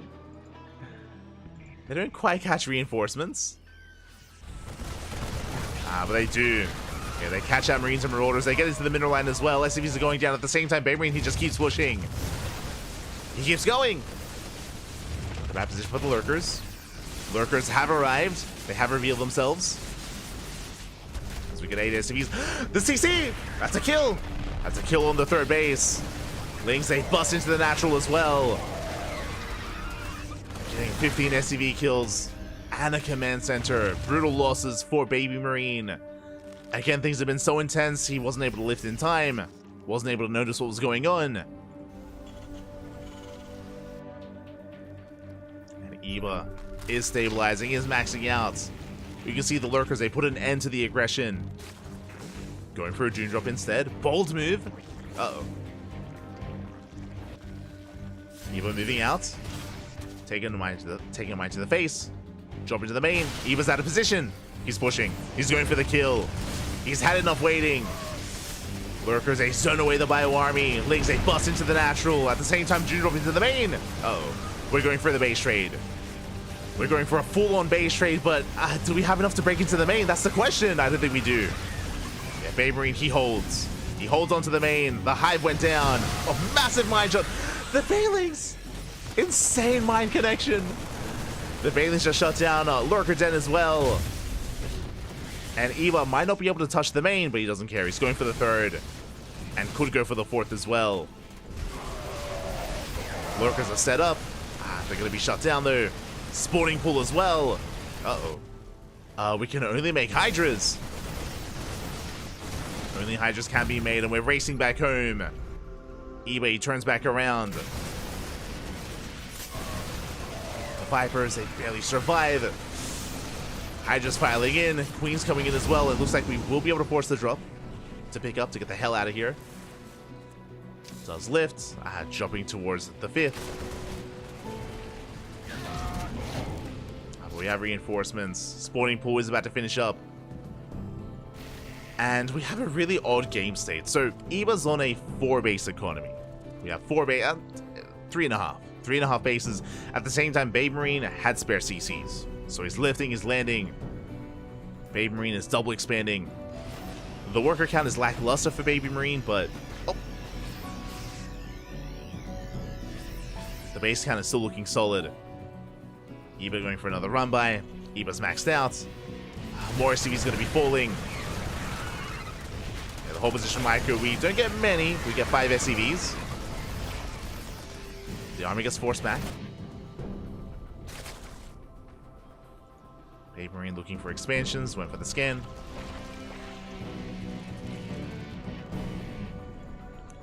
And Eva has a really interesting army composition. Because he only had the Hydrogen for a time, he has a massive Hydra army. And not as much Ling Bane. Oh, the snipes! Catch a Viper. One Viper goes down. Very Scarlet-esque. Mainly Hydra. Ooh, but can it work? I'm not so convinced. I'm not convinced, Pappy. Beating up some Hydras, rebuilding more Lings. Getting into our lair. Yeah, the lair is done, working towards eventually Hive Tech. Does Eva have yet? Eva does have detection. Army's out of position. Eva going for another base. Eva's gonna get it. Alright, I say Eva. Baby Marine's gonna get it. Eva out of position. Hatchery goes down. Oh, the Marauder movement. Very nice micro there from Baby Marine. Does tank those Banelings. Another expansion getting up and running. Mass Hydra trying to sneak up on top of those ghosts. Snipes are brutal. Tank goes down. The snipes, oh my god, are insane! And we need more Ling Bane. Eva taking a brutal fight as he plummets in supply. Again, it's so crucial to have Ling Bane to actually get on top of those ghosts and deny those snipes. Alas, Eva running out of larva, actually. Oh. Okay. Eva has a bank, but has no larva. We need injects. We've been missing them. We've been missing injects. The macro of Eva has been slipping. As a result, even though Eva has a bank, can't spend it. Cannot spend his money.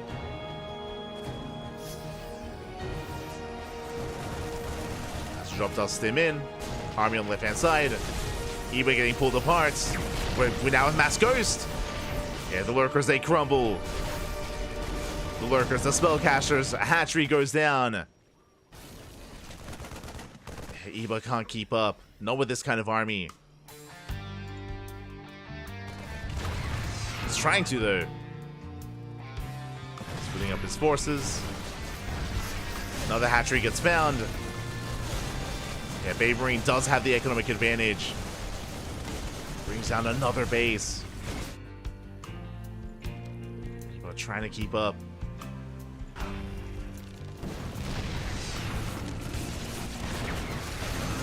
Ghost coming in.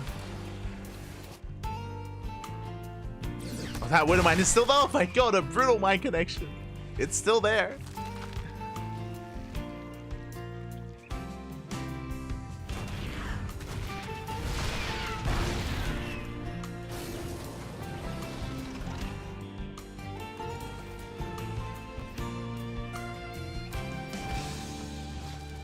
As we're trying to keep up. Baby Marine working towards another expansion. It's been a while since Eva's been able to do much about the economy here of Baby Marine. We'll find a tank. Barely not. Yeah, tank does survive. Eva sending everything right down mid, but the tank line is brutal. Yeah, the tank line is insane. We do manage to catch some SCVs, but not the tanks. Not the best pickups. Baby Marine still popping off economically. Taking more bases. Lurkers come in, they get sniped! And Lurkers, oh my god, the Lurkers, they melt! They evaporate! Jesus, that was 6 Lurkers! And Baby Marine, he now has a supply lead. He has a massive supply lead, he's pushing it, he's maxed out. And Eva's in trouble. Yeah, the Masco snipes everything, oh my god! The Hydras, the Lurkers, the Link Bane, the Viper Infester. It all gets sniped. As Baby Marine has reached his final form, the Mass Ghost. The answer to everything he needs. Ah.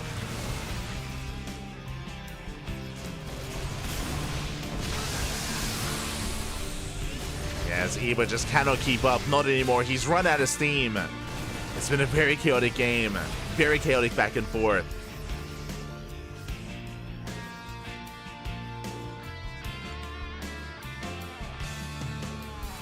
And Eva was so close to breaking Baby Marine. So close. But alas, just barely wasn't able to.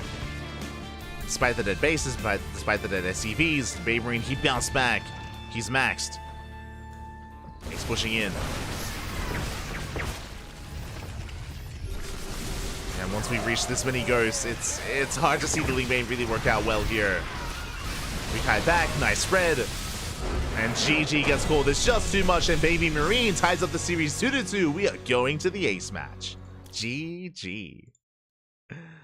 We're going all the way to game 5. Really, the only way this could end is in the ace match. And this could still go either way. Even in this game, there were moments for Eva, there were moments for Baby Marine.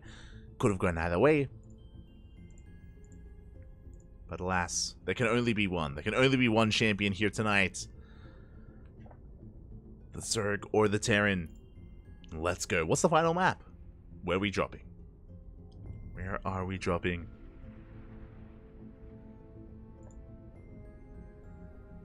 Oh my god. As again, Eva, he was so close. I mean, the drop into the main was brutal, if you remember. When Eva was moving out across the map, the drop into the main base sniped the Hive, sniped the Hydra Den alongside the spawning pool. I mean, the initial Hydra Den earlier. But the spawning pool and the Hive was brutal. The Infestation Mid as well. It did force this mass Hydra army, if you remember, for a time for Eva, which was very lackluster, very inefficient. Didn't get much done. Did allow Baby Marine to take these better trades and better fights. And now, the final game is going to be on Alcyone. Oh my god. I'm a little bit shocked that this is the final map, that we didn't already feature this map even.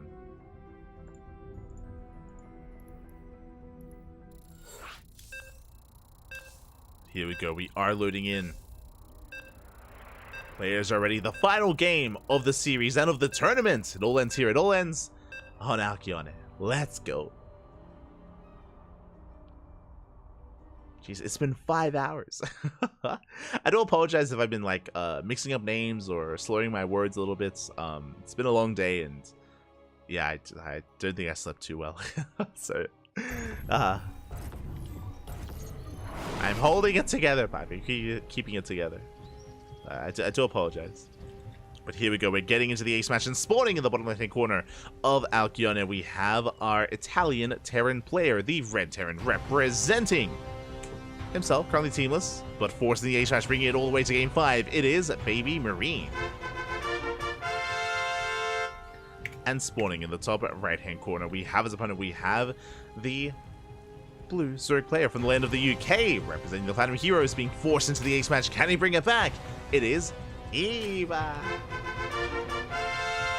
Let's go. Let's go. I think tomorrow I'm not going to stream before casting. I think that was a mistake. I think I spent a lot of energy on the ladder, and it did exhaust me coming into the tournament cast. So I think I'll take it easy tomorrow. I'll take it easy. We'll rest up.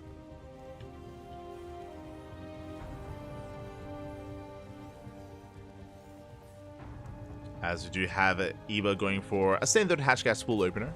Hatchery into gas in the spawning pool. And Baby Marine this time is not opening up 2-Rax Reaper.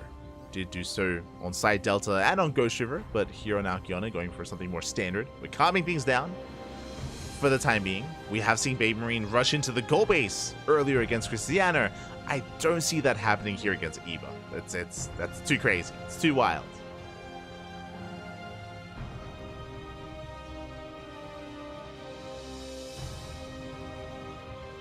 It's too wild. This Baby Marine is moving out with his SCV scouts.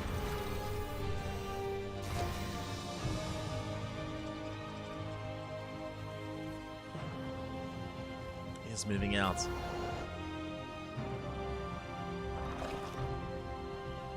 And we'll see what kind of direction our players want to take this in as well.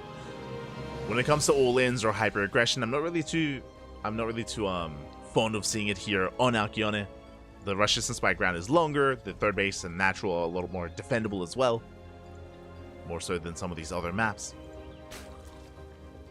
So we shouldn't be seeing anything too crazy. Is there potential to see Lingbane Muta out of Eva? Maybe. We see that a lot more often on Amphion. Amphion is a much better map for it, just because of how defendable it is, likewise because of the short rush distance by air. As Baby Marine is going for his third CC before Starport's economic opener once again. Calming things down. Working towards the mid game.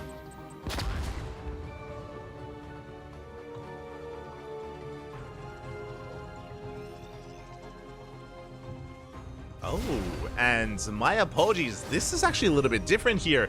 It is going to be 3cc, but it's going to be a 3cc 211. A build you don't often see.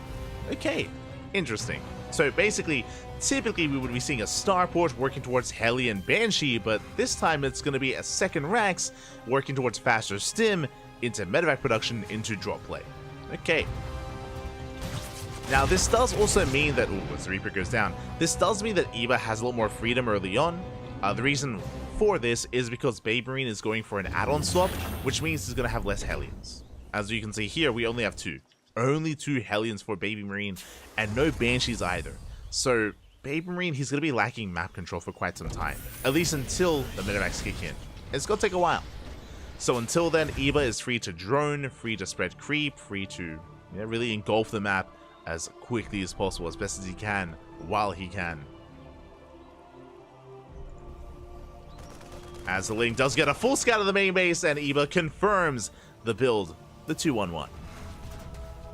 So again, that is a sign to be a little bit greedier, to drone up a little bit more. There's less concern of a Hellion dive as well. And there it is, double Evo chamber before the lair. For the first time this tournament, actually, or for the first time this series. Whenever we've seen a macro build out of Eva, it's been a lair first, which is a very safe opener. This time, double Evo chamber, faster upgrades, delayed lair. So Eva is cutting corners, and can afford to do so.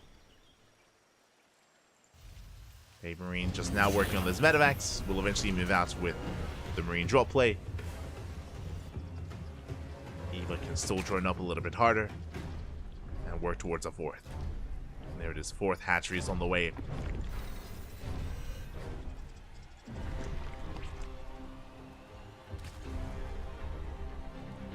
Are we sure it's not Iba? I mean, I feel we've been casting Eva for quite some time, for a couple of years now. I'm assuming that it's Eva, otherwise he would have corrected us. But maybe not. Maybe it is Iba, and Eva just doesn't care to correct. It's possible. Aye, aye, aye.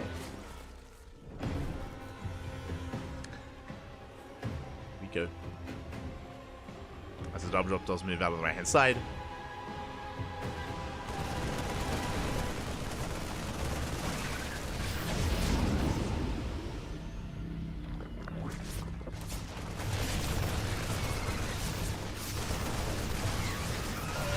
So one of those is kind of like one of those instances where, like, you go to work, like first day on the job, you introduce yourself, you're like, "Hi, I'm like Francis," and then your coworker like mishears you, and he's like, "Oh, hey, Fred," and you don't correct them because it's just socially awkward to do so.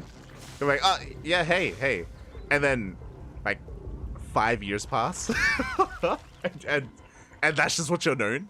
That's just what you're known as. Oh no. I think that's like an episode of Seinfeld. I think. Oh god. Like, what are you gonna do? Correct them after 5 years? You can't. It's too late. You're Eva now. It's just who you are. Oh god. As the initial 2-on-1 drop play was denied, it was deflected. Eva is now able to get into another base. For those that are curious, this is actually why you don't see this build too often, just because it does relinquish map control early on, and it's really hard to get damage done with these drops, especially if it gets scouted. As we saw, Eva did scout, did confirm. 1-1 is done, 2-2's on the way. Bathing Speed just now finishing up. Baby Marine is getting into a split drops and will catch a queen, but Eva has already split up as well. We have our two forces, we have our two armies. Eva is keeping up, at least attempting to. A lot of tumors going to be going down. Oh no! Oh, it's not looking! Yeah, massive connections. The double drop is cleaned up. Marines go down, and now Eva can focus on the main push. He's coming in from behind. Yeah, we come in for the surround. Tank will fall. And we shut down the aggression. We shut down Baby Marine. And this has been a rough start for the Terran. Losing 2 full medevacs, losing a tank. And Eva, his economy this time is untouched. In previous games, we've seen Eva fight hard for his 4th and his 5th base. But this time the bases are getting up and running. This time there's no cancellations, there's no kills, no nothing. Just a much stronger start for Eva.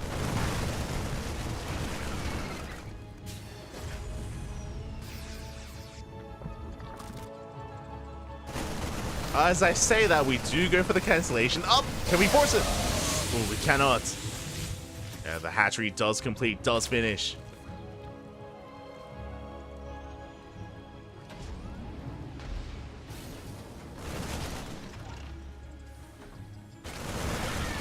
Oh, no, not again! Oh my god!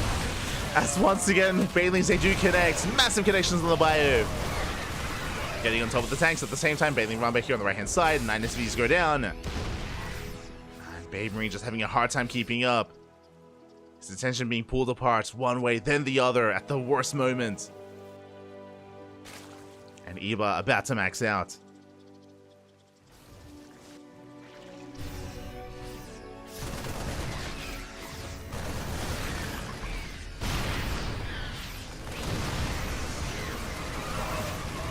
Big collapse on the army, catching 2 more tanks. Big pickups. That does take away kind of the backbone of this army, of this push. We do have 3 Widow Mines, but those Widow Mines, they've got a lot of work to do.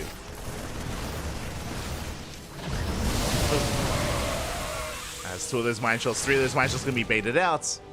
Decent baiting connections. The drop is denied. And Eva is maxed. Once again, going for a run by. Does run into reinforcements, a lot of them. Eva will have to back off. Nice catch here from Baby Marine. I'll shut them down. The white shots! Oh my god! Oh, but they just keep going. Okay, not bad. Good couple of moments here from the Terran. Massive mine connections. Pushing on the right hand side, the base is still quite low. Collapsing on those marauders. Bearing in mind, we're still just defending with purely Ling Bane. No Hydras yet. But we will clean this up. Detection not quite available. Yeah, Overseers are on the way. And checking the tech here, there are no Hydras. There is no Hydras now. We have some Infestors, that's true, but it's going to be Ling Bane into Ultra. The Ultra Cavern is done. The Hive is completed. And we're getting into that Ultra tech. Meanwhile, Ghost Academy likewise has completed for Baby Marine, taking up into Ghosts, but doesn't really have as much momentum as he had in these last games. Oh my god, the mine shots though. The mine shots are still good. They're still solid.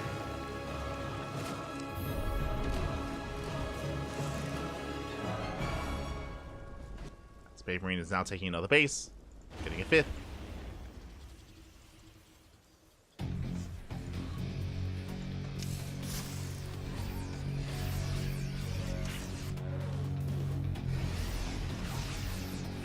Taking his 5th base tank, does he jump in time? We do open up the wall.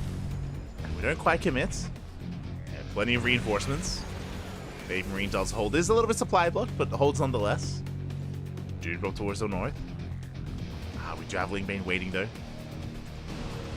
And the Doom Drop is spotted. Forced to lift. And we have incorporated an Ultra. We have one Ultra in the mix. Spire on the way for Corruptors, for Brute Lords. Eva's building up. It's teching up even.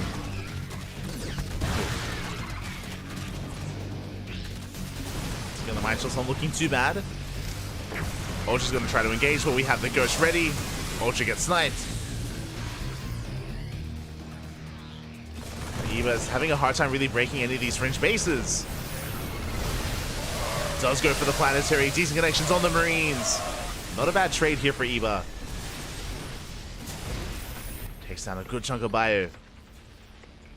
Backs off, getting into more Ultra production. But the problem here is that he hasn't really touched the economy. The economy of Baby Marine is still looking strong. 85 SCVs, 5 bases, and we're rolling up planetaries, sensor towers, missile turrets. We're going to be here for a while. As Baby Marine, he's just throwing down his wall, fortifying himself, and making sure Eva cannot break him. Is slowing the game down. Now, this does mean that Eva can spread creep. It means that Eva has map control. And can not just spread creep, but take every base he can. Yeah, the goal base, the right-hand side, is all under control of Eva. Oh my god. So you do bleed off some lings.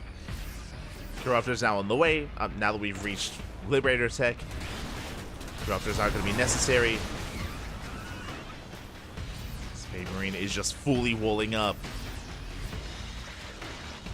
And essentially, Eva has to wait. He has to wait for Baby Marine to try to take the gold. If he tries to expand and expose himself, either taking the gold base, top left, or bottom right, that's when Eva can strike. Essentially, waiting for Baby Marine to move out of his contain. And move out of these kind of entrenched positions. Otherwise, trying to break in, it's not going to end well for the Zerg. Speaking of, CC's on the way. Baby Marine taking a fresh base. And this would be Eva's moment. Does spot it with the borrowed Ling. Eva is aware. Liberators are sieging up, but we don't have that Sim City. Not yet. As we do catch the Lib. Oh, the snipes! Oh my god, the Liberator survives! Not bad. We saved the Lib. We do punish Eva. Nuke towards the gold. Nuke is on the way, and Eva, he hasn't noticed. Oh, okay, just barely in time. Does pull away.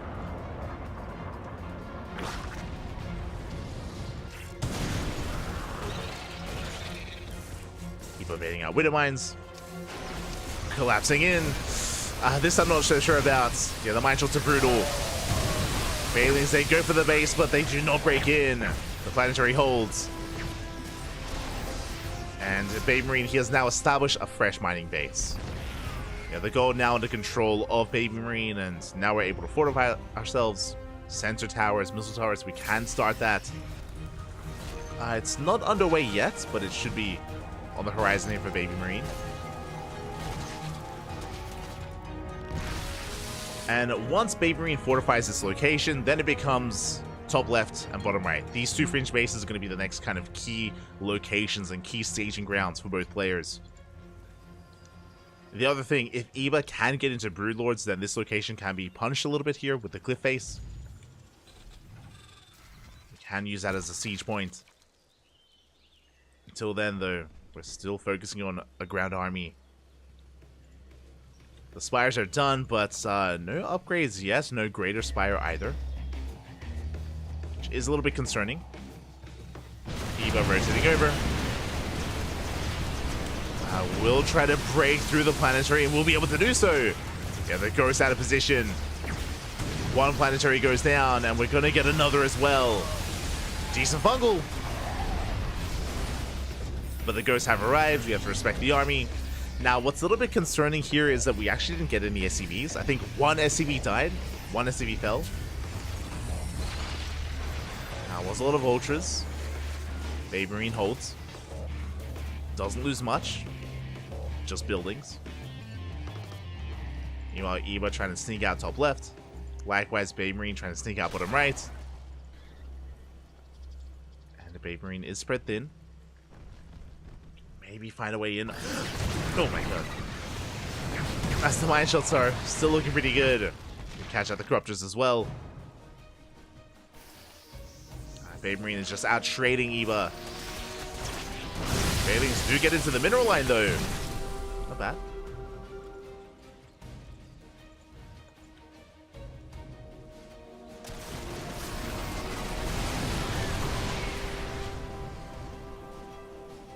Yes, Eva is denying access. Now, this is where, again, this is where Eva's being punished for not investing into this tech. Like, now we have the Greatest Pride and the +2 on the way, but the reality is that Eva does need to embrace Broodlord Infestor. We need to refine our army and get into the most ideal form in the late game, just because this Lingbane Ultra, it's not really cutting it. Not anymore. We catch out some bio. Not bad. Catch a handful of units. Bailings, they do head towards the mineral line as well, or they try to. Just an awkward movement there from the Zerg player. Eva does pull away.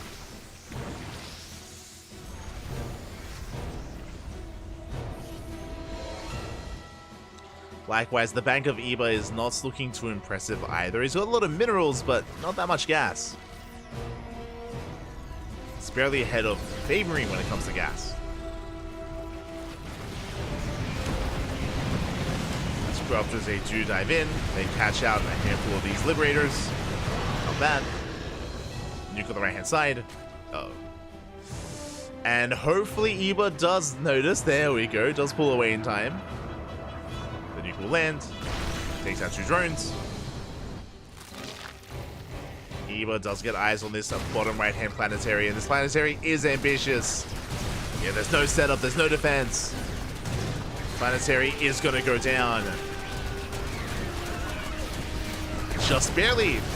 Oh, the repairs. Just barely not enough. At the same time, we're trying to collapse on top of the Ghost, but the last of the Ghosts they get away.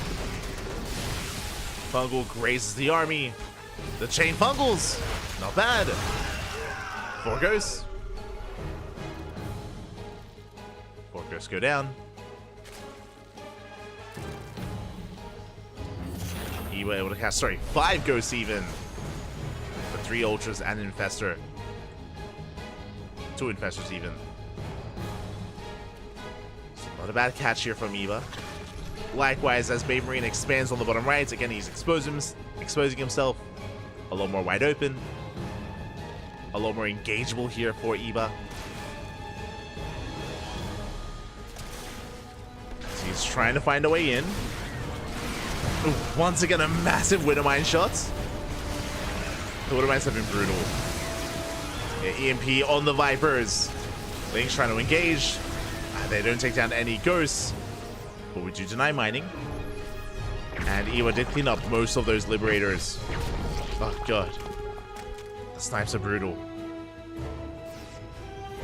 That was still not good enough. Behind this, there we go. We have 3-1 on the way. Getting into those flyer attack or flyer upgrades. Typically, you don't want to get into, you don't want to invest into Broodlords until you have 3-3. Eva's getting there.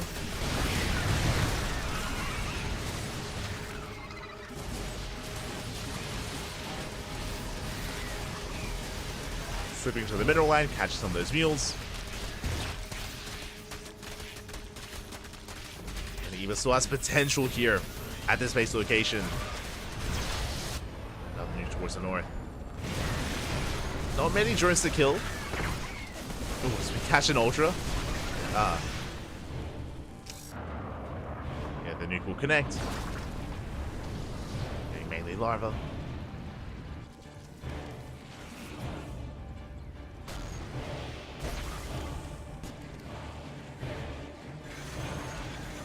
Drones are going down.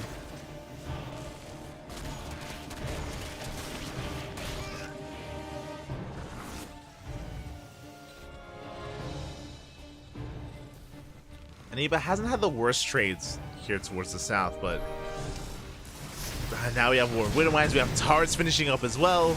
It's becoming more and more difficult. As we have set up a full minefield here at this southern base.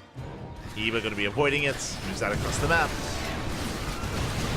Going for the planetary. Catching a handful of Liberators, he's going to bleed out a lot of Lings. The Ultras as well! Up! Yeah, Ultras are going down.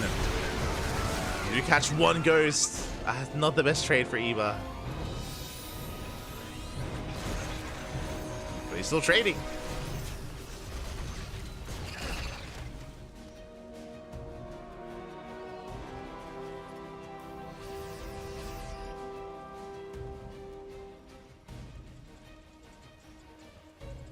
Eva's still accumulating that bank. Still working on 3-3. It's getting there.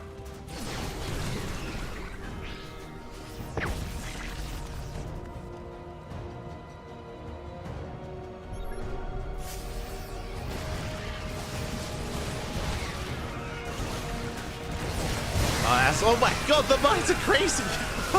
I was about to say that we have invested quite heavily into Ling Bane. We're going for the surround, we're going for the ghost. But the mine shots were brutal, and we still have more where that came from. Planetary does go down. Infestor from behind. We get the fumble! Oh my god, the friendly fire! We catch out the ghosts. The 4 of them do survive, but that was how many going down? Oh my god, that was 12 ghosts. 12 ghosts kill 4 of them from friendly fire. Killing his own ghost, Smudge. But a very nice catch from Eva. And what's important, especially about that final engagement, is finally we deal some damage. We put a dent into the ghost count, and Baby Marine is burning through that gas bank. Like, the banks are important. And Baby Marine, he's down to 3k in the gas bank, and we're hoping to try to burn through most of that. That's the plan for Eva.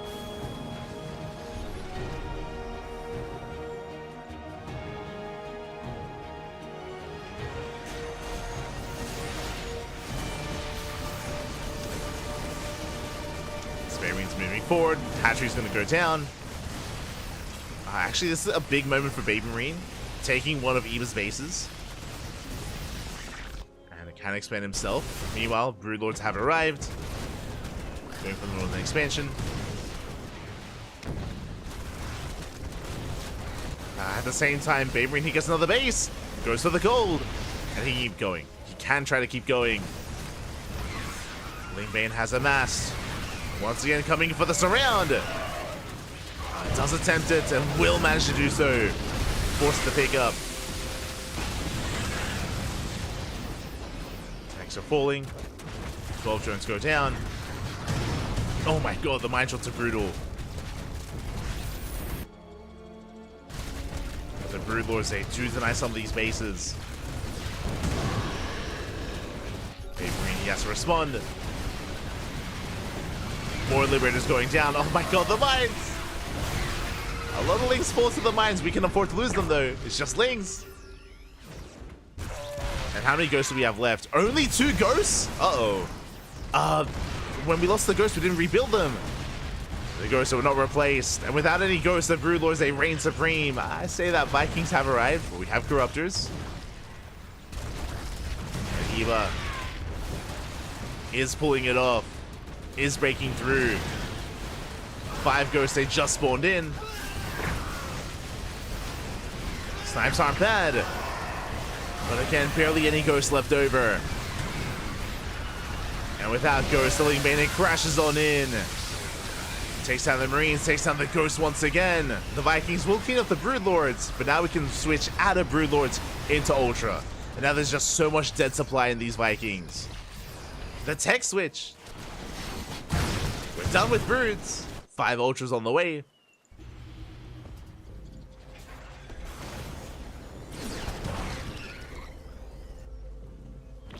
Speaking of, never mind. I was like, the Vikings, they're useless. They find their own use. They land here towards the north. So many drones going down. Oh my god, it was oversaturated. 25, 30 plus workers falling. 32. Those 2 drones go down. Overlords as well. These Vikings, they have more than paid for themselves. Even catching a Corruptor. Landing the face off that Ultra. Hatchery goes down. Corruptors as well. We go for the trade. When Eba plummets in supply. Uh-oh. And even though initially things were looking good for Eba, he just lost his most important mining base. He lost the gold base earlier. He lost bottom right. And Eba is running out of money. Eba is running out of money. He has no minerals. He has gas but no minerals. Uh-oh. What you see is what you get. Eba, he will collapse on the army. Going for the surround. Does force the pickup.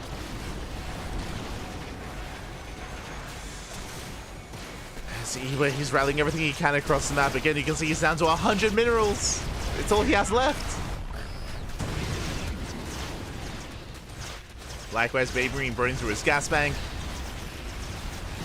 What's important though is that Baby Marine has a mining base. Half a mining base. Things are getting dire here for both players. Things are getting dire. Ghost coming in. Do we get the fungal? Can we catch the ghost? It's close. Not quite. Liberators have sieged. Mine shots going off. The spread is real. The snipes are too good. And Babe Marine, he's going to annihilate this army. We got to do some fungal though. But there just isn't enough on the ground. We're down to 3 ultras. 3 ultras left, but there's still so many ghosts remaining. Liberators do siege up.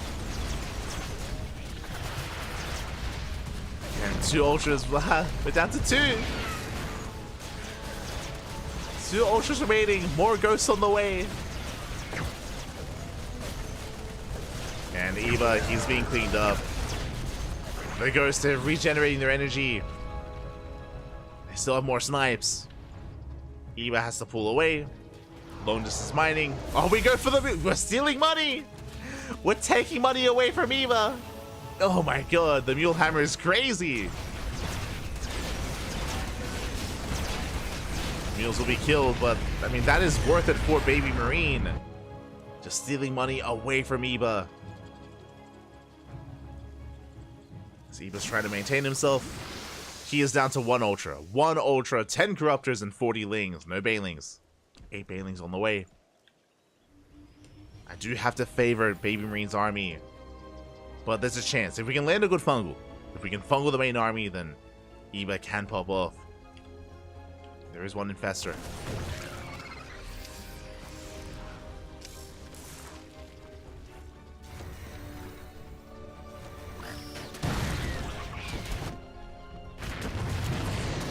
Clearly, what have we learned here? That the Viking's crazy. It can lift, it can land, it shoots up and down. It's crazy.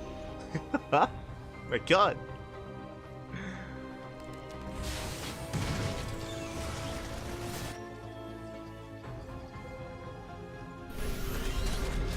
Eba is marauding around. Getting back into his ultra production. 3 ultras on the way.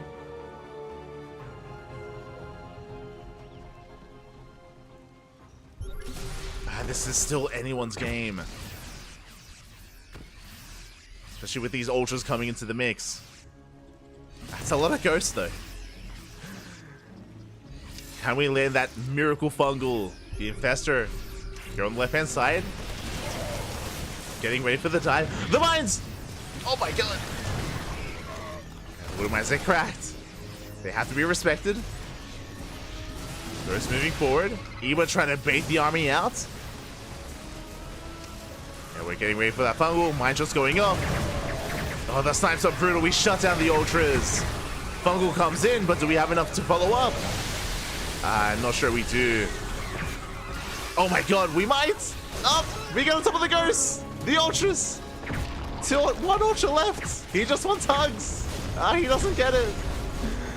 Doesn't get on top of the army. The ultras get cleaned up, and Baby Marine, he holds. He takes the fight. The ghosts, they barely survive. And what is there left? The queens are coming forward. He mules once again. Taking the money away. Doesn't quite manage to do so. Mules are shut down.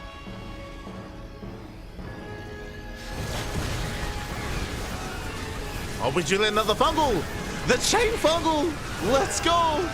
There's only one ultra though. Yeah, only one ultra. It's not enough. The fungals, they don't matter. Not anymore. Yeah, Baby Marine, he takes the fight. He's snowballing out of control. There's almost nothing left here for Eva. He's broke. Both players are broke. We get on top of the queens. We mule the mineral line once again. And it looks like Baby Marine has done a GG. It gets spanned and Baby Marine will take the series 3-2, becoming the Sparkling Tuna Cup champion. GG. GG, Bobby. Oh my god. He is this week's Sparkling Tuna Cup champion for the first time in his career. He will claim a win here on the CranKy Ducklings. Congratulations. Again, Baby Marine, he's not the most active of players, especially not in our online tournament circuit, not in Sparkling Tuna Cup, but he had a crazy run here tonight. GG, well played. Congratulations. And it wasn't an easy run. Baby Marine, he took down Christiana. Christiana is Chris Tunana, Papi. He's the Sparkling Tuna. He's taken so many Tuna Cups throughout this year specifically, but Christiana was shut down. Likewise, so was Eva. And with that, GG. Baby Marine, he brought it back. He brought it back. Remember, Eva had such a strong start this game. He had such a strong start to get map control, to shut down the drop play, to take an economic lead, to punish his opponent. And what did Baby Marine do? He was forced to wall up. He walled up, he turtled his heart out, he was able to completely cut the map in half, able to stabilize, able to build up his own bank, get into his ghost production, and was able to, in the end, out-trade Eba. Very nicely done. GG, well played. Congratulations, and my condolences to Eba. He did so well for himself, making it to the finals, making it to the ace match. Again, Eba hasn't won a Sparkling Tuna Cup this year. His only win was in 2023, at the end of 2023, and it's been quite some time since that win, and he was so close, but barely was not able to clutch it out. Regardless though, GG, well played. Congratulations to our top two players. And again, if you want to help support these two players specifically, I mean, there is a Matcherino page. If you want to help boost the prize pool, you can do so via Matcherino. You can also do so via Patreon as well. This is a weekly tournament. We've been hosting this event for many years at this point. We did begin it back in 2021. Oh, sorry, and the start of 2022 is when we did begin this event, a weekly open tournament. And yeah, we've been running it for a couple of years now, and it's been great to see our regulars come back and even see some newer faces kind of debut and have these insane runs as well. GG, well played. GG, well played. Oh my god, that was crazy. That was an intense finals, Papi. Intense finals. Congratulations. If you want to tune into the next Sparkling Tuna Cup, of course, next week. It's going to be next week. Every single week. I mean, oh, my apologies. Not next week. So we do skip Sparkling Tuna Cups on under certain criteria. Usually if there are EPT qualifiers, for example, EWC qualifiers for big events, or big events themselves. Next weekend, we won't have Sparkling Tuna Cup because we're going to be busy with WTL, with World Team League. World Team League is going to be held here on this channel over the next 3 days. Next weekend, it's going to be Friday, Saturday, and Sunday, 3 days straight of World Team League action. Oh boy, not just that, House Galactic Battle is also going to be taking place on Saturday as well. It's going to be a very intense and very busy weekend. It's going to be a lot of casting and a lot of StarCraft. A lot of StarCraft over the next weekend, so we're going to be busy with that. It's after WTL weekend, then we bring back Sparkling Tuna Cup. So 2 weeks. In 2 weeks' time, we'll have the next Sparkling Tuna Cup. But, you know, for good reason, because there's plenty more StarCraft going on next weekend. Plenty more to come.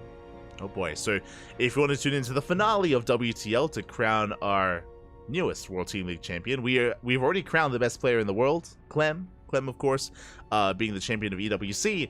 But what about the best team in the world? Team Liquid, Basilisk, Shopify, Team Vitality, Weibo Gaming. A lot of big names, a lot of big teams are going to be facing off against each other over the next weekend. Over the next weekend. It's going to be crazy, it's going to be intense, it's going to be beautiful. A sight to behold. Make sure you're a part of it. Make sure you're there. Otherwise, thank you for watching. Thank you for watching. Thank you so much for the support. It has been a very intense night of StarCraft, and tomorrow we're going to be back with ESL Open Cup Asia. ESL Asia's tomorrow, ESL Americas is the day after, Code for Giants Cup the day after that, StarCraft on a daily basis. That's what we have here on the CranKy Ducklings. Every single day we have plenty of StarCraft available for you, available to you here on the channel. Not just here on Twitch, but also on YouTube as well. We do stream on both platforms. If you cannot watch live, you can do so. You can catch the VODs instead over on YouTube or over on Twitch. We do upload VODs on a daily basis, so plenty of content is available to you if you do wish. Otherwise, yeah, we're wrapping up. Yeah, wrapping up. He's your sparkling tuna. Baby Marine. He is. Ladder time. You're an animal, Pop. You're an animal. I'm done.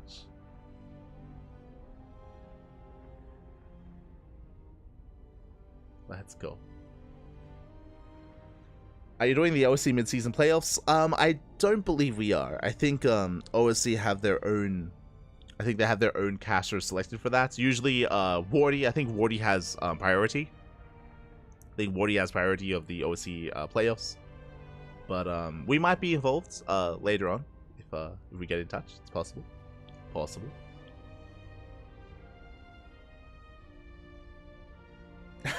I see Eva in the chat.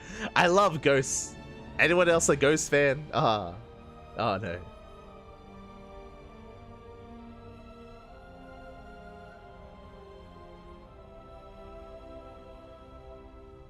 Baby Maru. Dead Supply. Most useful Vikings I've ever saw. They were crazy Vikings, mate. Crazy. They might have won Baby Marine the game, to be honest. Might have won him the game. But with that, GG, well played. We are going to be wrapping up here for the day. Tomorrow we're going to be, of course, casting ESL Open Cup Asia. We might, or I might have a ladder stream beforehand. Depends how I feel. Depends how much energy I have. So I have not had much energy as of late. So we'll see how things do turn out tomorrow. Otherwise, yeah, we'll see you guys tomorrow for some Korean StarCraft, or the day after for some more diverse Americas or European StarCraft with ESL Americas. Otherwise, thank you so much for watching. Thank you so much for watching. Thank you so much for the support. Big shout out to Baby Marine, of course, and to Eba for being our top 2 players. Likewise, to the player that did win the random raffle as well. And yeah, we're going to be wrapping up for the night. If you want to stick around, if you are unsatiated, if you want some more StarCraft, we're going to be giving another StarCraft streamer a raid. Not too sure who. I see for Jumi is streaming, Gemini is streaming, Thriving GG, Mindo VK. We'll find someone to send everyone over to. If Gemini is streaming the All Things Protoss Team League, then we might. He is. Okay, let's send him a raid. If you're unfamiliar, Gemini is a big part of the Protoss scene in StarCraft 2, and is hosting a team league that I believe is kind of based on the All Things Protoss Reddit ? Or something along those lines. So give them some love, give them some support. Otherwise, we'll see you guys tomorrow. Hasta luego. Thanks for watching, everyone. Thanks for watching. Don't forget, you can follow us on all the social medias. You can follow us on Twitter, Facebook, Instagram, YouTube, and Discord. All things CranKy Ducklings. Again, you'll be notified when we go live on all those platforms, on your platform of choice. Otherwise, see you tomorrow. Hasta luego. I'm going to go pass out. See you next time. Ciao. Bye. Ciao. See you next time.